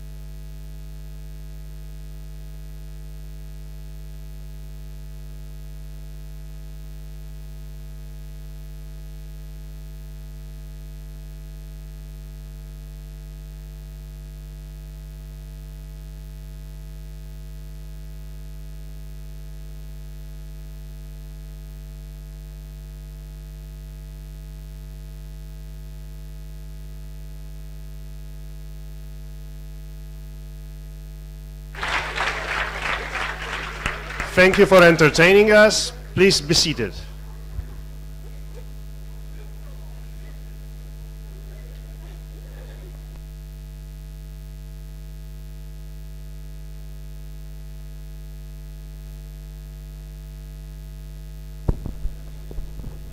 We'll now move on to the presentations by the candidates for Vice President for Internal Support. So I would like to invite Nikita from Moscow and Paco from Madrid to the middle.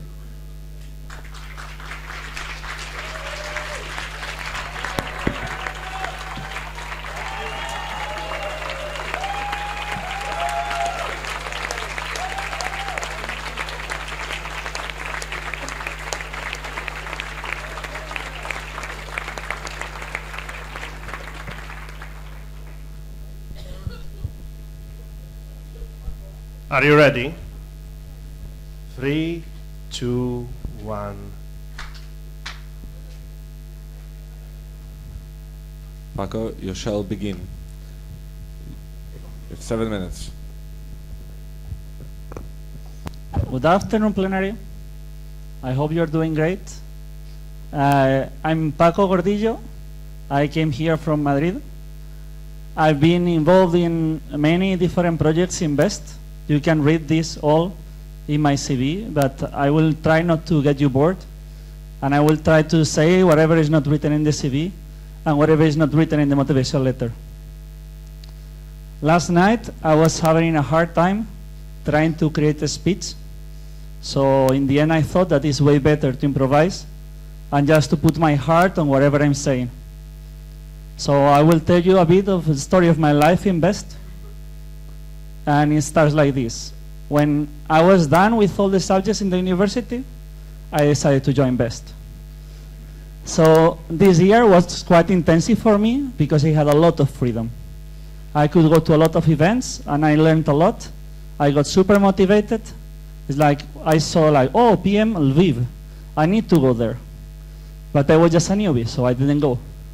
But I thought I want to be the president of my LBG. And then when the time arrived of the elections in my LBG, I was already working full time. So no time for being in the board.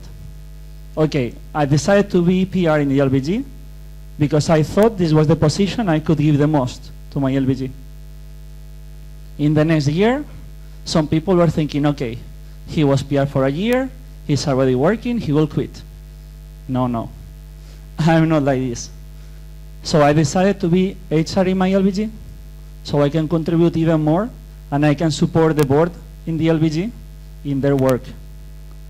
So in the next year, I even got a bit more crazy, and I thought that it could be even worth it to try to be in the board. It was a very, very difficult decision, because being in the board and being working full-time doesn't make that much sense. So after a discussion with the previous board and the new board, we decided that sometimes it's better to resign. Maybe that's why I'm in EC. So we saw that I could contribute way more to the LBG as an alumnus that is always there, supportive, in whatever decision they have or whatever they are organizing an event, I'm always there to support them. So I'm alumnus because I don't want to interfere in their voting decisions, but I'm always there to support them. So being HR in my LBG was not enough. So I thought I want to learn some other stuff that I didn't have the chance to learn before. So I went to Be Richer. And in Be Richer, I got to know people like Patri, and I got quite inspired, and I learned some lessons like there is always room for improvement. This was one of my main values since then. In this event, Patri told me, okay, one day I will be the treasurer of BEST. I couldn't believe it, but she's there as former treasurer of BEST. That is quite a challenge. In there, I had this feeling like, okay, if I would join BEST way before, one day I would like to be in the board. But I was always feeling like, no, I'm working full-time, I cannot do this. But today, this year, is the only year that is fitting with my lifetime. Because last year, I was also trying to do something more in BEST, and I thought, okay, I don't care that much about my work, I want to contribute to BEST. So I ran for EC coordinator. Fortunately or not, I was not selected. This was a difficult time for me as well. But this made me learn that sometimes the challenges that you have in front are also learning points. So from there I learned that it was not a good idea to quit from a full-time job in order to do stuff in BEST. Not even how cool would you feel when you are doing this in BEST, it doesn't make any sense. Some months later, I got fired from the company. So this was the very moment when I found at the same time money, and the freedom to do whatever I wanted to do. So this is why this year, besides the boards that are sitting there, I got to be the person going to the most internal events in BEST. I feel quite proud of it because I learned a lot from it. And I got to know many of you that are sitting in the plenary, and I learned a lot from you as well. So when I applied to go to GA, I was not thinking on being the board. I thought, okay, I want to find a job, but I still want to contribute in BEST. Where can I help the most? So from the overview I have from BEST, I thought, okay, in ITC is the place where they need more people. So I will try to go and change ITC so I can improve the situation. And I thought the best place for me would be ITC HR. And this was what is written in my motivation letter to come here. But once I arrived here, I've noticed that I still can do more than this. And then being VP for internal support can contribute way more to ITC than just by being VP HR. Sorry, Orpheus. So now you don't have a successor. That is fine. And here I am. I want to thank you a lot for your smiles during the event, for all the hugs I received. And I just want to thank you all. Goodbye, Mama.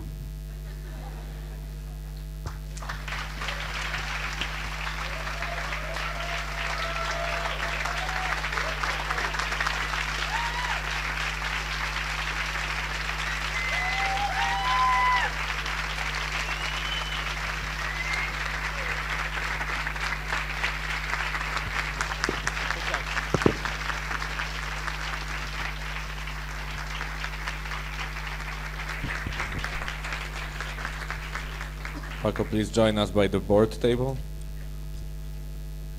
And now we will have a speech by the second board candidate, Nikita from Moscow. Hello everyone, my name is Nikita Shekhov, I'm from Moscow. Thank you. And I should say that if Paco says, I learn from you, young people, what should I say if I really learn by Paco? Once upon a time we were in a bar, and he said, hey, let's go and come up with this, to these chicas. Because I'm afraid. I said, okay. And why I said this now? I mean, I'm asking myself, what is truly internal support? And now, I want to ask you to make your chairs a little bit closer to each other. Could you do it, please? Without ruining the plenary.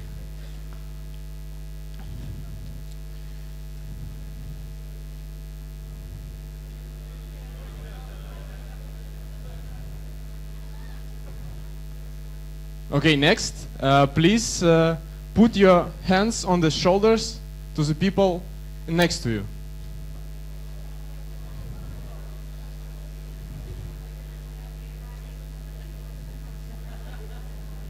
Yeah, this is super awesome feeling when you feel each other, and this is yeah. Like best for me is a plane. A plane which you take and never wanted to land. Now you feel people next to you. There, your support. And asking a question, who is internal support in best? I can say that while we were working on a project on public website, and Oscar was giving me a KT, I already know that he is a cool guy. And yeah, I want to also make jokes like he. But one thing that truly amazed me is that when I was on IPF, I still didn't know what internal support really did. And now I know. He's making an atmosphere during the events. So people feel yourself like a family. And they're working on the projects like a family. They support each other. So by supporting people on events, on internal events, he's making them support each other. I hope that you are in mood now, and I'm asking you to support me while running for the board for VP for internal support. Thank you.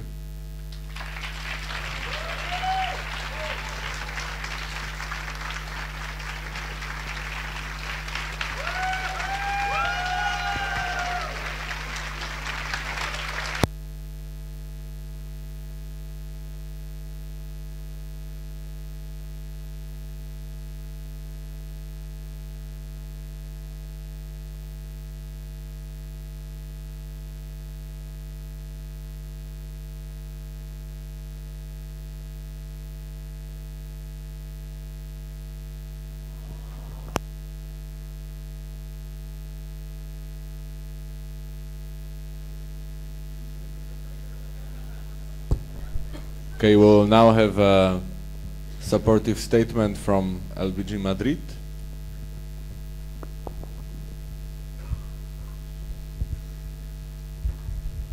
Hello.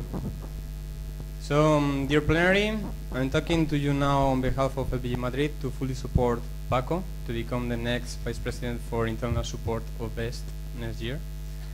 I know Paco personally for more than 4 years now, and I can tell you that since the beginning I was very inspired and admired for his passion and dedication to BEST in every single detail he has been working on, And even though if he's an alumnus now, he's still there to help the new members, and he's always replying to the threads and helping us.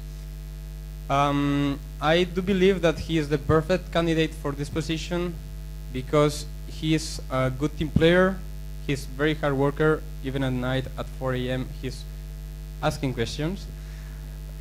And what is very important for me, and it will be very important for the next year as we are going to change the structure, he's always open to new inputs and feedback, and it's something that you should really appreciate because he have it like 100%. So now I'm addressing you to tell you that I fully support Paco, and my LBG also does that because he's the perfect one for this position. Thanks. And good luck. Thank you, Carlos. We will now have a supportive statement by LBG Moscow. Yeah, hello, Nikita O from LBG Moscow. I want to support Nikita public website, member of LBG Moscow. Nikita, you are the first one from Moscow who accepted this challenge. You are the first person who is brave enough to feel the highest responsibility in BEST. And it means that LBG is developing. And it means that you are one of these persons who developed this, our LBG. And it's great. I, with the whole my LBG, appreciate your work, your attitude to work, how you done like our training strategy coordination, how we did Russian Training Week, our local training event, how you create your own gamification system for full members. I like that you have a lot of ideas. I like that you're not shy to implement these ideas and you share with them. You make these ideas come true. And I like that you contribute a lot of energy to BEST. So you did a great job, and I think you will do a great job. Now, our LBG is watching you. Our LBG is supporting you. And our LBG is proud of you. So I think that you are the best candidate for this position, and I will be really proud. I'm now proud of you. So I will be happy if you will become Vice President for Internal Support. Thank you. Thank you.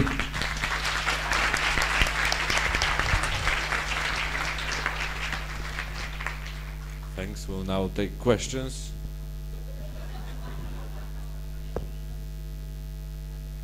Let's have one question at a time.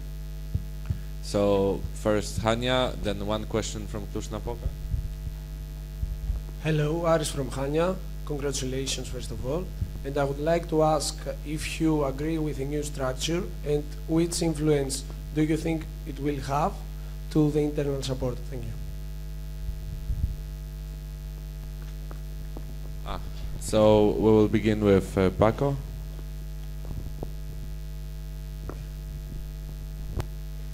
Okay. I understand the new structure that we were proposed in this general meeting as an opportunity to change a lot of things that are not working in BEST. So it's not about agreeing or not agreeing with the structure, but understanding it as an opportunity for change. And what was the second part of the question? Okay. The influence will mainly, what I'm expecting, is that we will get to have more people involved in maybe smaller projects in BEST, and not only the ones that are for a very long time internationally. So that means a bigger percentage of people understanding BEST as a whole and not just as a local organization. Could you repeat the question, please? If you agree with the new structure and its influence to the internal support.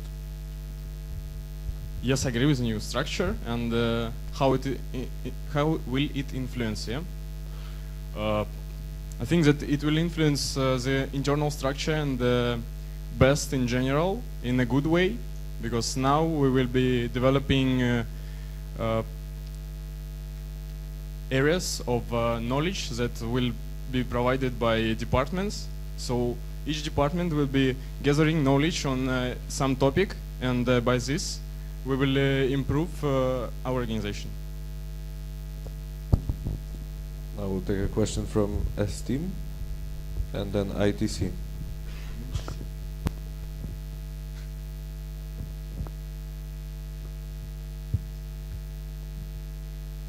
Marius from Esteem. First of all, again, congratulations for taking that step forward. You had both very unique and inspiring speeches. Very good job, guys. So the question is, what do you want to be the biggest achievement related to your position by the end of this year?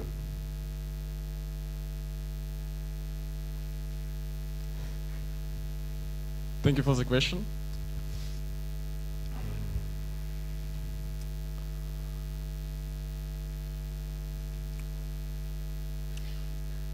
I think the biggest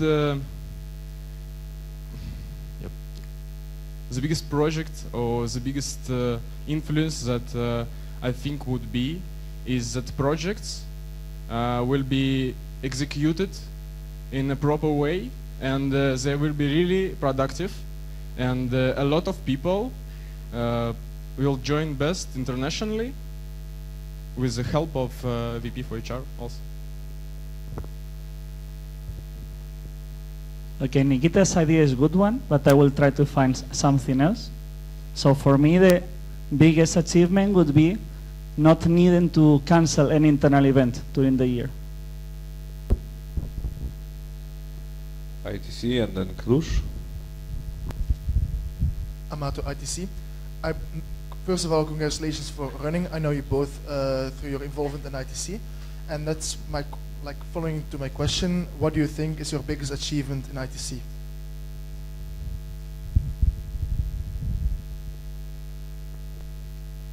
It's like I was involved in several fields in ITC, but the thing I'm mostly proud of is being able, from help desk coordinator, to make ITC work way more efficient and fast. Okay, from my side, I'm responsible for public website. So the biggest achievement will be by PM Flanders to be ready.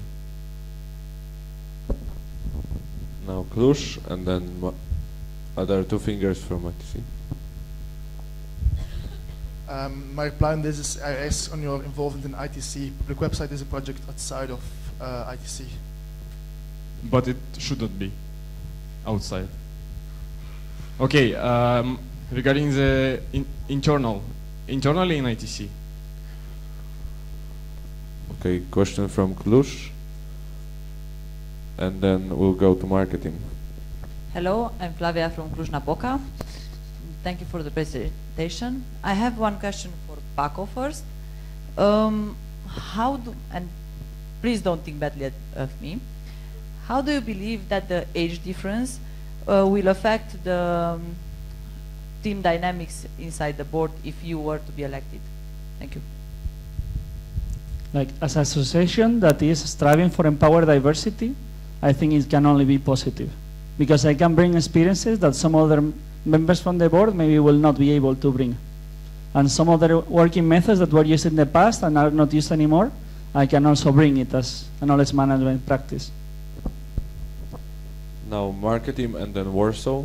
Arishka Marketing, congratulations for running and for your speeches. I have a question for both of you. As far as you should take care of marketing, ITC, and probably the next year also Fatigro particularly. My question is, as VP for IS, how you will ensure that the transition period in committees will go smoothly? Nikita will answer first.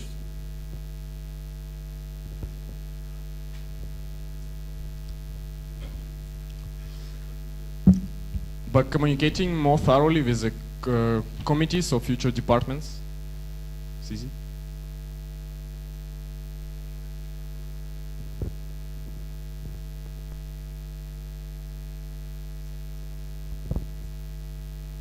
I was just wondering if it was clearly understood. It wasn't clear. Can it be repeated? Okay, yes, understood the question correctly. How will you ensure that committees... Okay, could you repeat the question, please? Yes, how you will ensure that the transition period will go smoothly? So, like, as a VPIS, which actions you will take? What should you take care of, like, specifically? Is it clear? Yes. Okay. Since each committee would have a transition plan, or we have already one, I will be taking care of it and will be involved in each committee, observing the work and trying to help with changes. Okay, I believe marketing, besides being so big, is one of the committees that is way more modern in their working methods, and is one of the committees that is way more closer to get transformed into the new structure. Why? I believe this because they are already working with people that are not from the committee. You can just join the project and just start working directly. This is what I did at the beginning. And the way to ensure that the transition will be smooth is mainly having a fluent communication with marketing management and also marketing project leaders. Now Warsaw and then Zagreb. Michał from Warsaw. So you both were talking about support from people and to people, but the major part of VPIS's work this year is going to be project management and internal support of work in BEST. So I'd like to ask you, how do you see that, and do you have any plan for that? Okay. Whenever you're talking about projects, you need to understand that there are people behind them pushing them. So you need to have a good communication with these people. I also have some experience as project engineer in a company, so I can also bring new practices to BEST that I find interesting. But plans, I have no plans yet, because these plans need to be set with the whole board and after the KT with the previous board. Next question is from Zagreb and then Ljubljana. No, it's not personal one. Ah, sorry. Okay, since we have a project management knowledge project, it will be developed, and as Evan said, it will be developed like during the months. They have the first version of booklets, as I know, maybe not correctly, but my idea is to put more knowledge that, for example, I have in project management, and all the people that were working in projects in BEST also put it there, and distribute, of course. Yeah. Two questions from two fingers from Warsaw. So could you describe your background in project management then? Okay, I'm a project leader. I'm responsible for public website, and I really see the issues that I had while being a project leader, because I was delivered a proper KT, but during the year and during the planning you don't know everything that you should know. But it was like this. Now it should be changed. Zagreb and then Ljubljana. Thank you. Josip from LBG Zagreb. Easy question. Paco, you described pretty well your availability, and since VPIS is gonna take a lot more work than it used to is because of the change, can you, Nikita, please tell us your availability in the upcoming year? Thank you for the question. Now I'm on my third year, and I'm I will finish it, and probably I will postpone it. Josip, two fingers. I didn't quite understand it. You will not start the fourth year until your mandate, if you are selected, is over? Or? Yeah, if I would be elected, I will finish this year and won't start the next one. Otherwise, I won't contribute as I am. Okay. Now, Ljubljana, after that, aviators. Anya from Ljubljana. I have a question for Paco. In your motivation letter, you wrote you are going to postpone all your job opportunities for the next year. So I'm wondering, how will you survive or travel without the income? I mean, what's your secret? It's easy to answer. When I was fired from the company, it was in a badly way, so they gave me a nice compensation for this. Also, I have a very supportive government in Spain, and we are getting like a normal salary just for not working.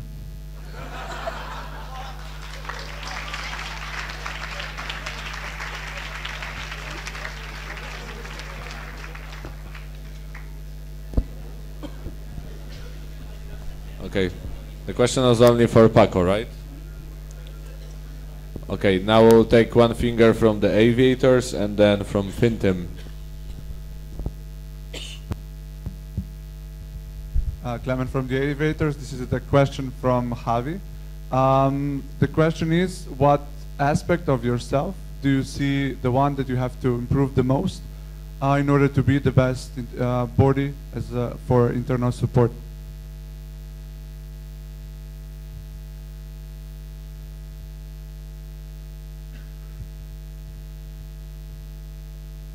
Tough question.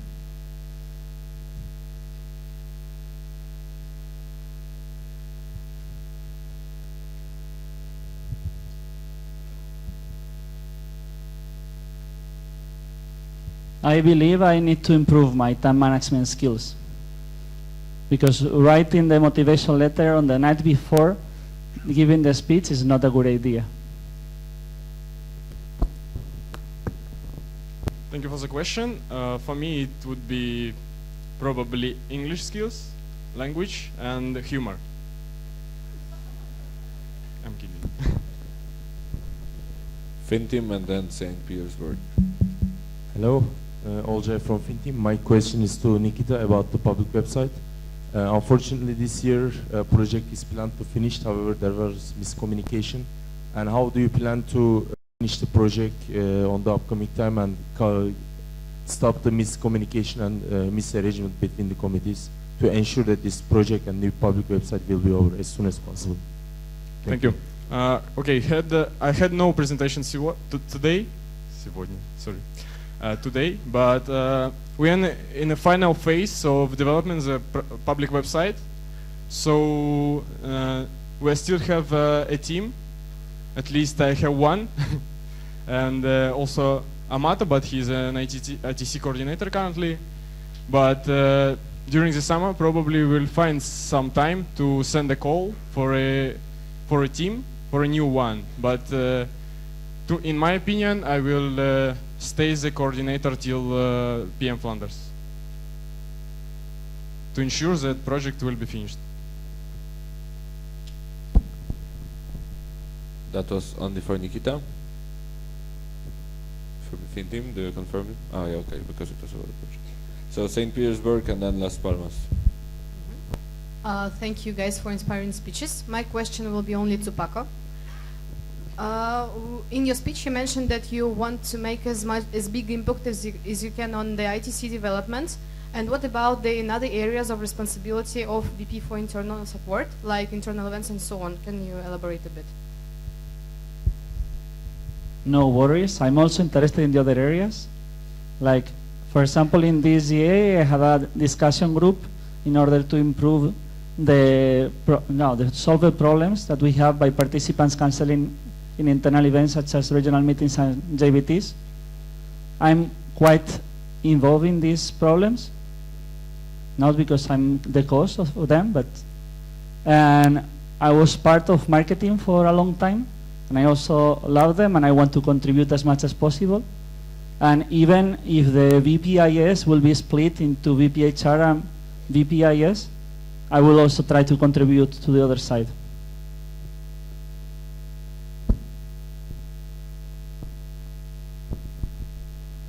Okay.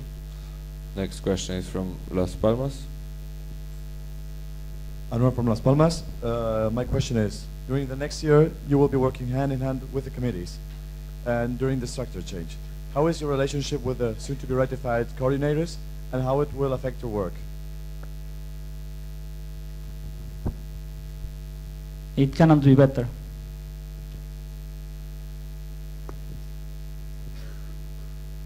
Okay, I don't know all of them, but it's not a problem.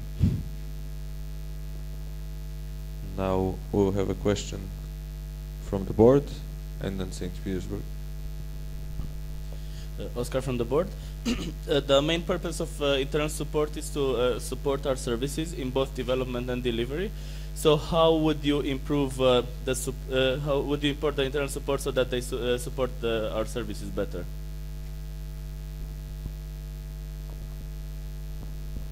So Nikita will answer first.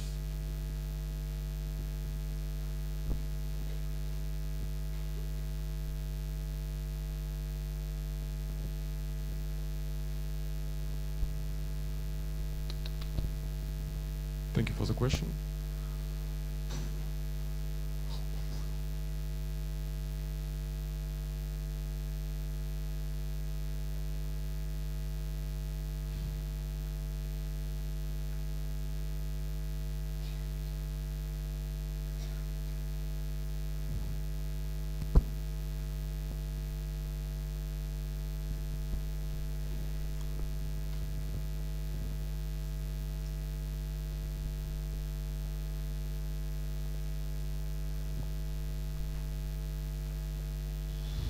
May I postpone the answer?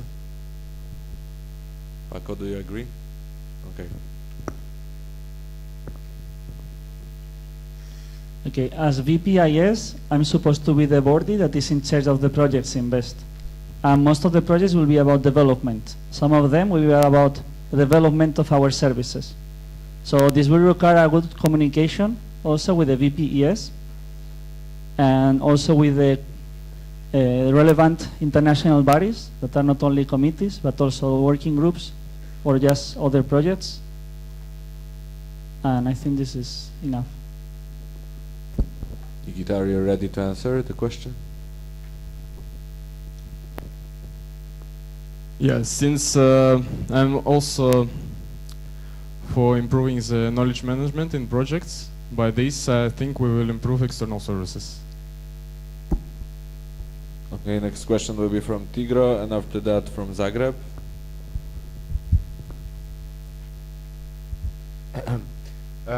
First of all, sorry to Orpheus for not thanking you for your speech. And then for you guys, thank you for your nice speeches and answers to the questions. From Tigro, wait a minute. We have an issue with hosting internal events, and this is one of the biggest things that the IS is actually working on. And a lot of these events are also related to the work Tigro does. So, how will you address this issue about finding hosts for the internal events? Nikita? Yeah, okay. As I know now, the call is sent earlier than before, and it may not help in particular situations, but I think that analyzing the reports and making a survey, for example, how it will be suitable for LBGs to host events may help.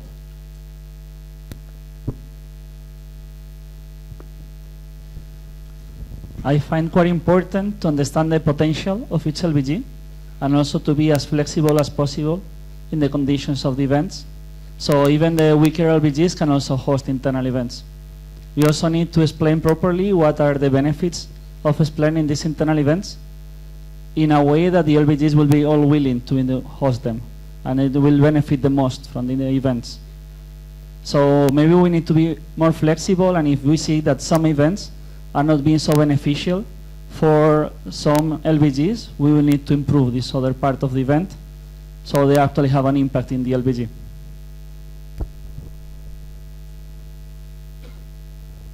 I'd rather move on to the next question. Now Zagreb, and after that Cluj. Philip from LBG Zagreb. I was just wondering, what will you do in the base for the next year if you're not going to be elected?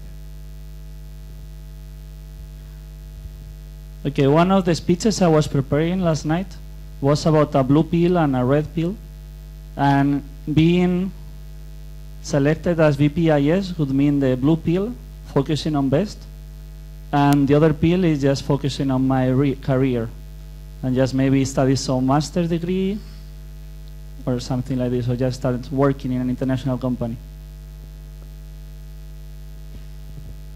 What about me? I want to become a trainer because since I'm quite experienced enough for it.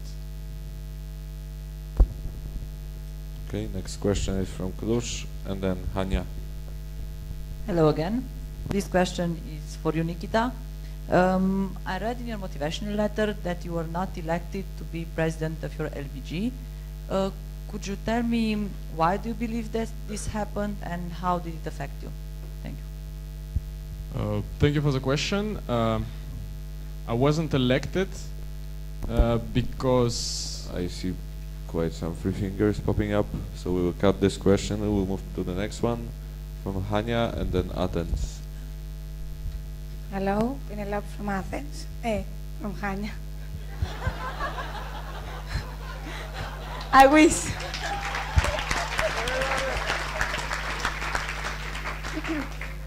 The question is for Nikita only. I read in your survey about your involvement in the national movement, and what's your involvement besides ITC and the project that you have taken in other committees, for example? I wasn't involved in any project, in any committee except ITC, because I was my focus was on public website mainly. Okay, next question is from Athens, then Carlos. Hey candidates, Paco, you're such an experienced member and so internationally involved. Nikita, you've been so motivated in international level the last years. What's the additional characteristic you think that you have that is going to make you more suitable for this position, each of you? For me, it's communication. Like, I believe I'm quite good in communication. I've developed this even more, being coordinator of help desk, communicating with different studies, different bodies, trying to make them all collaborate with each other and being coherent. So this, yeah.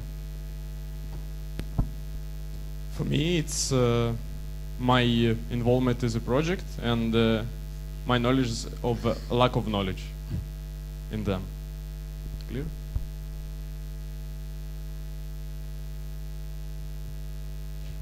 Your lack of knowledge is not not my lack of project management knowledge. Okay. In general, not in the project itself. Okay. Next question is from Carlos, and then Evan. Extra Carlos, first of all, thank you for your courage. Since your position will be very involved in the transition period to ensure a smooth change, I would like you to tell us which is the most relevant experience in each of the best bodies under your responsibility and also in the development of the new structure that clearly states that you are prepared enough for the position. Thank you.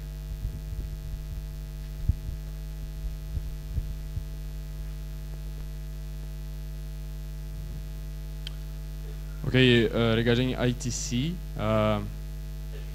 I was on ITC winter meeting and was observing work, and I also was coding stuff and working on a project on my own one. And regarding marketing, I don't have experience. Regarding projects itself, I already said that I am knowledgeable about the lack of knowledge in them and project management itself in general. Regarding Tigro, I also observed the work that they have done. That's all.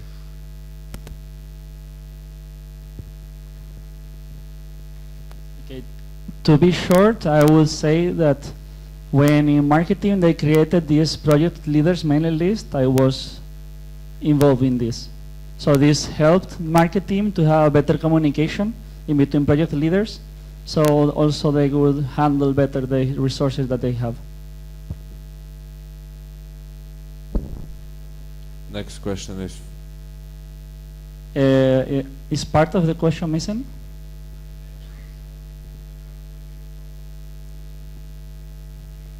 Okay. In ITC, I also proposed to change the way we elect the core team, because it's not a management, to improve the transparency. So in EC, I was also involved when we were changing the membership systems Like previously we only have baby and full members, and now we have trainees, babies and full members. So I'm quite used to make changes in different bodies of BEST. Extra Evan, and then Kun from structure. Extra Evan. Shit. Pardon me. Okay, so this question is directed to you, Nikita. Regarding your managerial skills, it's no secret that the public website project is currently quite delayed. Why do you believe you possess the skill set to manage an entire portfolio of projects? Could you repeat the last part? Why do you believe you possess the skill set, the necessary skill set to manage or handle an entire portfolio of projects as a member of the international board? Okay, in general, public website project wasn't delayed because of my lack of knowledge or something like this. It was delayed because of the communication before, and yeah.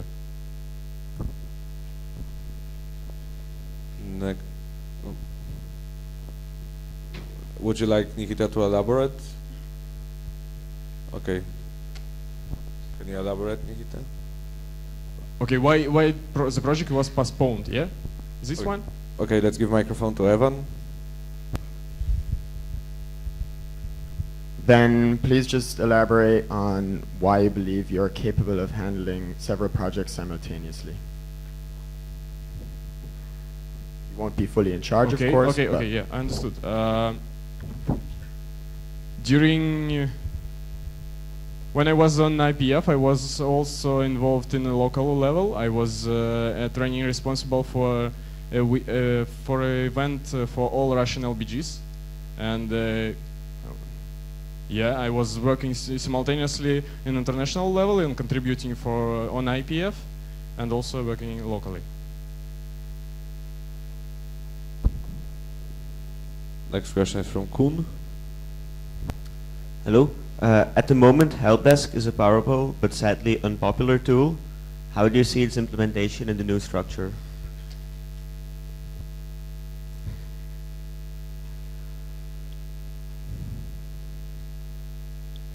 This is a nice question, which we discussed a lot of times.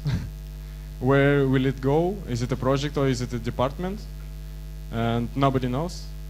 But in my opinion, help desk is a pool of people, like international HRs that are working on a current projects, current issues in IT infrastructure. So it will be a pool of people, like, yeah, observed by a help desk coordinator.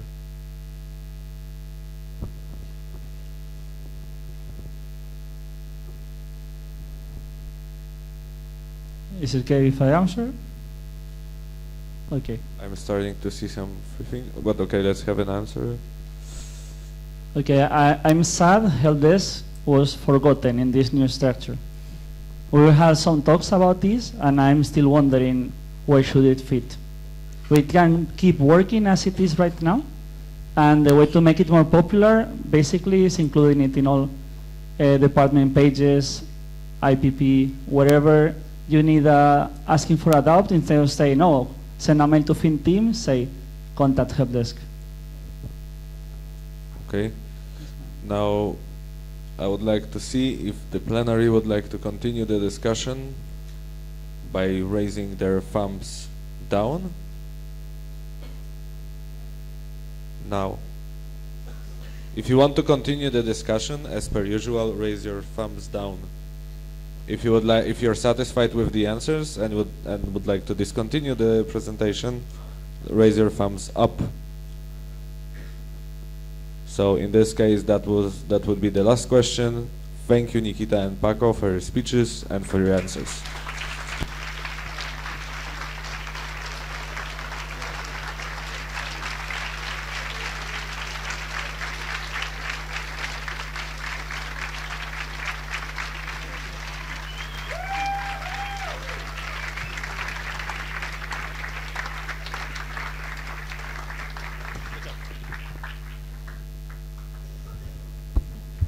We're gonna have another wake-up game delivered by the alumnus from Kraków. Alumnus from Kraków would like to invite all Polish people in the middle. You too. Take your hammer with you, otherwise it will be stolen.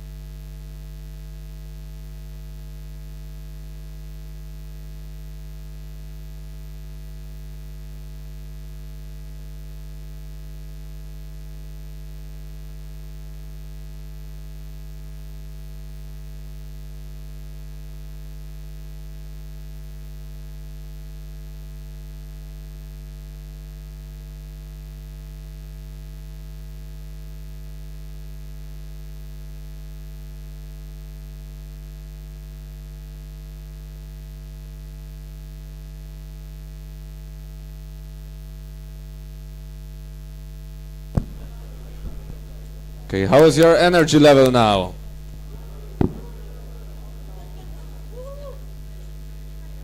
Okay. We'll now move on to the speeches by the candidates for the position of Vice President for Local Group Support.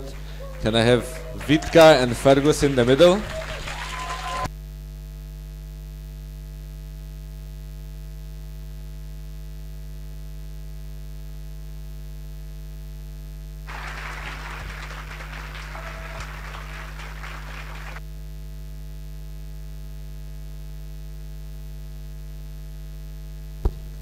Gonna randomize the order and click voice recognition. So Witka will begin. Fergus, please join us by the board table.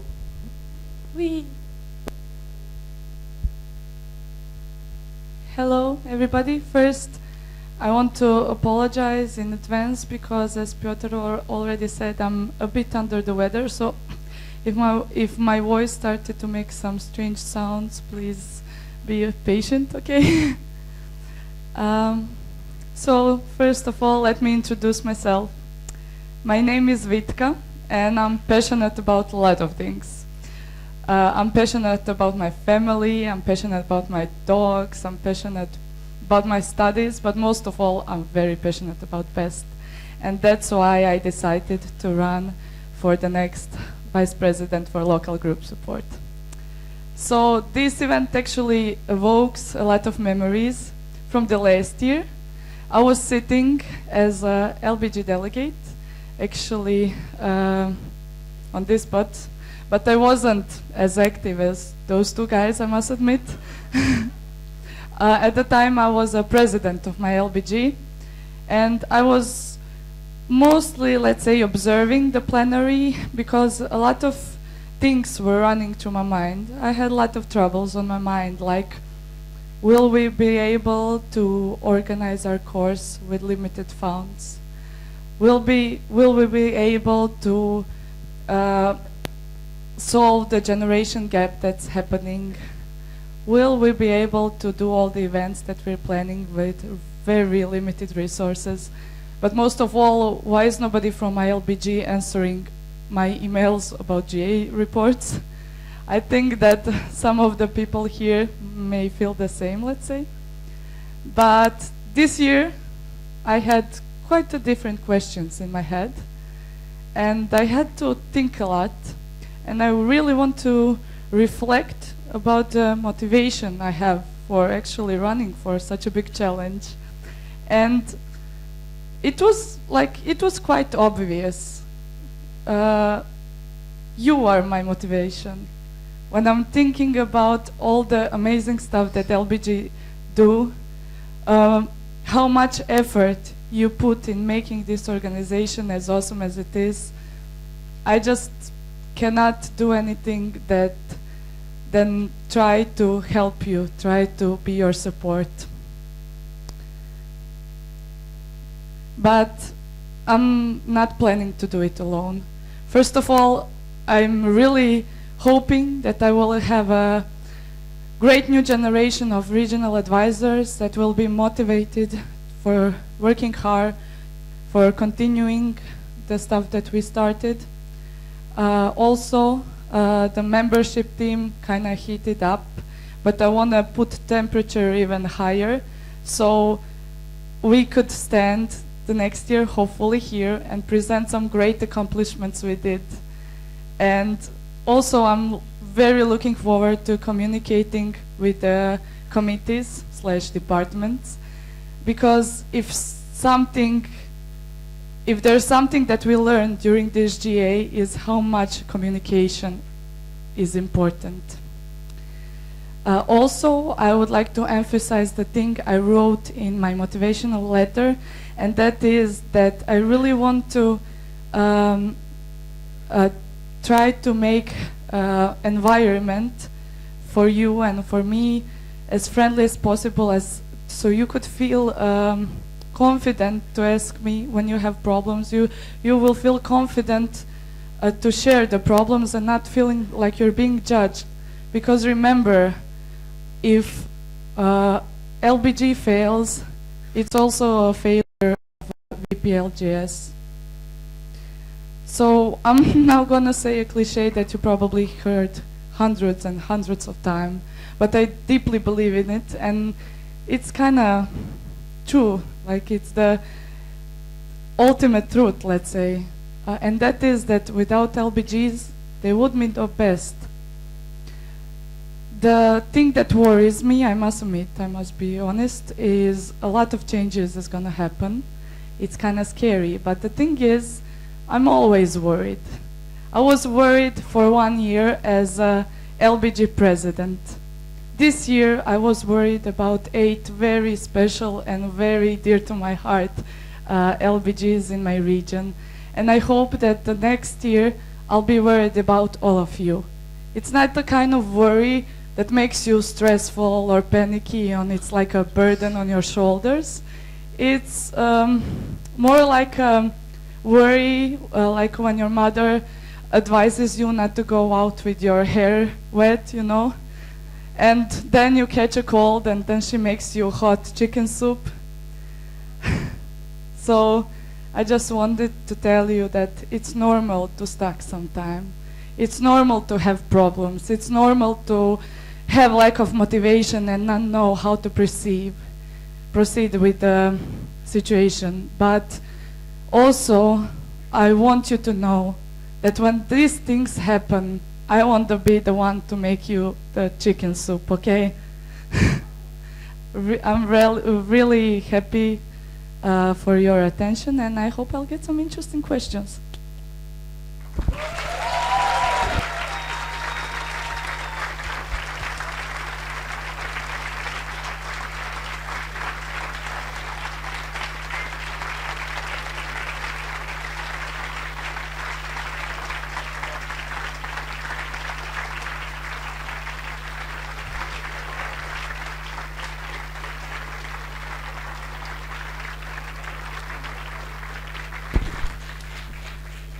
Vitka, please join us by the board table.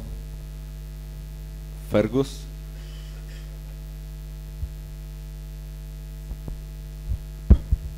You have 7 minutes.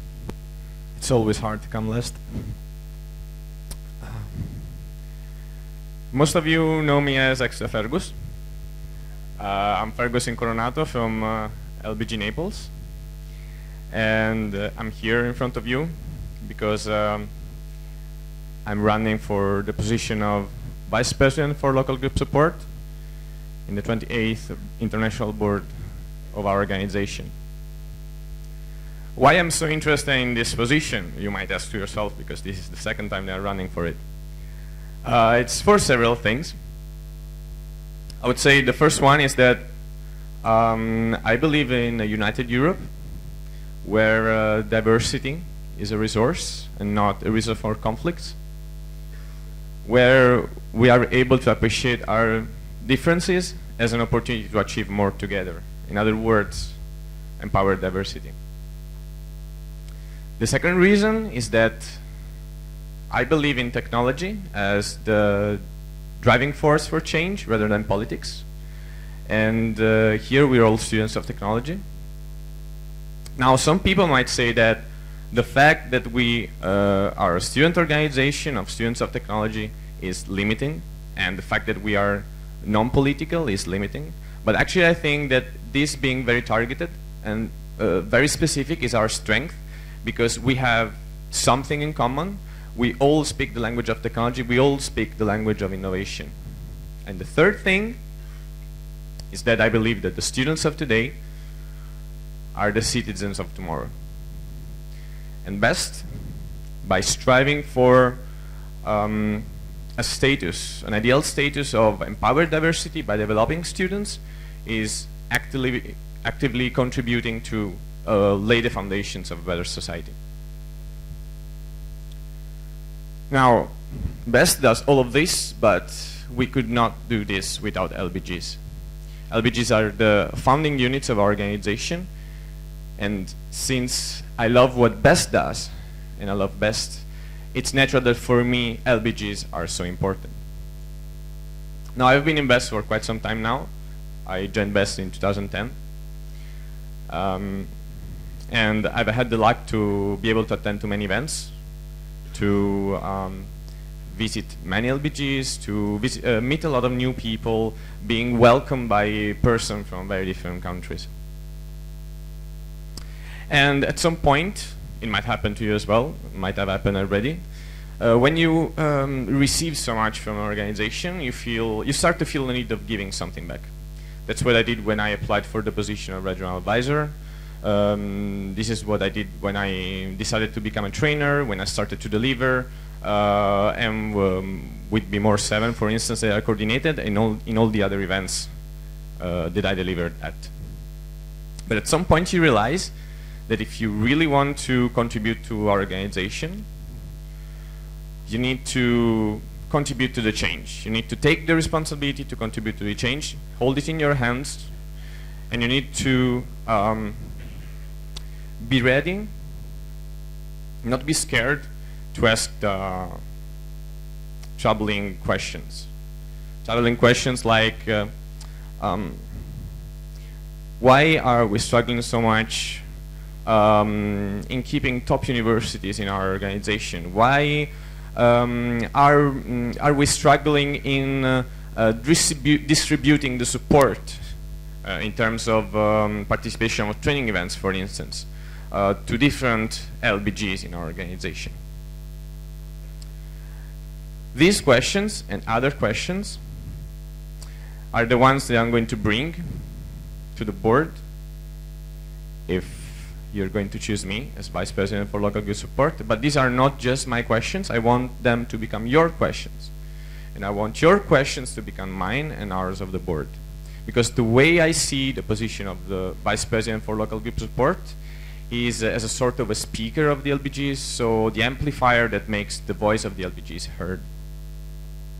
This is why I'm standing here, and I would like to ask you, to all of you, to give me your support in becoming the next speaker of the LBGs of our organization, to become the next Vice President for Local Group Support. Thank you.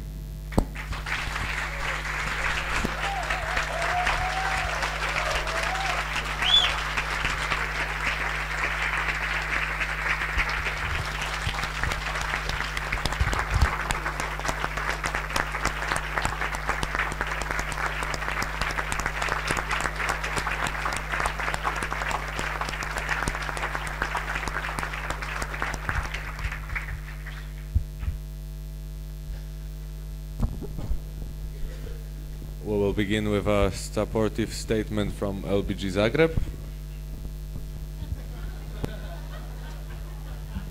As you know, LBG Zagreb is special, so we'll do our support in two parts. So first time I saw Vitka, and the first thing I noticed was that spark in her eyes, the crazy spark. I saw that she loves best and adores best, and that's why I know that she'll do everything for best. I saw that lots of time, and Vitka Zagreb is watching. Thank you. Also, as I joined BEST maybe let's say 2 weeks before her, our career paths were the same. She advanced a bit further than me because she has an awesome leadership skills, but at the same moment she's definitely a people person. If she's elected, her continuing presence in LBG Zagreb will be sorely missed, and right now she is, and she always was, a person that young members could approach and ask for the advice. She motivated and inspired a lot of us to be where we are today, like me and Philip, and a lot more in LBG Zagreb. When she was elected for RA, we were immensely proud of her, but if she's elected now for VPLGS, we will be prouder than ever. So let's get ready to rumble! Woo! Please return to your seats. We will now have a supportive statement from LBG Naples.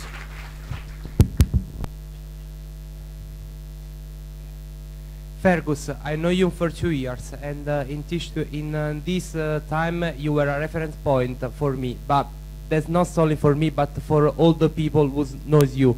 With your love for BEST and your passion for our organization, you were a lot for many, many besties.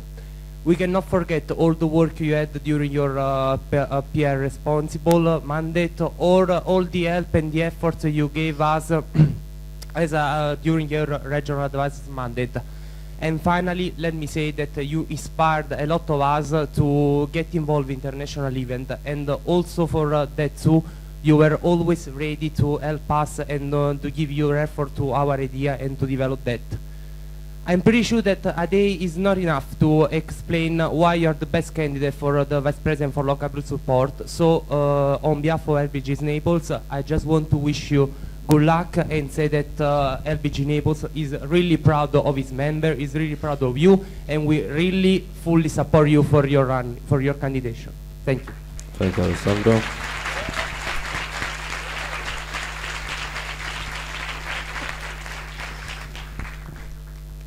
We shall now take questions for Fergus and Vitka.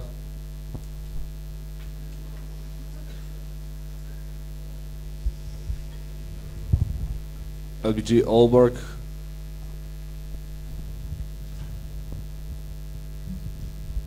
Natalie, LBG Aalborg. Working with local group support requires you to work with a lot of different people. So far in your work in BEST, what's the biggest conflict you've had, and how did you solve it?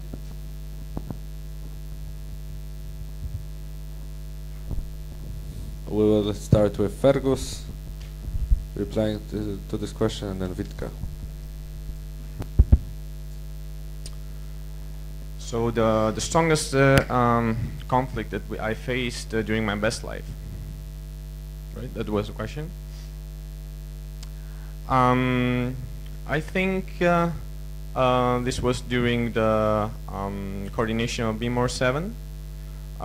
We had very different opinions inside the trainers team. Despite that, and actually I talked about that with the participants with Be More 7 that were here, I was curious to see if they perceived anything of what was happening. So, and most of them told me no, but you can ask them if you want. And I think that was, I was very relieved, and I was very proud of that, not only of me, but also of all the trainers team, because we managed to deal with our different opinions despite they were so different, and we managed to deliver a meaningful and useful event for the participants despite these differences. So I think that all in all, it went pretty well.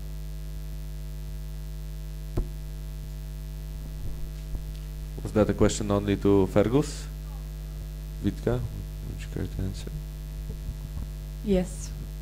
So I think the biggest conflict I had was during my board mandate, because I had the feeling that my team, the boardies, weren't totally, let's say, supporting me, especially one member.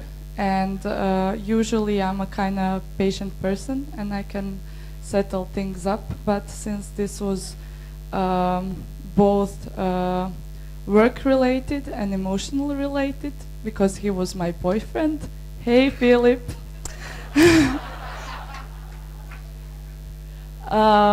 Yeah, this conflict was, let's say, bigger proportion, but all in all, yeah, it was settled. So.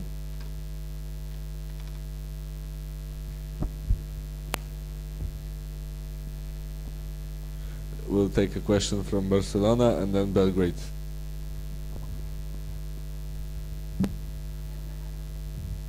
Hi, Marina from Barcelona. I wanted to ask you, what do you think about the evaluation process of the current regional division?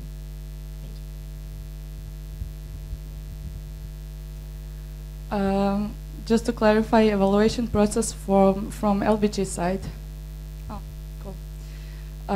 So from the beginning of this project, we were really trying to involve LBGs as much as possible. As you probably saw on the presentation, we had couple of discussion groups and couple of rounds of feedback, and actually we are trying very hard in making this as satisfactory to everybody as possible. After this event, we will we will process the input you've given to us and see if another round of feedback is needed or not. So yeah, I think that we really tried hard to include you in this process as much as possible.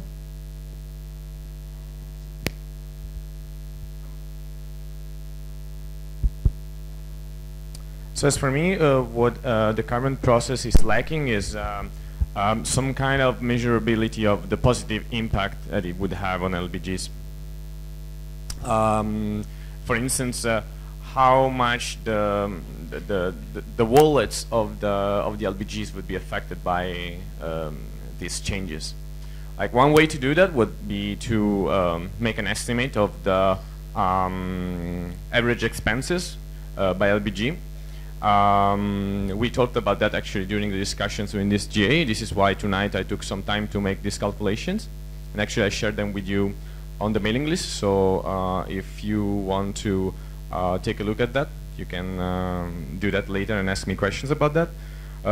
Fun fact, the money that during the whole year all the best is spent to go to regional meetings equals the budget of BEST.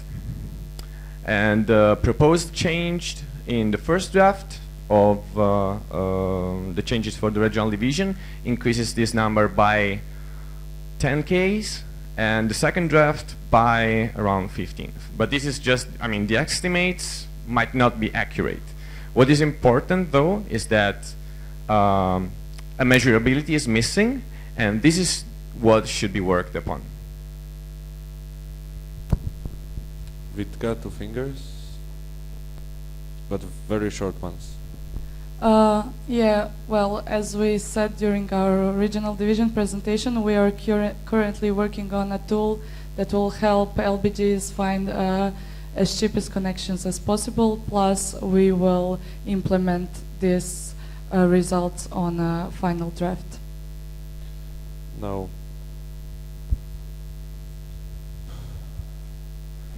We have around 35 questions on the list. I'd rather take new fingers.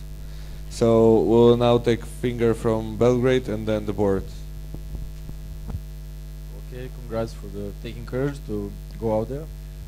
Since both of you are previous regional advisors, what would be your improvement point for regional advisors meeting regarding content of it, so that regional advisors can be better prepared for their year?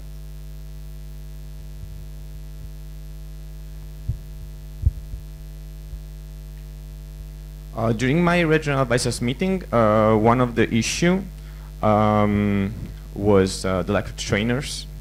But I appreciated a lot the fact that Gert Willems was involved in a case study. I would focus a lot on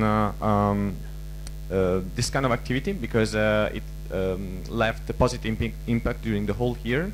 And also I would strive to have more trainers and especially focus on the issue of needs assessment because it's a vital skill for the regional advisors during the whole year. So I think that at least these two things I would like to keep and improve. In, I mean, the case study, I would like to keep it and improve the part related to needs assessment. So since I wasn't on a regional advisors meeting in Mostar, I cannot really compare the differences. But I felt that I was quite prepared for the things that were going to happen. We had quite a few training sessions, but maybe the thing that I would maybe shorten up would be we had a very long session for team building. I would maybe shorten that up and put another training in it, but I don't know. Now we will have a question from the board, and after that, extra Lisa.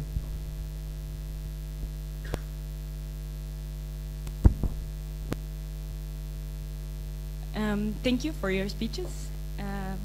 I want to ask you what kind of support you are expecting from this board for your board next year, and also more specifically from me as previous VPLGS when you become the next VPLGS, for both of you.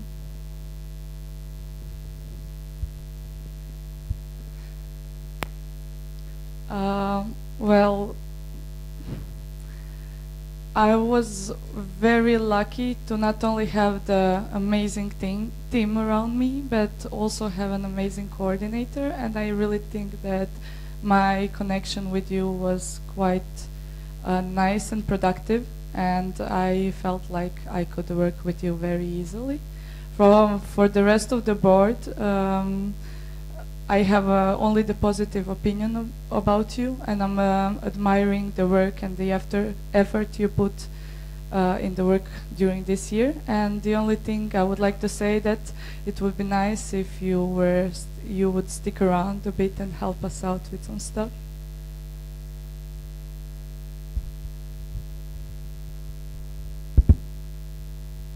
Despite my regional advisor generation is the Raiders, I was really impressed this year by the X-rays as well, and I would like to include not only actually the board but also the generation of X-rays in the content of RAM, for instance, and in the KT process during the first part of the year for the turnover. We'll take a question from Extra Lisa and then Erlangen. Extra Lisa, next year you need to continue the work done this year by the array team and the membership team. What did you contribute to it this year?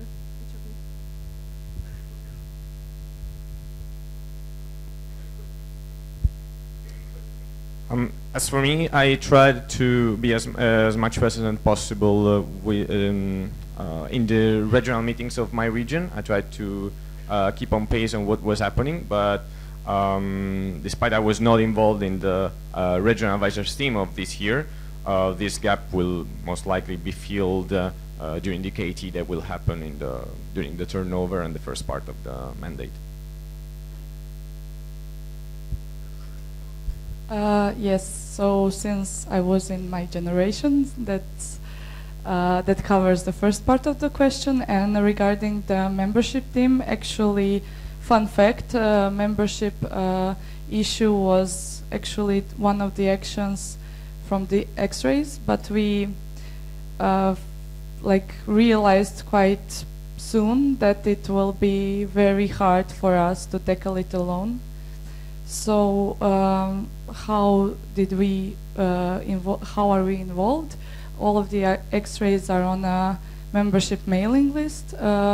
We had a round of introduction with the team. We commented how we're gonna work this year, and I hope this this will continue, this cooperation between the teams. So actually the cooperation already started, let's say. Next, we'll take a question from Erlangen and then Copenhagen.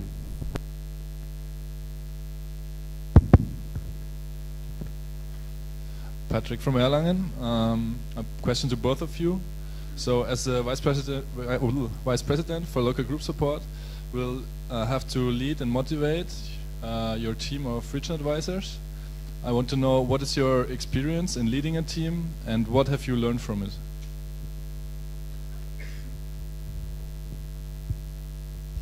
My first experience in leading the team was when I was a main organizer of a summer course.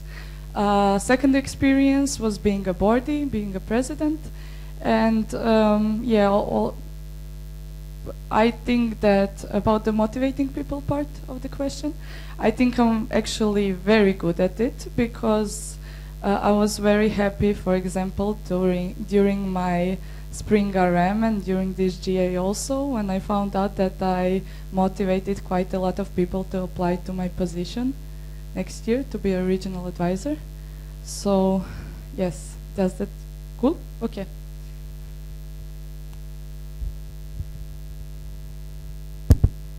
Regarding my experience in leading teams, the three experiences that come to my mind are the 2 regional meetings that I coordinated, as I was the leader of the content team, and also I was coordinator of B+7. I would complement this with the fact that my secondary education as trainer led me to specialize in coaching and group dynamics. And actually it would be very interesting to apply these concepts to a team of regional advisors. Next question will be from Copenhagen and then Chania. Andreas from Copenhagen.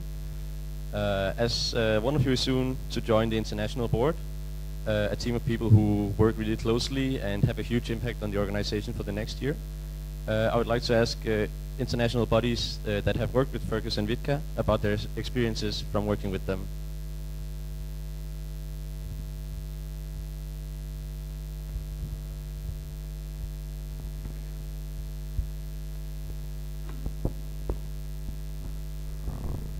Okay, so international bodies in general, not only committees, right?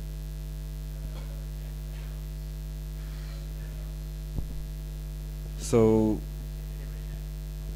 would any of the committees would like to weigh in? But let's have like really short ones. Is the plenary interested in hearing the opinion of the committees? Okay, only first row delegates. I see a lot of free fingers, unfortunately, Copenhagen. So, next question will come from Chania. Hello, Inela from Chania. I want to ask, what do you think that can be improved for the coordination of arrays? Both of you. Fergus first. For the coordination of arrays, I would I can compare only to my generation of arrays. I would make more use of virtual communication tools and having more constant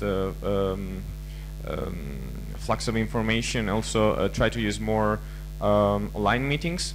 Try to make them more continuous over the year, because this would boost the motivation and also would help the team building.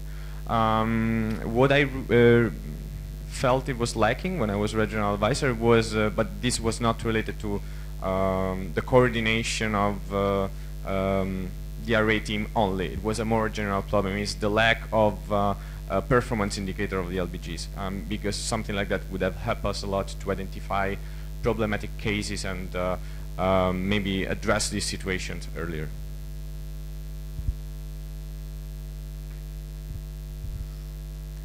So there is a very cool tool that we didn't use that much. It's called LBG Overview. It's on PA. It actually has like questions like when was the last time that LBG organized course, or what is the state of HR. So the overview of the state of every LBG is kind of visible and easy. Although this year we used a lot of Google Docs, Excel sheets and stuff like that, but I think this would be much simpler, let's say.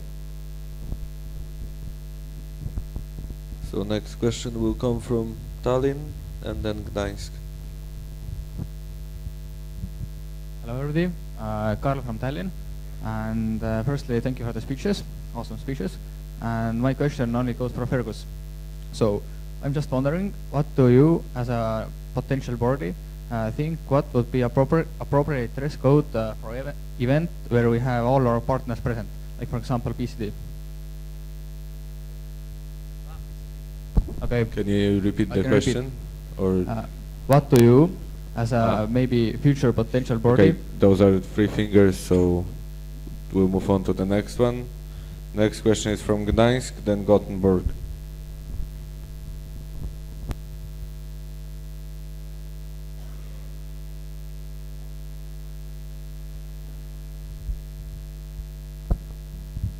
Hi, Agata from LBG Gdańsk. So both of you were talking about the change and the actions that need to be undertaken in order to support weaker and let's say unstable LBGs. So what would be your #1 first action and let's say top priority when it comes to cooperating with them? Like what would you do firstly to start the supporting progress? So Vitka will answer first.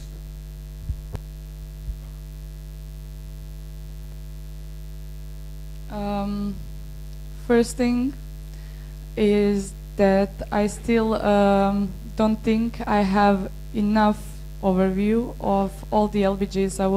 I think I have like general overview, but I really want to get into the details because every LBG has a story behind it, as we saw during the proposition for suspensions. So I would use my team, my regional advisors, to help me with the KT as much as possible, and also Maren. And then I will use and abuse the next generation of regional advisors, because they are the bridge between the international level and the local level, and LBGs feel more comfortable in the beginning talking to their regional advisors than to board in the beginning, but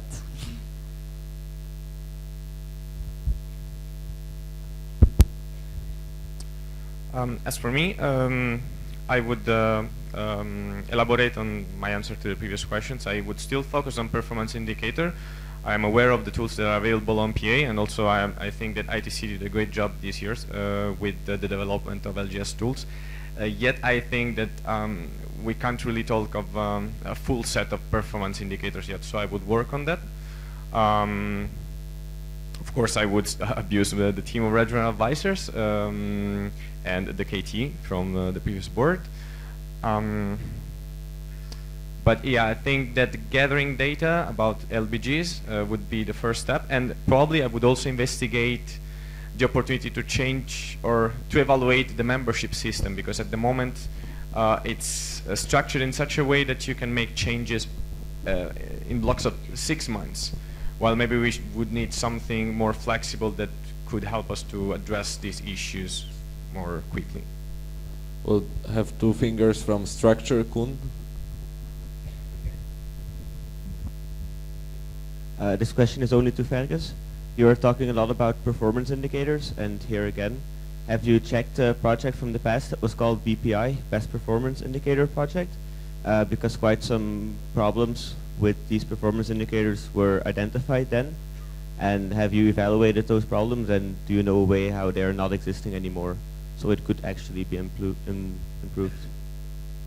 I know that it's a recurring topic I'm not aware of this specific project, but definitely it would be interesting to evaluate it. Yet I feel like there is the need for that. But it would be important to, of course, analyze what happened in the past, not to make the same mistakes again. Next question is from Gothenburg and then Ljubljana. Hi, I'm Trisha from Gothenburg. So I have a question for Vitka. In your motivation letter, you talked about how you want to give special attention to some LBGs, but not all LBGs want or need help. So how exactly will you define those LBGs?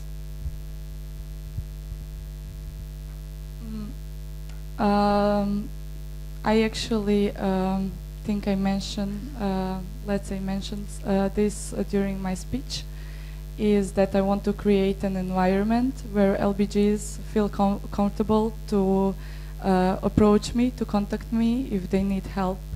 Because although sometimes we have an overview of all the LBGs and we try to help some of them don't want our help, and that's okay, I guess. So yes, that's my answer. It's okay.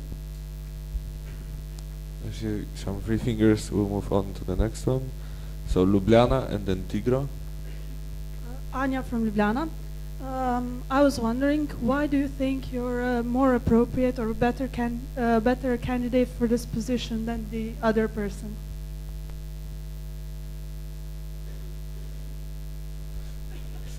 What was the question again? Why are you more suitable for this position? Why do you think you're more appropriate for the position than the other candidate?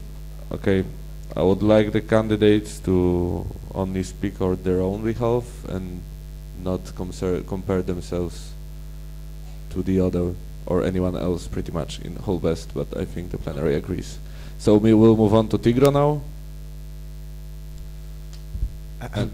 Benjamin from Tigro. Thank you again for your lovely presentations and the answers you're giving to the plenary. When you're working internationally, especially in the board, you set goals in the beginning of your mandate. So I'm wondering how flexible you are in making compromises regarding your personal goals versus the goals of the whole board. And if you can bring one example from the past, which shows this compromise, the ability to compromise. Thank you.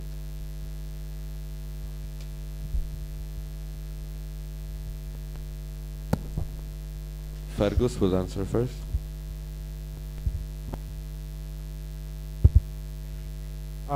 This flexibility is exactly the reason because during my speech I didn't talk about solutions, but I talked about questions. Because in the end, the goals that we will set as a board will not depend on me, but on the goal setting that will be performed during the board meetings. Personal example, I would bring again the example of B-7. I mean, there were very different opinions, but some sessions were not put, some others were put inside the schedule. Somehow, magically, we managed to cover a wide range of expectations, so I think it's a good example of that. Thank you, cool question. I think I'm quite a flexible person, and one, let's say, recent event that could, like, say so, let's say, was happening when we were discussing with my team, with X-rays. We were discussing how to continue with this regional division project. Should we vote on it during this GA or postpone it till the PM? And I was really passionate about it, and I really wanted to work as hard as possible to the GA so we could be able to vote on the GA. But the rest of the team, some people from the team weren't feel comfortable with this, and that's why we decided to make our decision together and postpone it to PM. Next question is from Timișoara, and after that, Aviators. Antonia from Timișoara, congrats for running. My question is, in your opinion, what are the strong and weak points of membership team project?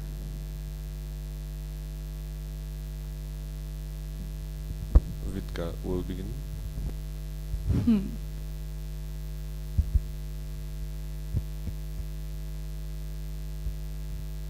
So the strong point is definitely the support given to the LBGs that needed it. But on the other hand, a lot of LBGs have specific, let's say, I'm not going to say attitude, but let's say they don't feel like this project can actually help them. But since I believe in membership team, and I believe that improvement in membership team and positive examples could change this situation and change this general opinion.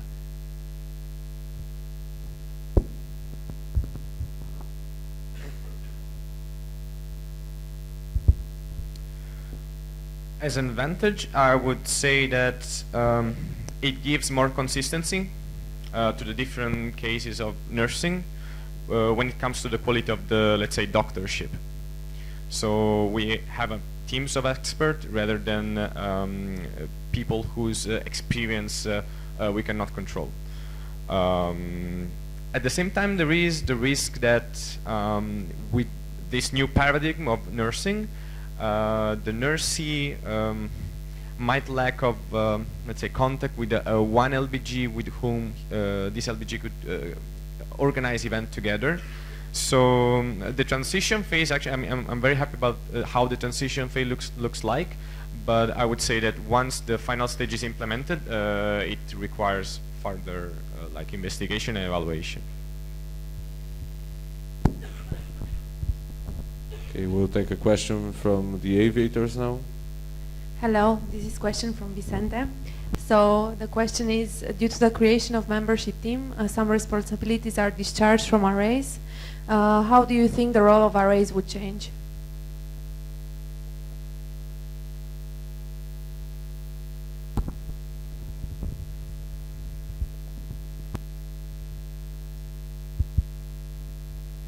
I think that the workload, I mean, this will benefit, positively affect the workload of the arrays. Also, I think it's useful to be able to count on a team of experts on this matter and have shared responsibility when it comes to have an overview on difficult LBGs and LBGs that are in need and need support.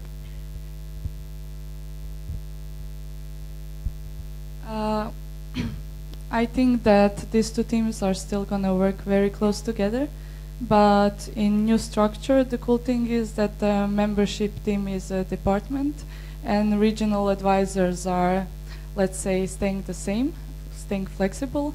So we are still not regulated, so this gives us a lot of flexibility in helping actually the membership team. Okay, my clock is showing exactly half an hour since we started asking questions.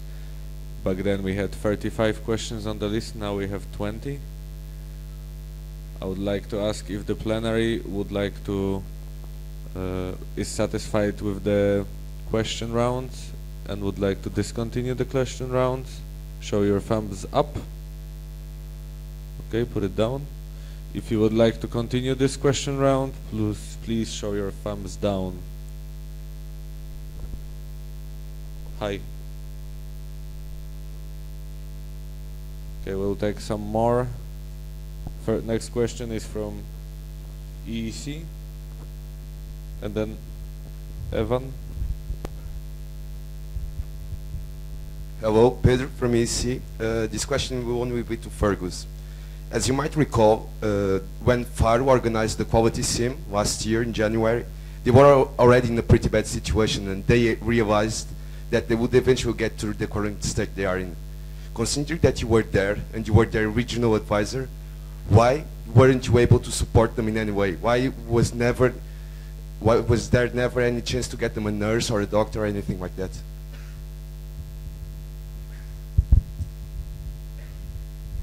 Indeed, I was there, and one of the reasons because I was there is that I wanted to visit them because I knew that they were in a difficult situation.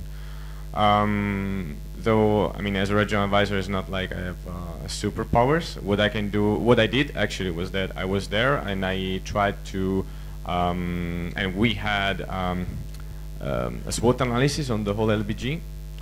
Also, when it came the time to flag the situation of the LBG, I'm not sure if you're familiar with this kind of procedure that we had in that board, but we had a list of LBGs and we were asked to give input on the status of their human resources, FR, and so on. And FAR Algarve was flagged by me as red, so it was clear at the time there was an LBG that was in need of help. But what happened after that? I mean, after there was the change of the mandate, I don't know what happened. I performed KT to my successor, but it's not up to a single regional advisor. What we provided the input, I provided all the input that I could, and I was there for them during a live event. Now Evan and then structure. In this situation, okay, Carlos, please have a reply. So Extra Carlos, as a direct insinuation, let's say that my heritage regarding this topic was almost that LBG. So I strongly believe that it could be that something more could be have done before. Next question is from Evan, then structure.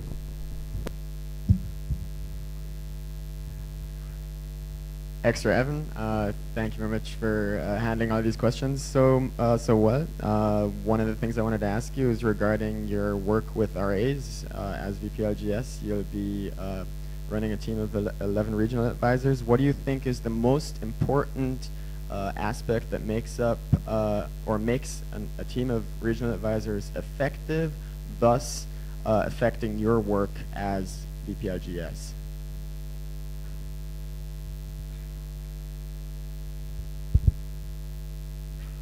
Is your question for both, or?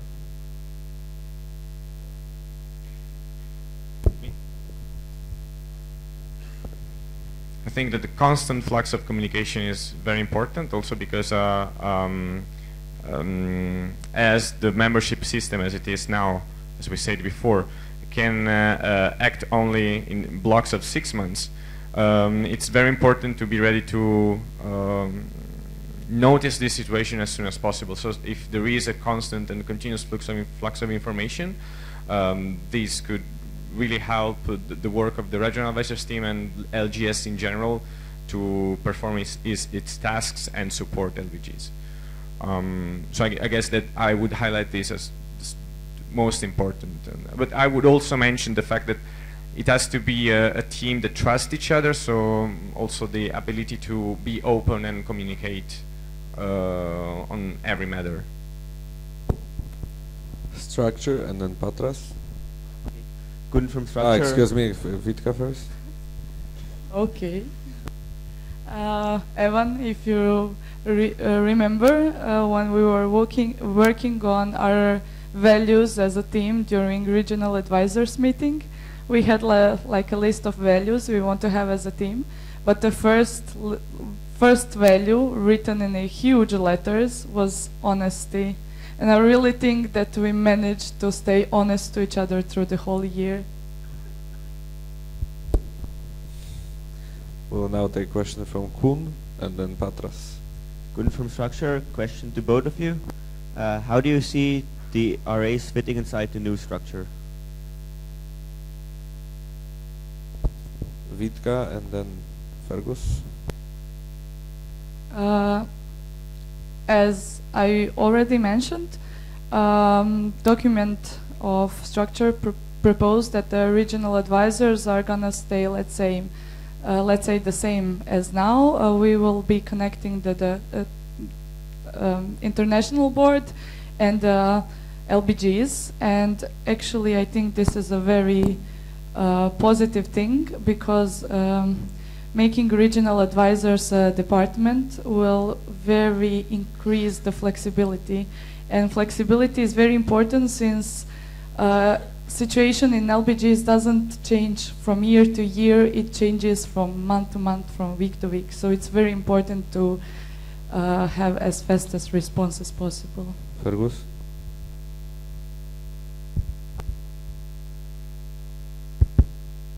I don't think that the structure will affect the arrays so much. Also, our arrays team is not regulated, and it's mostly about department of projects. I think that the major change that could affect the arrays team would be coming from a reevaluation of the concept of the regional meeting as event. If that happens, then it might affect also the way the regional advisors team work. But I don't think that the change in the structure affect the array team so much. Patras? I have one question for each one of them. Shall I proceed? The same question for both? Or no. Okay, you can ask one question with one finger. It won't be fair. Then you can ask the same question to... Okay, ask your first question, and then we'll see about the second one. Ladies first. Impressive international involvement and continuous local activity. However, there's a black spot in the excellent CV. Resignation from EC in the most dark period of the committee. I suppose you realize that such moments may come to the new board, especially this year. Are you up to the challenge? Because if you are elected, there is no way back. I see a lot of free fingers. Maybe we can try with the second question. I don't see the point then. Okay, in this case we'll move on to the next one. Okay, we'll take a finger from Ildis.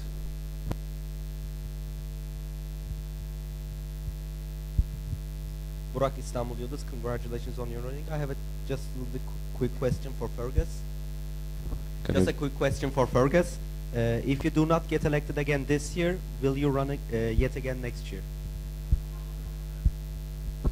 We will take next question then.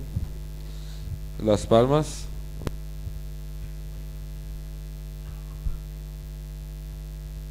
It's right behind you. Anwar from Las Palmas. This is a question directly to Fergus, and it is: you ran last year unsuccessfully. What do you think has changed that will make you run successfully this year?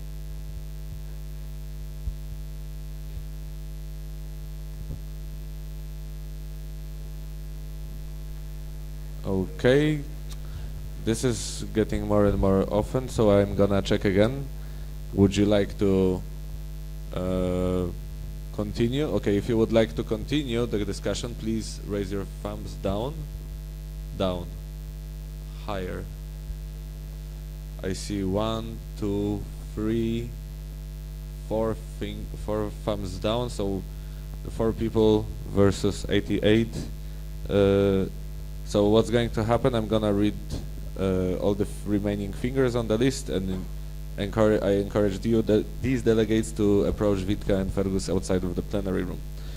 So we have Extra Ramazan, Zagreb, Moscow, EEC, Rome, Esteem, Extra Carlos, Chania, and Evan. And in this case, we will close the question round for Fergus and Vitka, the candidates for the Vice President for local group support. Thank you very much.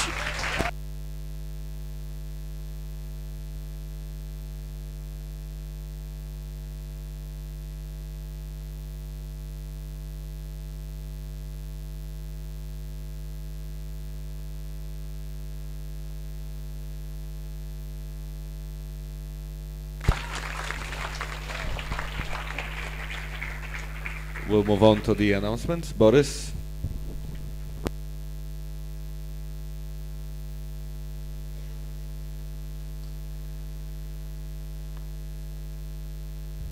First announcement from Matthew regarding the history book.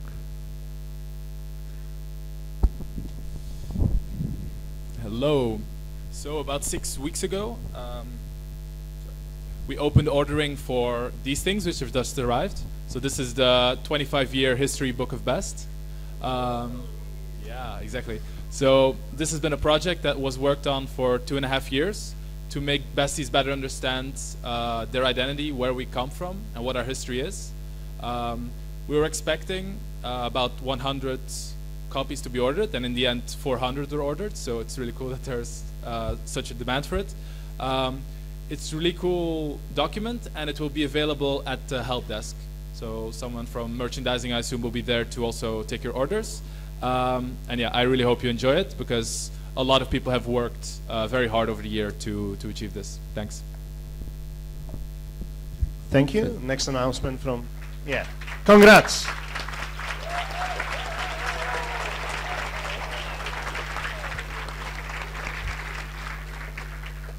Oh yeah. Next announcement from Nikita from public website. If you want to include your video in the final GA video, approach Nikita during this coffee break or during lunch. Or during dinner, actually.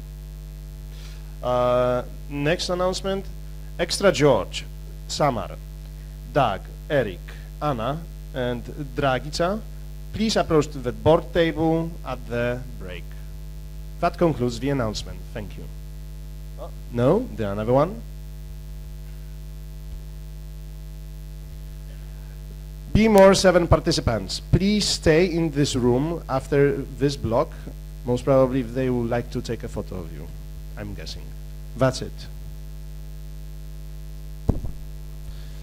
Thank you very much. That concludes One more. There's some lag with our announcements. I'm being spammed with some shit all day, and now I think the communication channel is blocked. We have a mask of Trento. Yeah, right.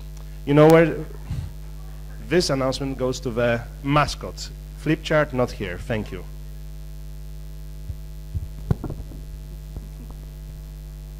Are you sure? Okay. So that concludes the third block of the 5th day of GA. Thank you very much for your active participation, but most of all, thank you very much all the candidates for the board, apart from the treasurer candidate. And please use the remainder of time until the elections to approach the candidates and ask them all your questions. Thank you very much. We will be back at 6 p.m.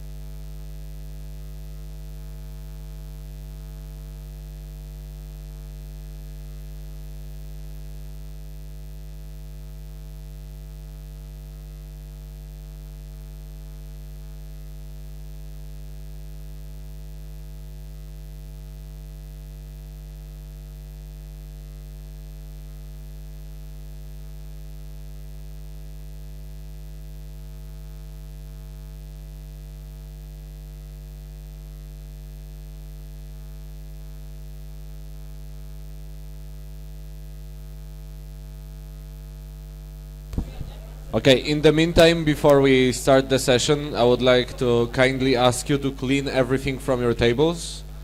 We will soon begin the voting round, and for the voting round, the only thing that can be on your table is a voting agenda, a pen, and your LBG tag. Everything else should be cleared from the tables in front of you.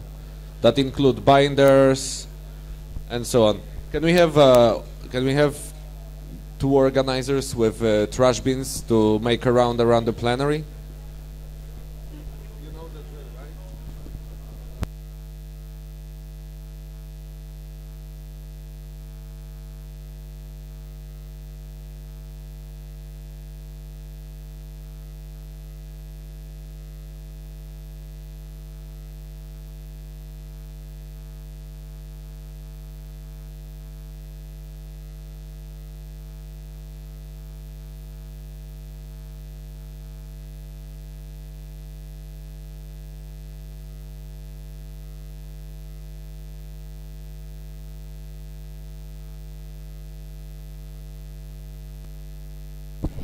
Okay, use the guys in the middle of the plenary now. They are carrying the trash bags. Please put all the empty cans, Post-its, all the garbage should go there.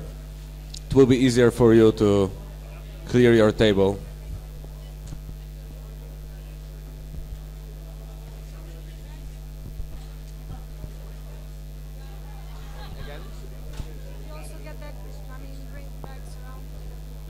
I think 4 is enough. Okay, also your cups have to go, all the binders, sunglasses, shampoo, cell phones.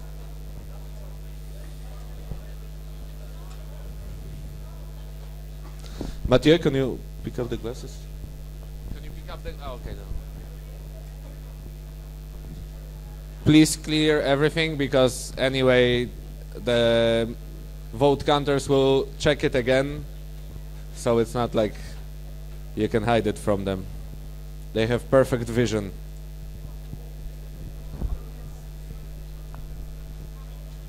Please take an example from this corner. Look how nice and tidy it looks.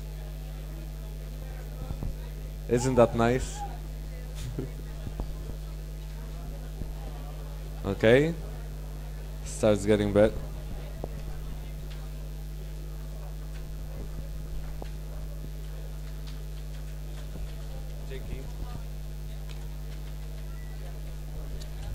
Okay. Please, all the delegates, take your seats. We will begin the 4th block of today's plenary day.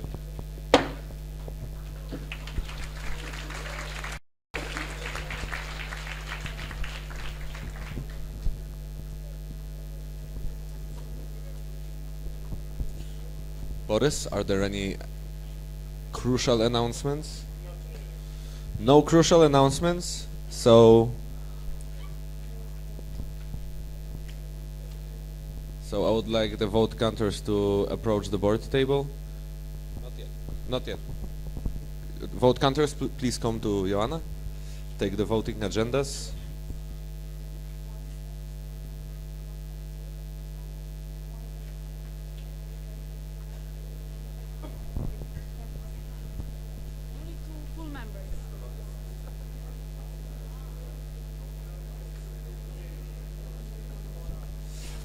And we will now have a presentation, a reminder about the voting rules. Please be silent.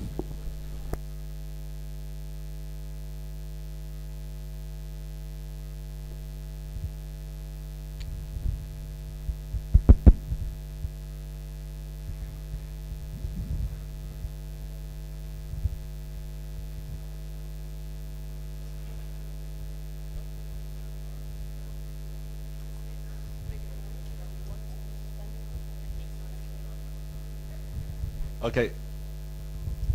Can we have okay, we're gonna have one very brief announcement from Reykjavik. A reminder of their presentation. Please listen. Reykjavik.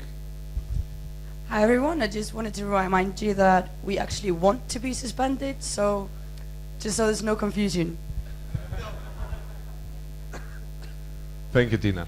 Okay, so you've seen this presentation already once, but since it's fairly technical, let's have a very brief announcement. Most of the slides are cut out, don't worry. It will probably work better if I turn it on. Okay, so Erlangen.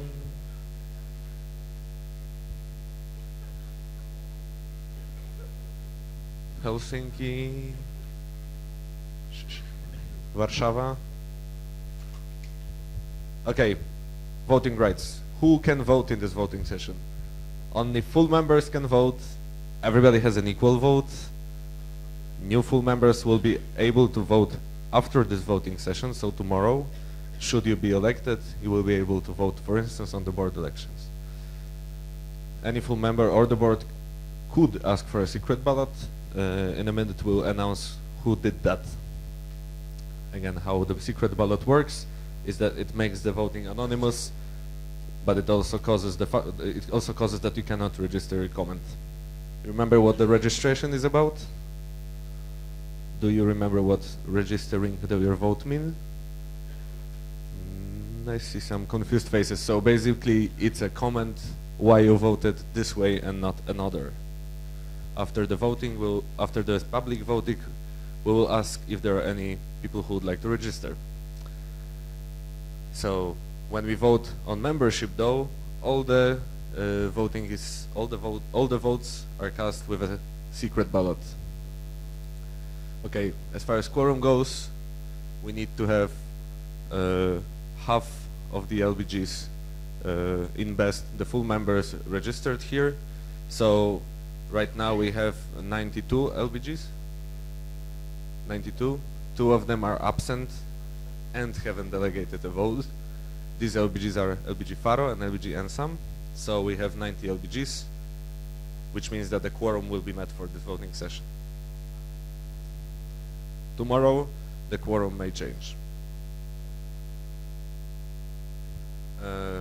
You will be asked if you would like to withdraw the proposal.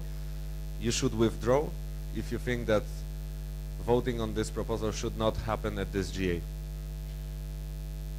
Again, if you withdraw, you cannot register.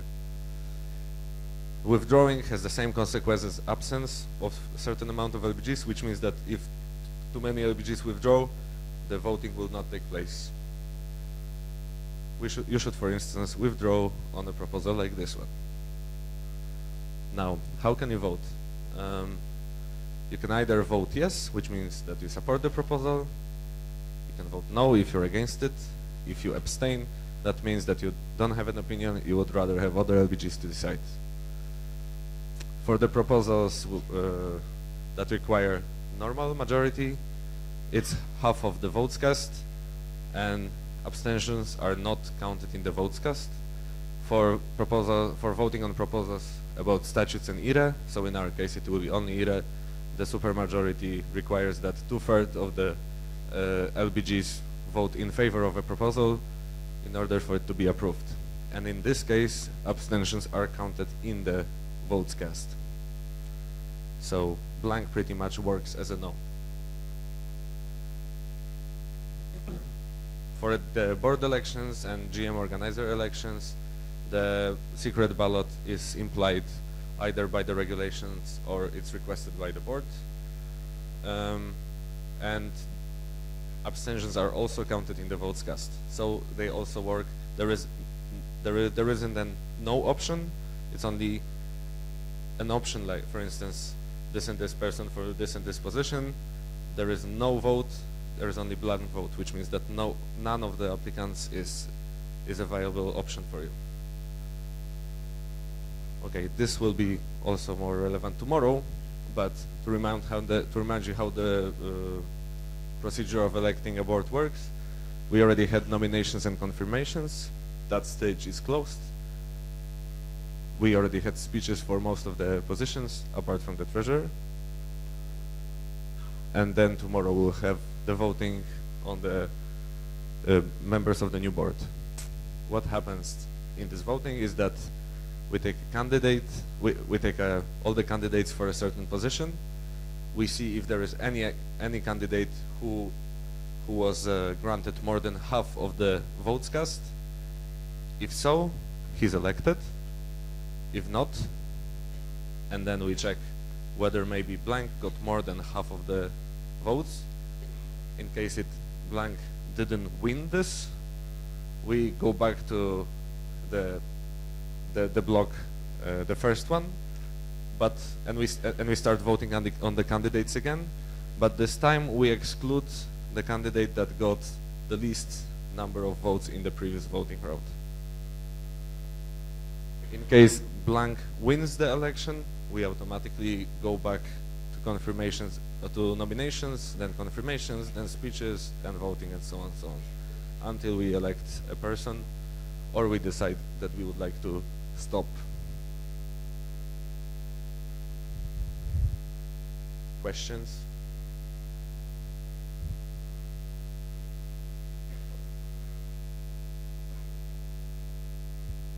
Question from Leuven.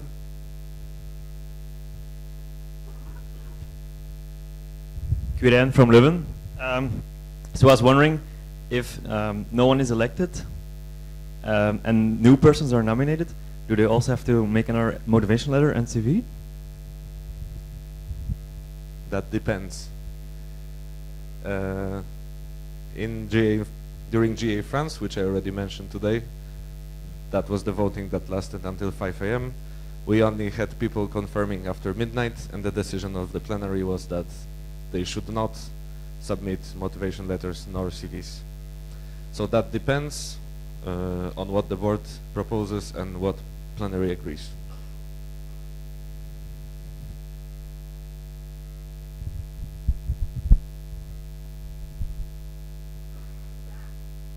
More questions?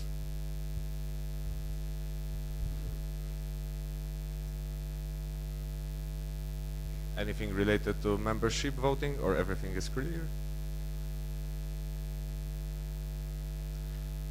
Okay, awesome. 1, 2, 3.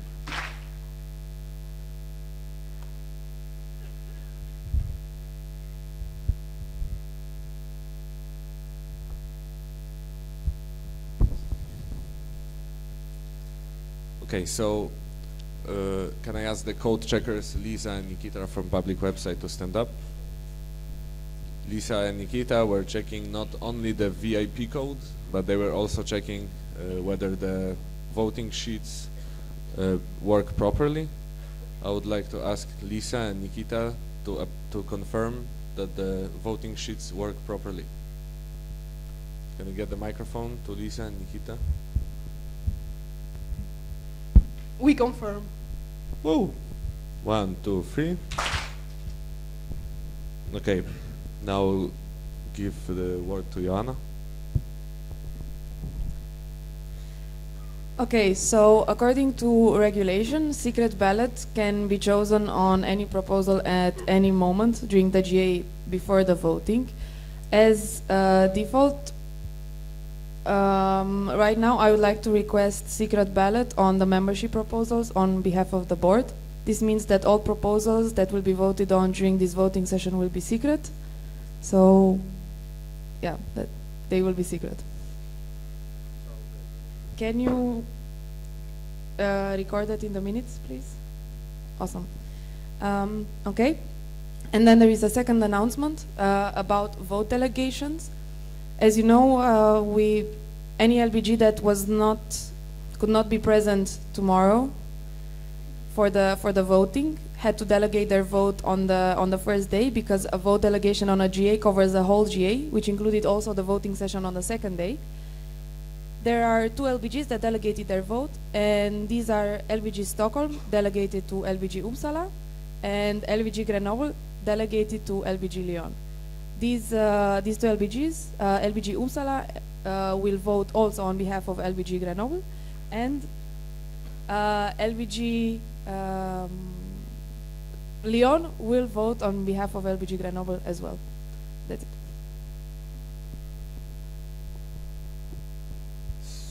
since one of the voting will concern the proposals about LBG Trento, Maren will hold a very short presentation to remind you of the technicalities of the 4 proposals.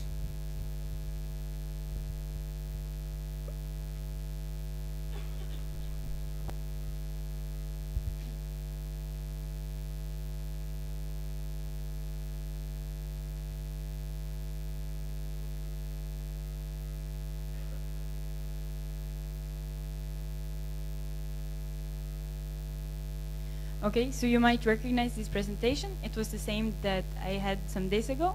Therefore, I'll just run quickly through it. As Piotr mentioned, it's just technicalities. So it's for the 4 proposals for Baby LBG Trento. Can you put the cursor on it? So the first one is a proposal to approve the full membership of Baby LBG Trento, proposed by LBG Vienna. Then the second one is proposal to prolong the baby membership. Third one, automatic proposal to exclude. And the fourth one, proposal to relegate Baby LBG Trento to observer status in case they are excluded.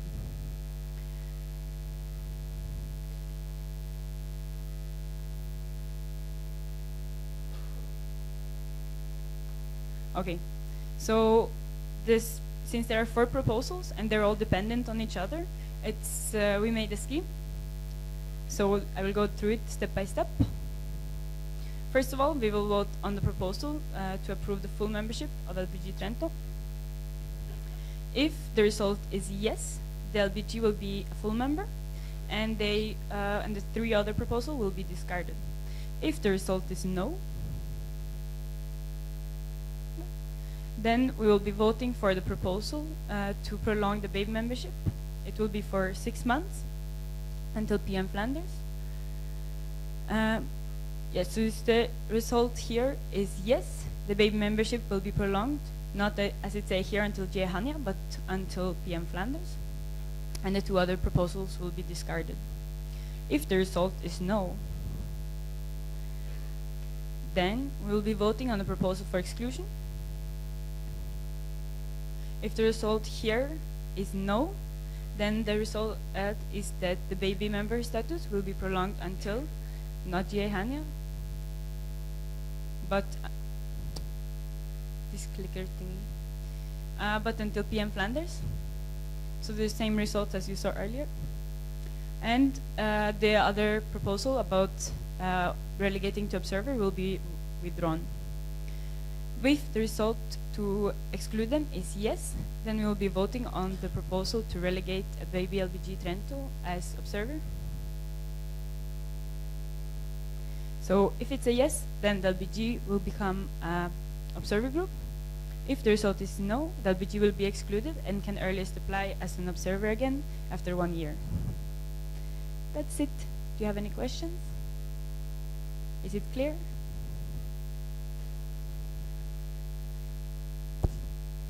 One, two, three. Okay. So, since this is a voting on membership, I would like to request the following. We will have to keep the results of the voting on membership secret from the outer world, so the results will not be public.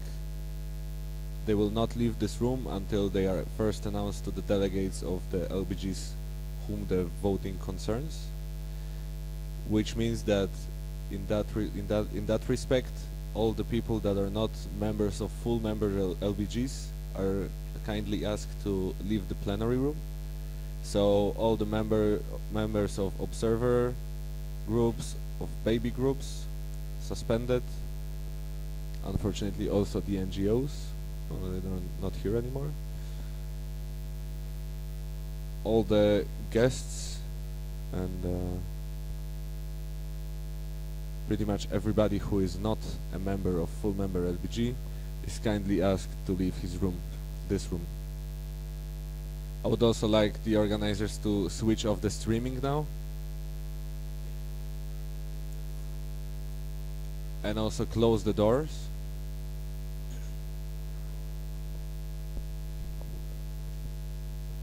Also the ones through which LBG Yekaterinburg, can we kindly ask you to close the door on your way out?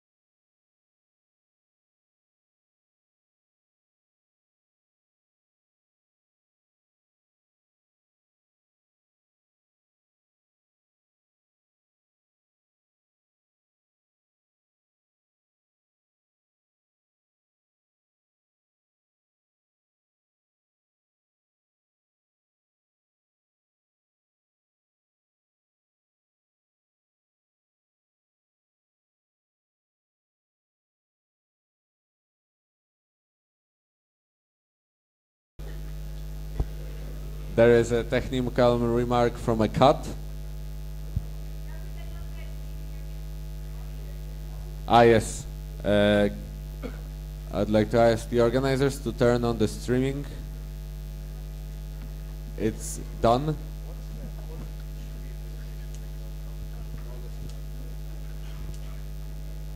Benji, can you approach maybe board table?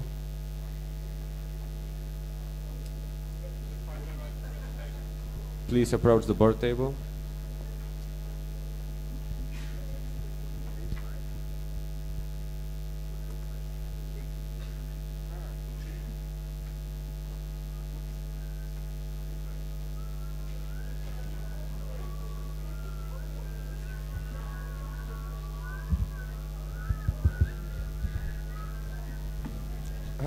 Please stop. Stop whistling. I'll also go mad at one point, and then you'll have me and Piotr. And Piotr, I've heard he's known for slapping people, so stop whistling. Cause, I cannot understand what you're saying. Can we do something with the mixer? Can you hear me now? Yeah. Good. Okay. So can I start my presentation? Okay. I'm going to talk a bit about knowledge transfer, and I'm going to talk a bit about how you guys can actually help your LBG, because it's not always you can find a trainer, and we don't want you to lose knowledge in your LBGs. So I will talk briefly about knowledge transfers. So before we go to the actual knowledge transfer, I want to highlight that usually when you request a training, you should do a needs assessment. And this is finding the right needs at the right time for your LBG. So if you need something, we from Tigro can help you fulfill your needs, but in many cases you can also fulfill your own needs. So let's look at what a knowledge transfer is. And I want to start with a quote from Thomas Edison, because he said, "You know 1,000 ways not to build a light bulb." And you do this in your LBGs many times as well. For example, when you do fundraising, you know which companies to call and which companies not to call. So what is a knowledge transfer? It's sharing of experiences, facts, best practices, and tips and tricks. Who can actually deliver a knowledge transfer? And I said all of you can deliver it, and I will keep with this statement because it can be delivered by any experienced member in your LBG. So I also brought some examples just to illustrate where knowledge transfer can be used. So the first one is an example about how to become rich and famous. So probably your ex-VP for EFA knows a lot about how to fundraise and knows how to contact companies. So they will usually just talk with the VP for HR, for EFA, the new VP for EFA. But when we're talking about knowledge transfer, it doesn't have to be only 2 persons attending. It can actually be more people. So what can you do in this case where you actually need to fundraise? You can call your old members, your experienced members in the fundraising team. They have a lot of local knowledge, probably more local knowledge than a trainer from Tigro have. They know the good practices. They know what the company wants in your local area. And if you contact these people, they will actually feel appreciated, that you still acknowledge them for having this knowledge, and you actually tell them that you need this knowledge in the LBG. What you're gonna do, for example, could be have one evening where you gather the fundraising team in your LBG. You gather these experienced members or alumni, and then you actually ask them to do a KT on how you fundraise in your LBG, at least how they have been doing it.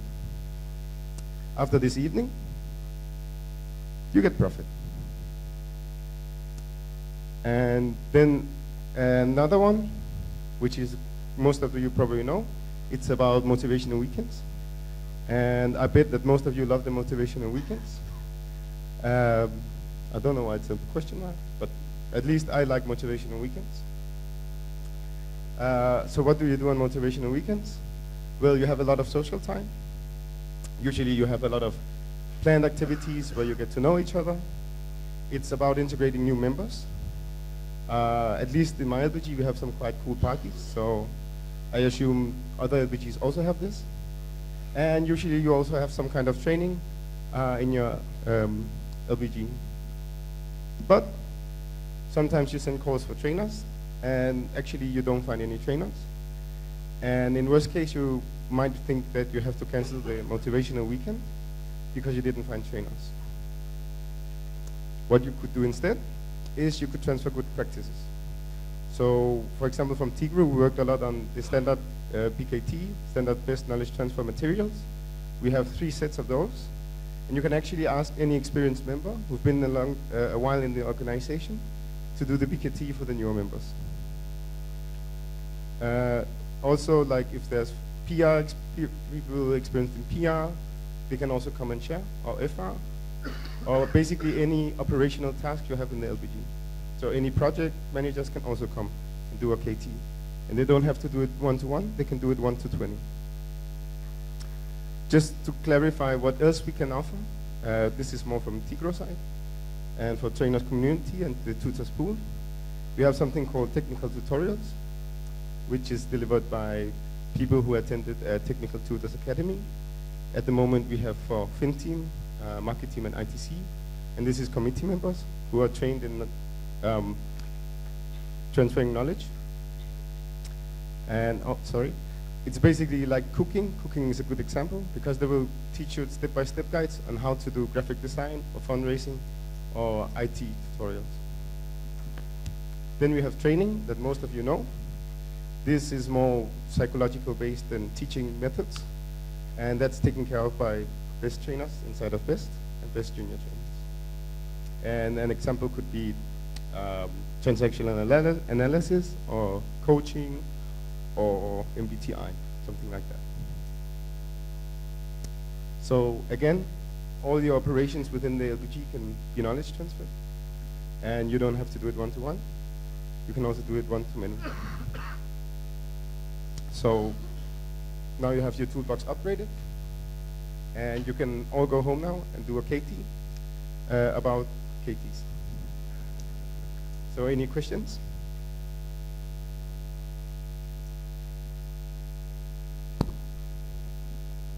We have a question from Moscow.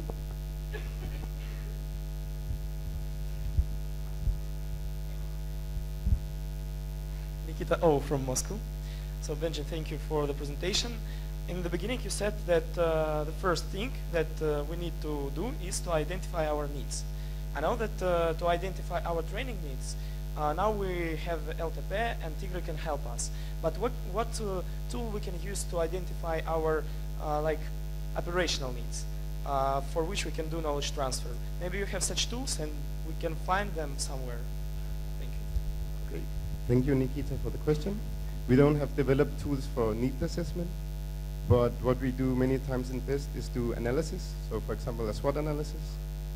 And if I did that for my LBG, I would probably notice we have a lack of HR. So I would probably call some old guys who have experience with HR, and then they can deliver KT for the LBG. Any further questions to Benji?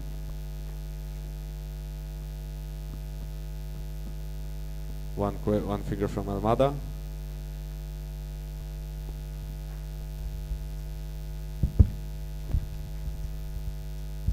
Ricardo from Almada. Do you have any handbooks that explain how does a non-trainer provide a KT, like how to stand and how to facilitate the session? No, we don't. You can request KT training on KT, so we can give you the tools there, or facilitation or whatever. But we don't have developed handbooks for it.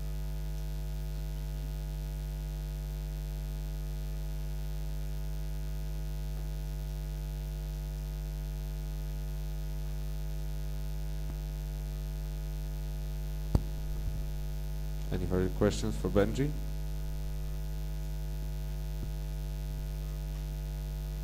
Going once, going twice. Thank you, Benji.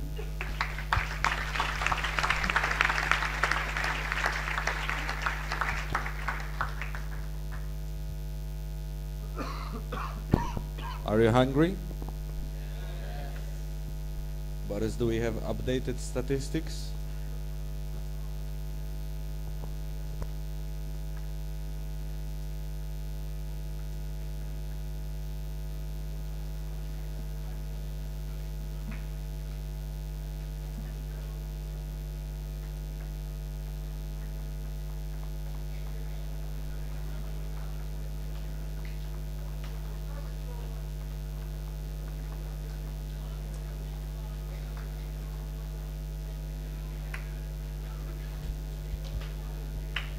Ladies and gentlemen, to the middle, the representative from Group A and the representative for Group B.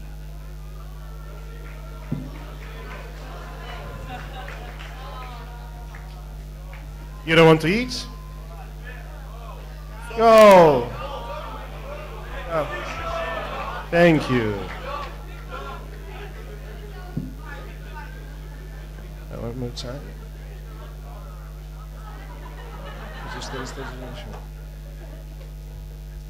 And for this afternoon boxing match for a world champion in heavyweight,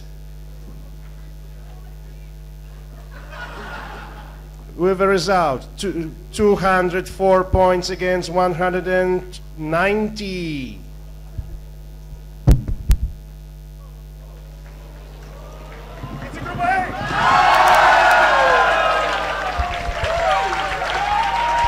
Thank you very much. Congratulations.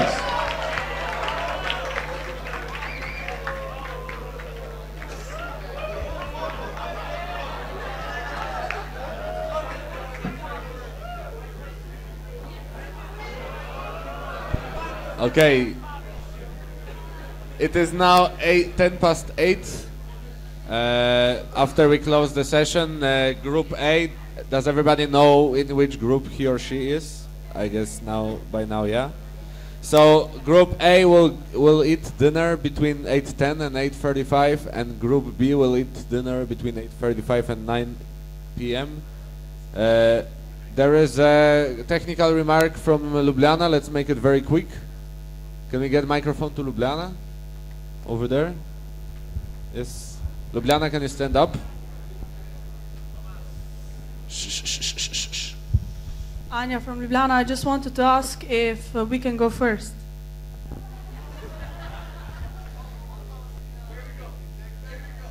No. So I would like to close the session. See you at 9.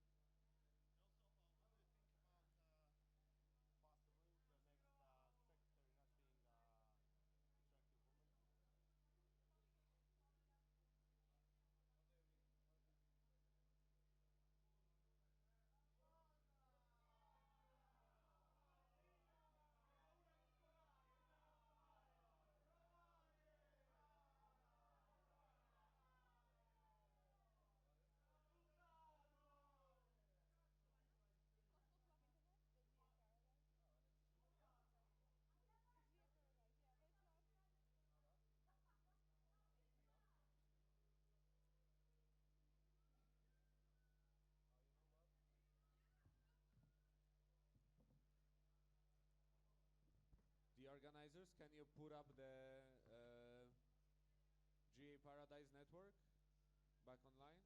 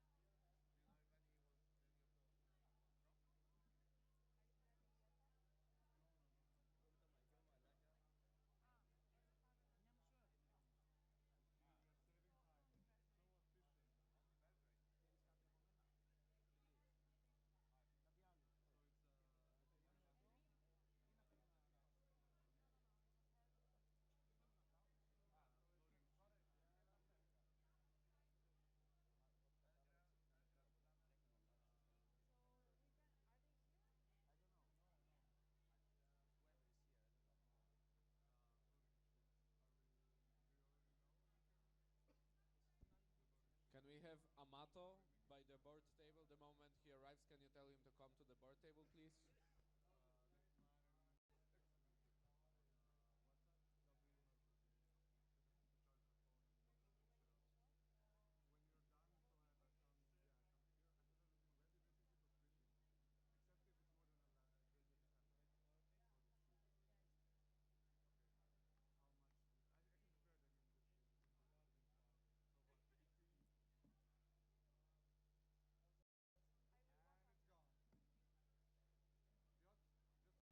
Okay. How much? I can prepare them in this case. So what? 15. And it's gone. Piotr, just so you know, walked out of the room. Then I'll prepare and we can just print how much we need. Okay, but please do try to find some stuff that can help cutting and stamping. Like just putting it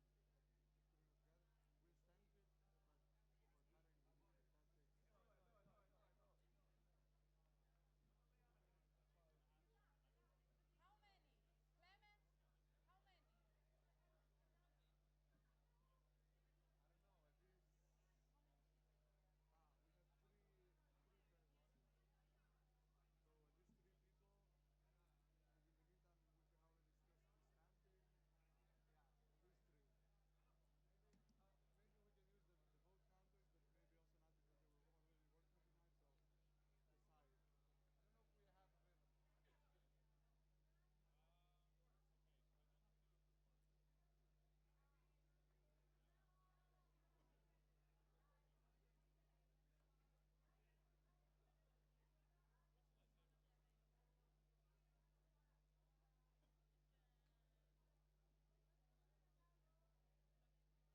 have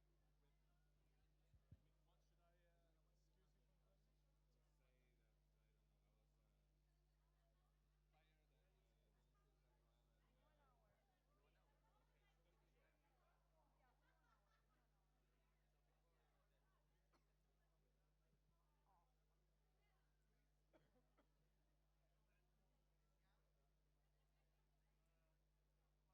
So at least 3 people. And in the meantime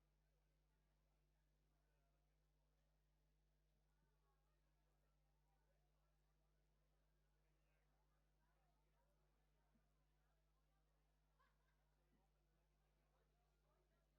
discuss the stamping. Yeah,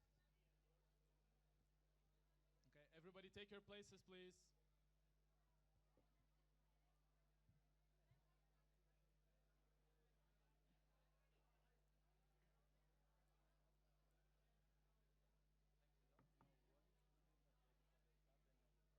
say that, I don't know, I was tired and didn't sleep very well. And, In 1 hour. in 1 hour? Okay, so between that. Yeah, in 1 hour. In 1 hour. So before that. Awesome. Okay, everybody take your places, please. Please take your seats. 5, 4, 3, 2, 1. I have mistaken my CV.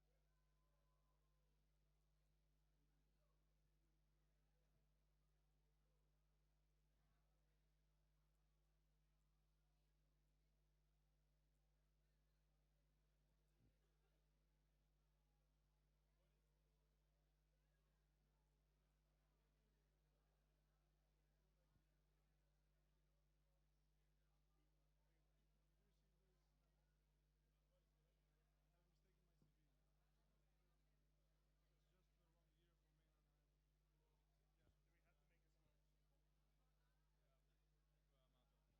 one? Okay, guys, let's. Can you pay attention?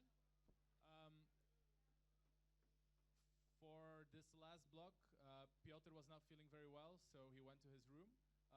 Boris will be replacing him as the speaker. However, that means we need a new deputy speaker as well for all the logistical presentations. We propose that Amat from Ghent or from ITC takes over as a deputy speaker for this block. Do you approve this decision? Please be quiet. Please be quiet and take your seats. This is the first thing. Second thing, this is also serious voting. That is why I would like to, first first of all, only first rows are voting. Second of all, we are all voting in absolute silence. If you approve new deputy speaker, please raise your thumbs up and raise them high.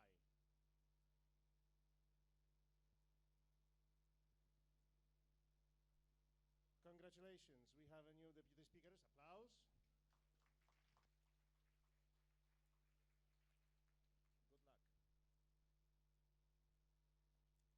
Okay. We have a technical from Zagreb. From Krakow. Stand up, state your name and LBG. Where are the microphone carriers? Microphone carriers, please approach delegate from LBG Krakow.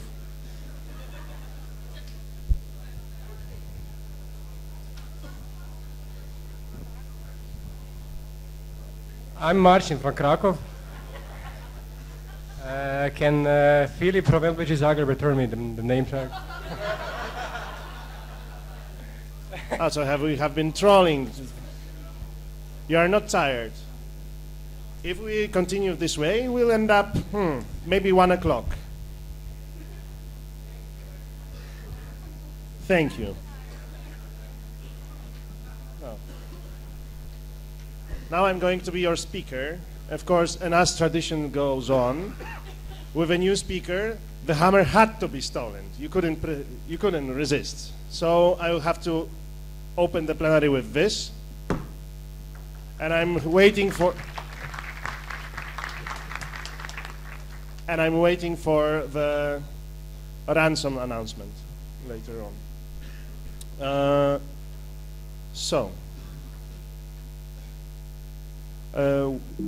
Before we go, can you wait? Wait, Amato, I'll come to it. Before we proceed, we have an announcement from the organizers, especially from Angeliki.